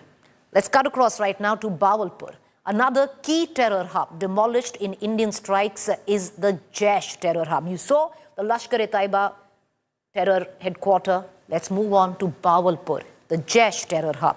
On your screens is the visuals of the mosque that served as terror training pad in Bahawalpur. The JEM, the Jaish-e-Mohammed terror commanders associated with the Afghan operations, also visit this markaz for terror planning, meetings, operational plans. The main operational base of Jaish is a fortified facility. It houses 600 cadre of the Jaish-e-Mohammed, viewers. This building housed about 600 cadre of the Jaish-e-Mohammed. The facility has a state-of-art gym, swimming pool, used as a recruitment center, training camp, and where terrorists would come, train, wait before being transported to India, to Kashmir. This is what has been reduced to rubble now. Why Bahawalpur? What is the importance of Bahawalpur? We just spoke of how it is the headquarters of the Jaish-e-Mohammed, the operational hub of Jaish-e-Mohammed, main training center of Jaish-e-Mohammed, where indoctrination takes place in this particular center of the JEM. It served as a terror training was for 2019 Pulwama attack residents of key Jaish-e-Mohammed leaders, over 600 cadre, like I pointed out, living right there. Full facility. Right now reduced to rubble. So this was important for India to hit. It's history in the making, because viewers, India did not just go after terror launch pads, also going after the big terrorists who actually train, indoctrinate, and send young men trained as terrorists across to India. All right, we're going to quickly move on, but to once again get you in focus for you to see what was the importance of Bahawalpur, the headquarters of Jaish-e-Mohammed, and on the other hand, the importance of Muridke. How many times, viewers, have you constantly heard on television, you've constantly read in newspapers, Muridke, the headquarters of the Lashkar-e-Taiba? How many times over? Every terror attack, the footprint of the Lashkar-e-Taiba comes into fore, always in the spotlight. And viewers, now when you actually look at it, that headquarters by the head of terror, Hafiz Saeed of the Lashkar-e-Taiba, destroyed.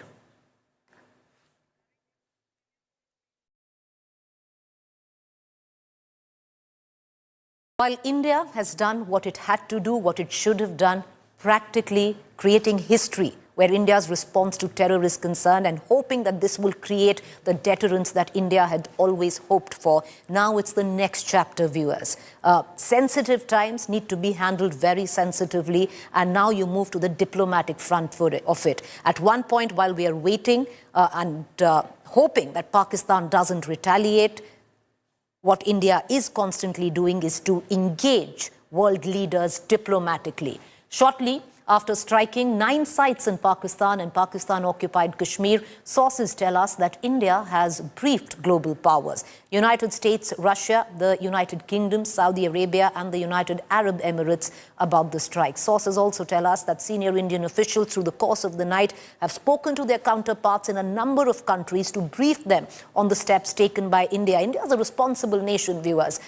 We have taken full responsibility of the strikes on Pakistan, the reason why we did it, why we had to do it, why India's hand was forced to take this action. Meanwhile, NSA Ajit Doval has also spoken to his US counterpart Marco Rubio about the strikes. US President Donald Trump, on the other hand, has reacted to India's military strikes. He's described the situation as a shame. He also said he knew that something was going to happen and urged both countries now to de-escalate.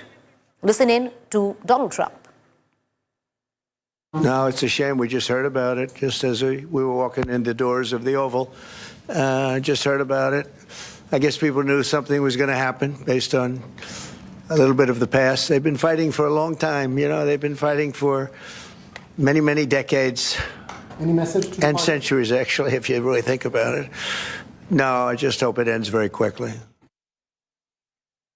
I want to immediately cut across to my colleague Geeta Mohan, who's joining us, our external affairs editor, who's been monitoring the situation very closely through the course of the night. Geeta, immediately after India attacked Pakistan, responsible nation issued out a statement for the world, and then all the diplomatic officers of the country briefed their counterparts in various countries on how India's hand was forced, exactly what India did. The NSA Ajit Doval spoke to his counterpart in the United States of America, stating why India did what it did and giving out exact details. Hoping, Geeta, now you move to the second chapter of this attack, to diplomatically engage leaders, to put diplomatic pressure on Pakistan on not to be foolhardy and retaliate.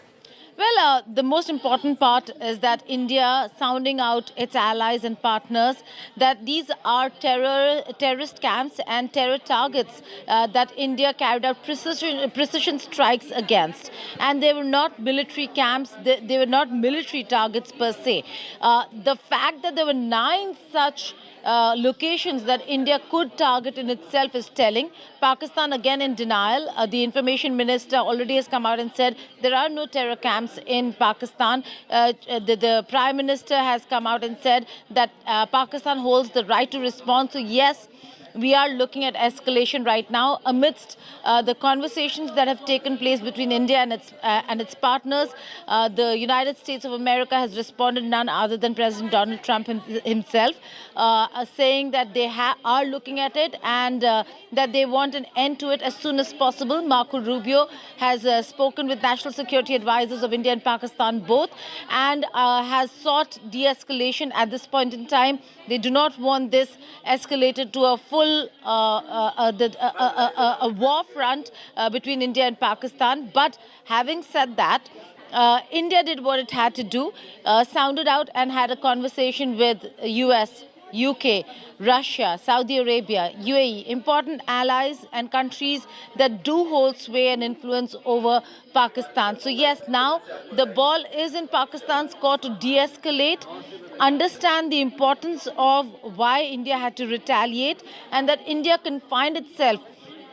Preeti, we were discussing all the kind of response that India could have against Pakistan, and they chose only to target terror camps this time around.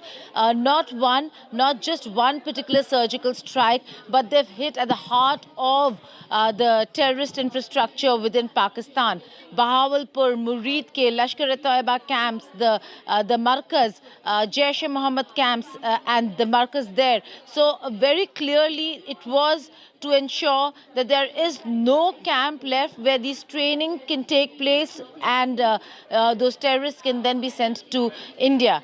That's the message that India wants to send across to Pakistan, and the world community, like you rightly pointed out right now, should be speaking to and influencing Pakistan to ensure that there is no response over here, because they could have responded only if India would have targeted the military infrastructure in Pakistan. That was not the case over here. It was very specific messaging that these terror camps, if Pakistan is not going to dismantle, then India will do the job. And since India suffers at the hands of these terrorists who are trained and are allowed safe haven in Pakistan. Geeta, right now, of course, India's done its bit. It's briefed, our diplomatic officers have briefed their counterparts. Okay, Geeta, would you stay on with me? I'm going to just come right back to you. Lots of developing news that is coming in. We're going to cut across to Geeta in just a bit, but I want to take you through the latest news break that is just coming in.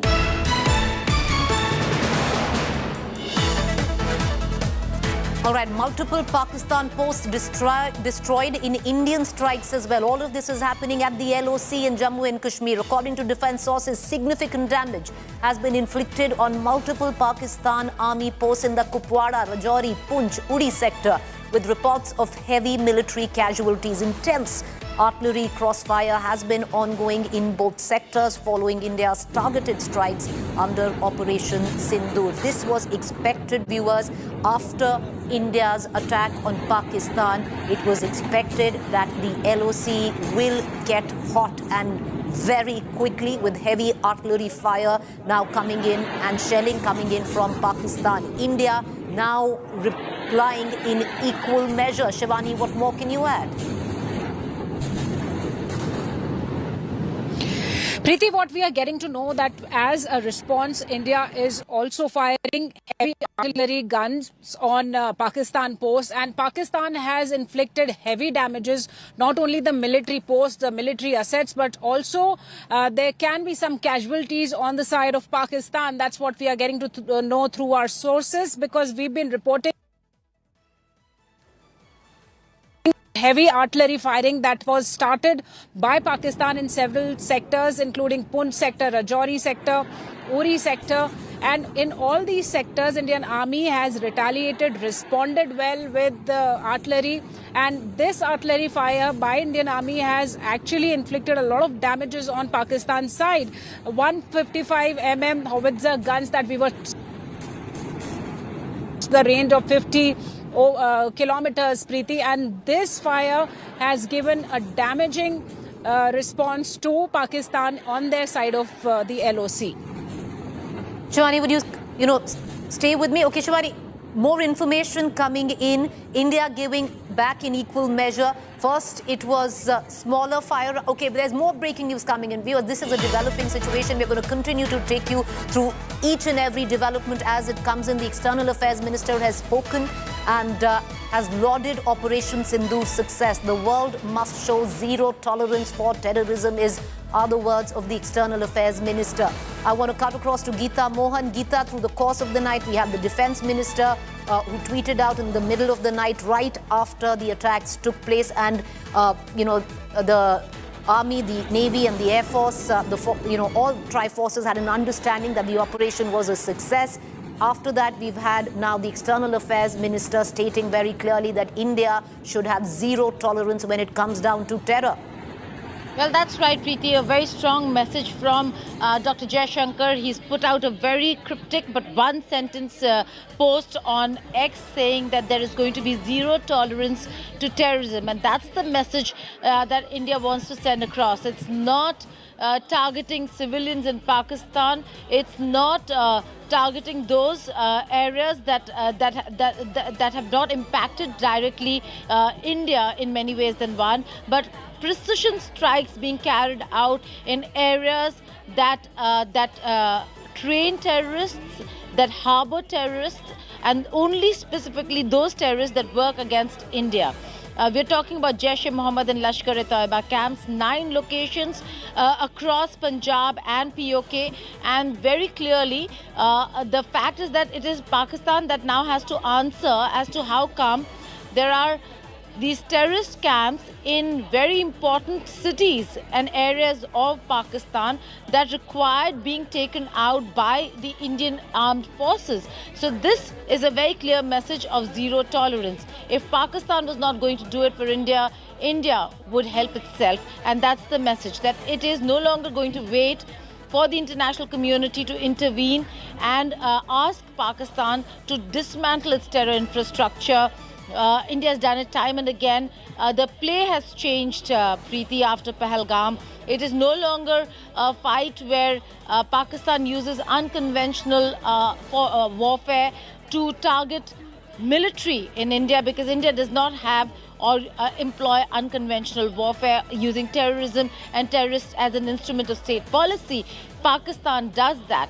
But this time the play changed when they moved from hitting military targets and military troops to carrying out attacks against tourists, singling people out on the basis of religion. And that's why the name is significant over here. It is Operation Sindoor. And the message from India very clear that if you're going to do this, if the play has changed, then India will respond and has the right to self-defense. I was speaking to Syed Akbaruddin, former ambassador of India to the United Nations, Preeti, and he said that our diplomats, no matter what India does, what the action is going to be, India has enough capability to ensure that it convinces the world as to why it carried out the actions that it did. In this case, it's much easier for India to convince the world, because they've only hit out at terrorist camps and targets that have worked against India, those anti-India elements that work, thrive, live in Pakistan. So the messaging over here, Dr. Jaishankar will be leading the team to have those conversations with various world leaders, his counterparts in various parts of the world, telling them exactly what India did, why India did what it did. Expect a lot of meetings. Remember, after Pahalgam, there was a series of meetings where Dr. Jaishankar and Foreign Secretary Vikram Misri and division secretaries met with envoys, foreign envoys based out of Delhi, and briefed them on what happened in Pahalgam and why India has the right to defend itself and right to respond. Today, India has responded. So there could be a series of meetings with very important countries, partner countries and allies. Their high commissioners and ambassadors based out of New Delhi. And those meetings again will be to brief them on what it is that India did, why it did what it did. The message has come from none other than the man who will be leading the diplomatic front, that is Dr. Jaishankar, saying zero tolerance to terrorism. You know, Geeta, you're bang on, because India has proved its mettle by going in, attacking Pakistan where it really needed to, and now it's over to the External Affairs Minister as well, because this will need hardcore, muscular diplomacy to, of course, India has made its point, its stand very clear on why its hands was forced and how it had to dismantle the terror operations in Pakistan. And now to speak to global leaders to try and build pressure on Pakistan, because technically the ball is now in Pakistan's court. Will Pakistan be foolish enough to escalate the tensions from where they stand right now, viewers? We're going to continue to get you minute by minute verified, correct information. 14 days after Pahalgam terror attack, India has struck back on Pakistani terror. India strikes 9 terror attacks in Pakistan-occupied Kashmir and the province of Punjab in mainland Pakistan. Here are the visuals of the Indian strike, of India striking back in Uri in 2016, Pulwama in 2019, and now a reply for Pahalgam. And this goes far beyond, viewers, of what was earlier. This, like I said, viewers, goes far beyond of the surgical strike that India conducted earlier, because last night history was made, etched, when India responded in the manner of which it did to Pakistan, dismantling one by one 9 terror launch pads. We're going to get you all the details coming in, the latest news breaks, our reporters on ground. First up, allow me to take you through the headlines. India avenges Pahalgam. India hits Pakistan terror targets. Indian forces carry out Operation Sindoor in Pakistan and Pakistan-occupied Kashmir. 9 targets hit, joint operation by all 3 forces.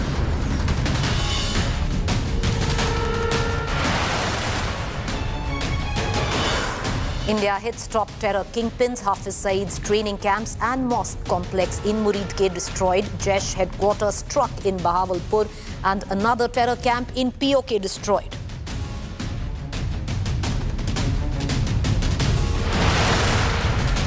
Operation Sindoor to avenge Pahalgam attack. Inside details of how precision weapons were used, scalp, hammer, rafale and drones used. Prime Minister monitoring operations throughout the night.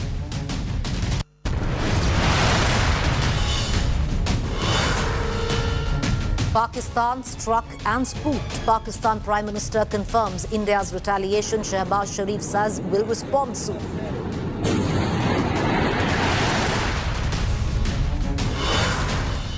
Srinagar airport shut for civilians. Airlines cancel or stall flights to and from Srinagar, Jammu, Jodhpur, Amritsar and even other cities. India briefs global powers, US, UK, Russia and other countries on attacks. Donald Trump says he knew the response was coming, hopeful for tensions to ease soon.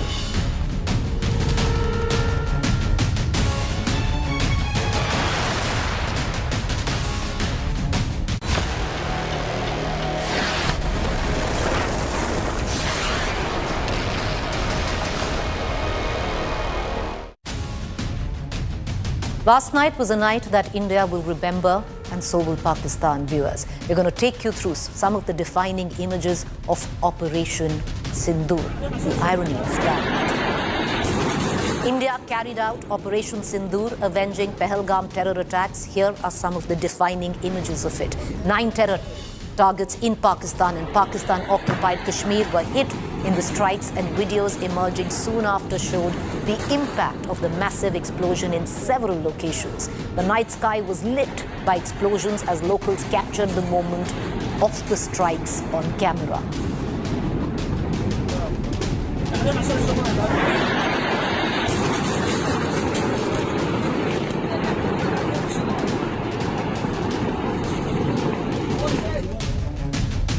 Amongst the 9 locations struck across the LOC in retaliatory action by the Indian forces, one of the most important was Muridke. The city in Pakistan is home to the headquarters of the Lashkar-e-Taiba.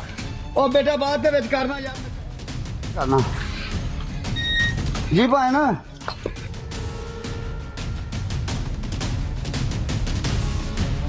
India's big hit on terror kingpins. India struck LET headquarters, a mosque run by Hafiz Saeed in Muridke, where the terror training was given to terrorists. The visuals show the mosque up in flames after India's response.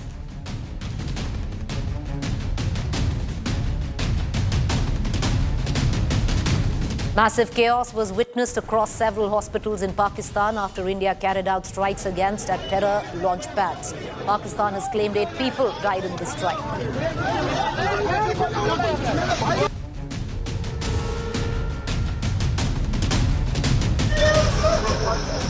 Pakistani army resorted to heavy mortar shelling on forward villages along the LOC in Punch, Rajouri, Kupwara. Indian army also retaliated by firing at Pakistan. The cowardly Pakistan army has now resorted to even targeting civilians along the border.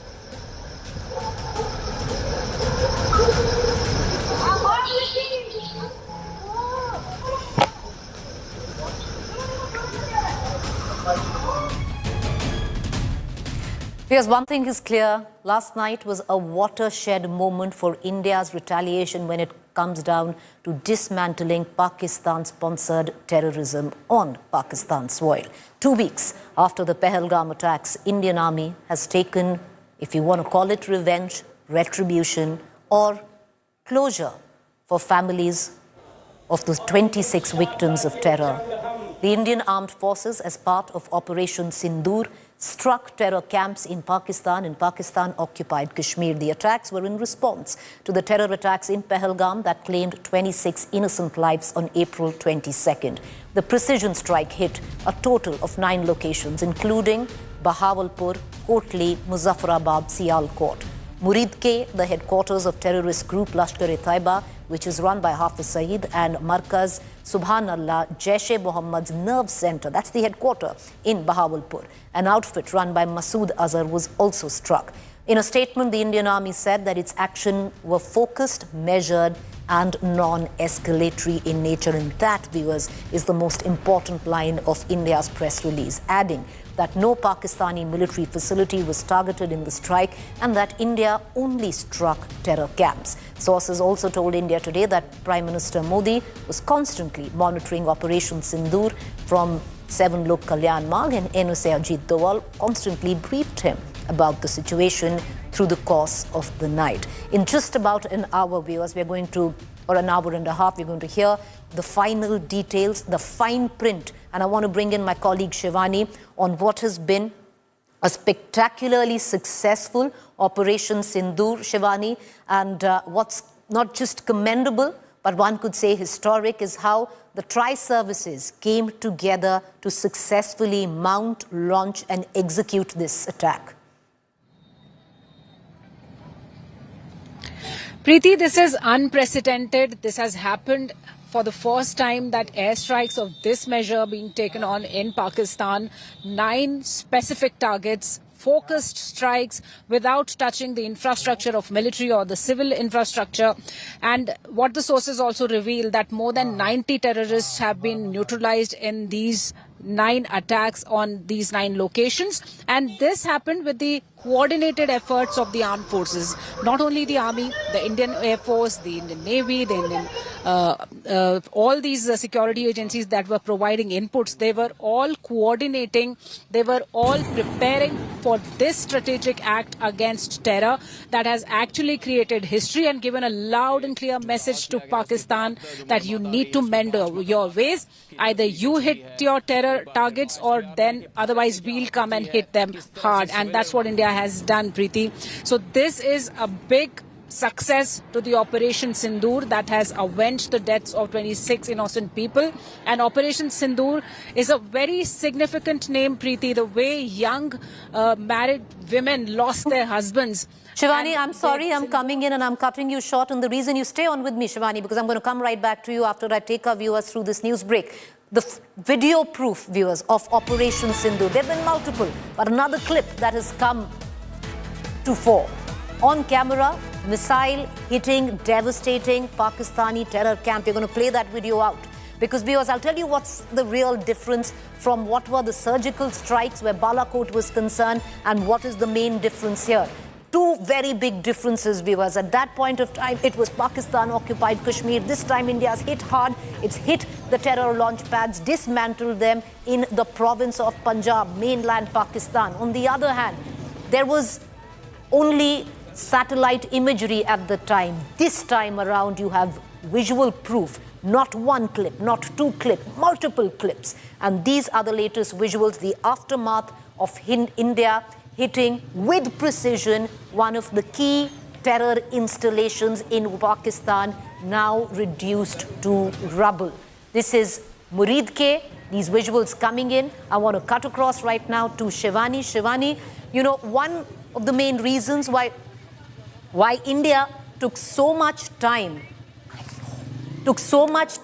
for 2 weeks was to curate exactly the terror launch pads it would attack. Now, these visuals, in fact, are coming in from Muzaffarabad, which is Pakistan-occupied Kashmir, the aftermath of India's night of retribution. You can see it on your television screen, viewers. And this is not one video clip. There are multiple video clips filtering in, going viral on social media through the course of last night. And like I said, you can see evidence, hardcore evidence of India's night of retribution on your television screen. These visuals coming in from this morning, Muzaffarabad, which is Pakistan-occupied Kashmir. And Shivani, this is the reason why India has made it very, very clear, even in that press note, that we used, ammunition, weapons that were precision weapons, struck exactly what we needed to strike. We decided over 2 weeks after the Pahelgam attack on what exactly were the terror launch pads that India had to dismantle, and all of that now with proof, Shivani, because Balakot, many would suggest there was only satellite imagery. How can anyone deny these visuals? And there's not one, there are multiple clips.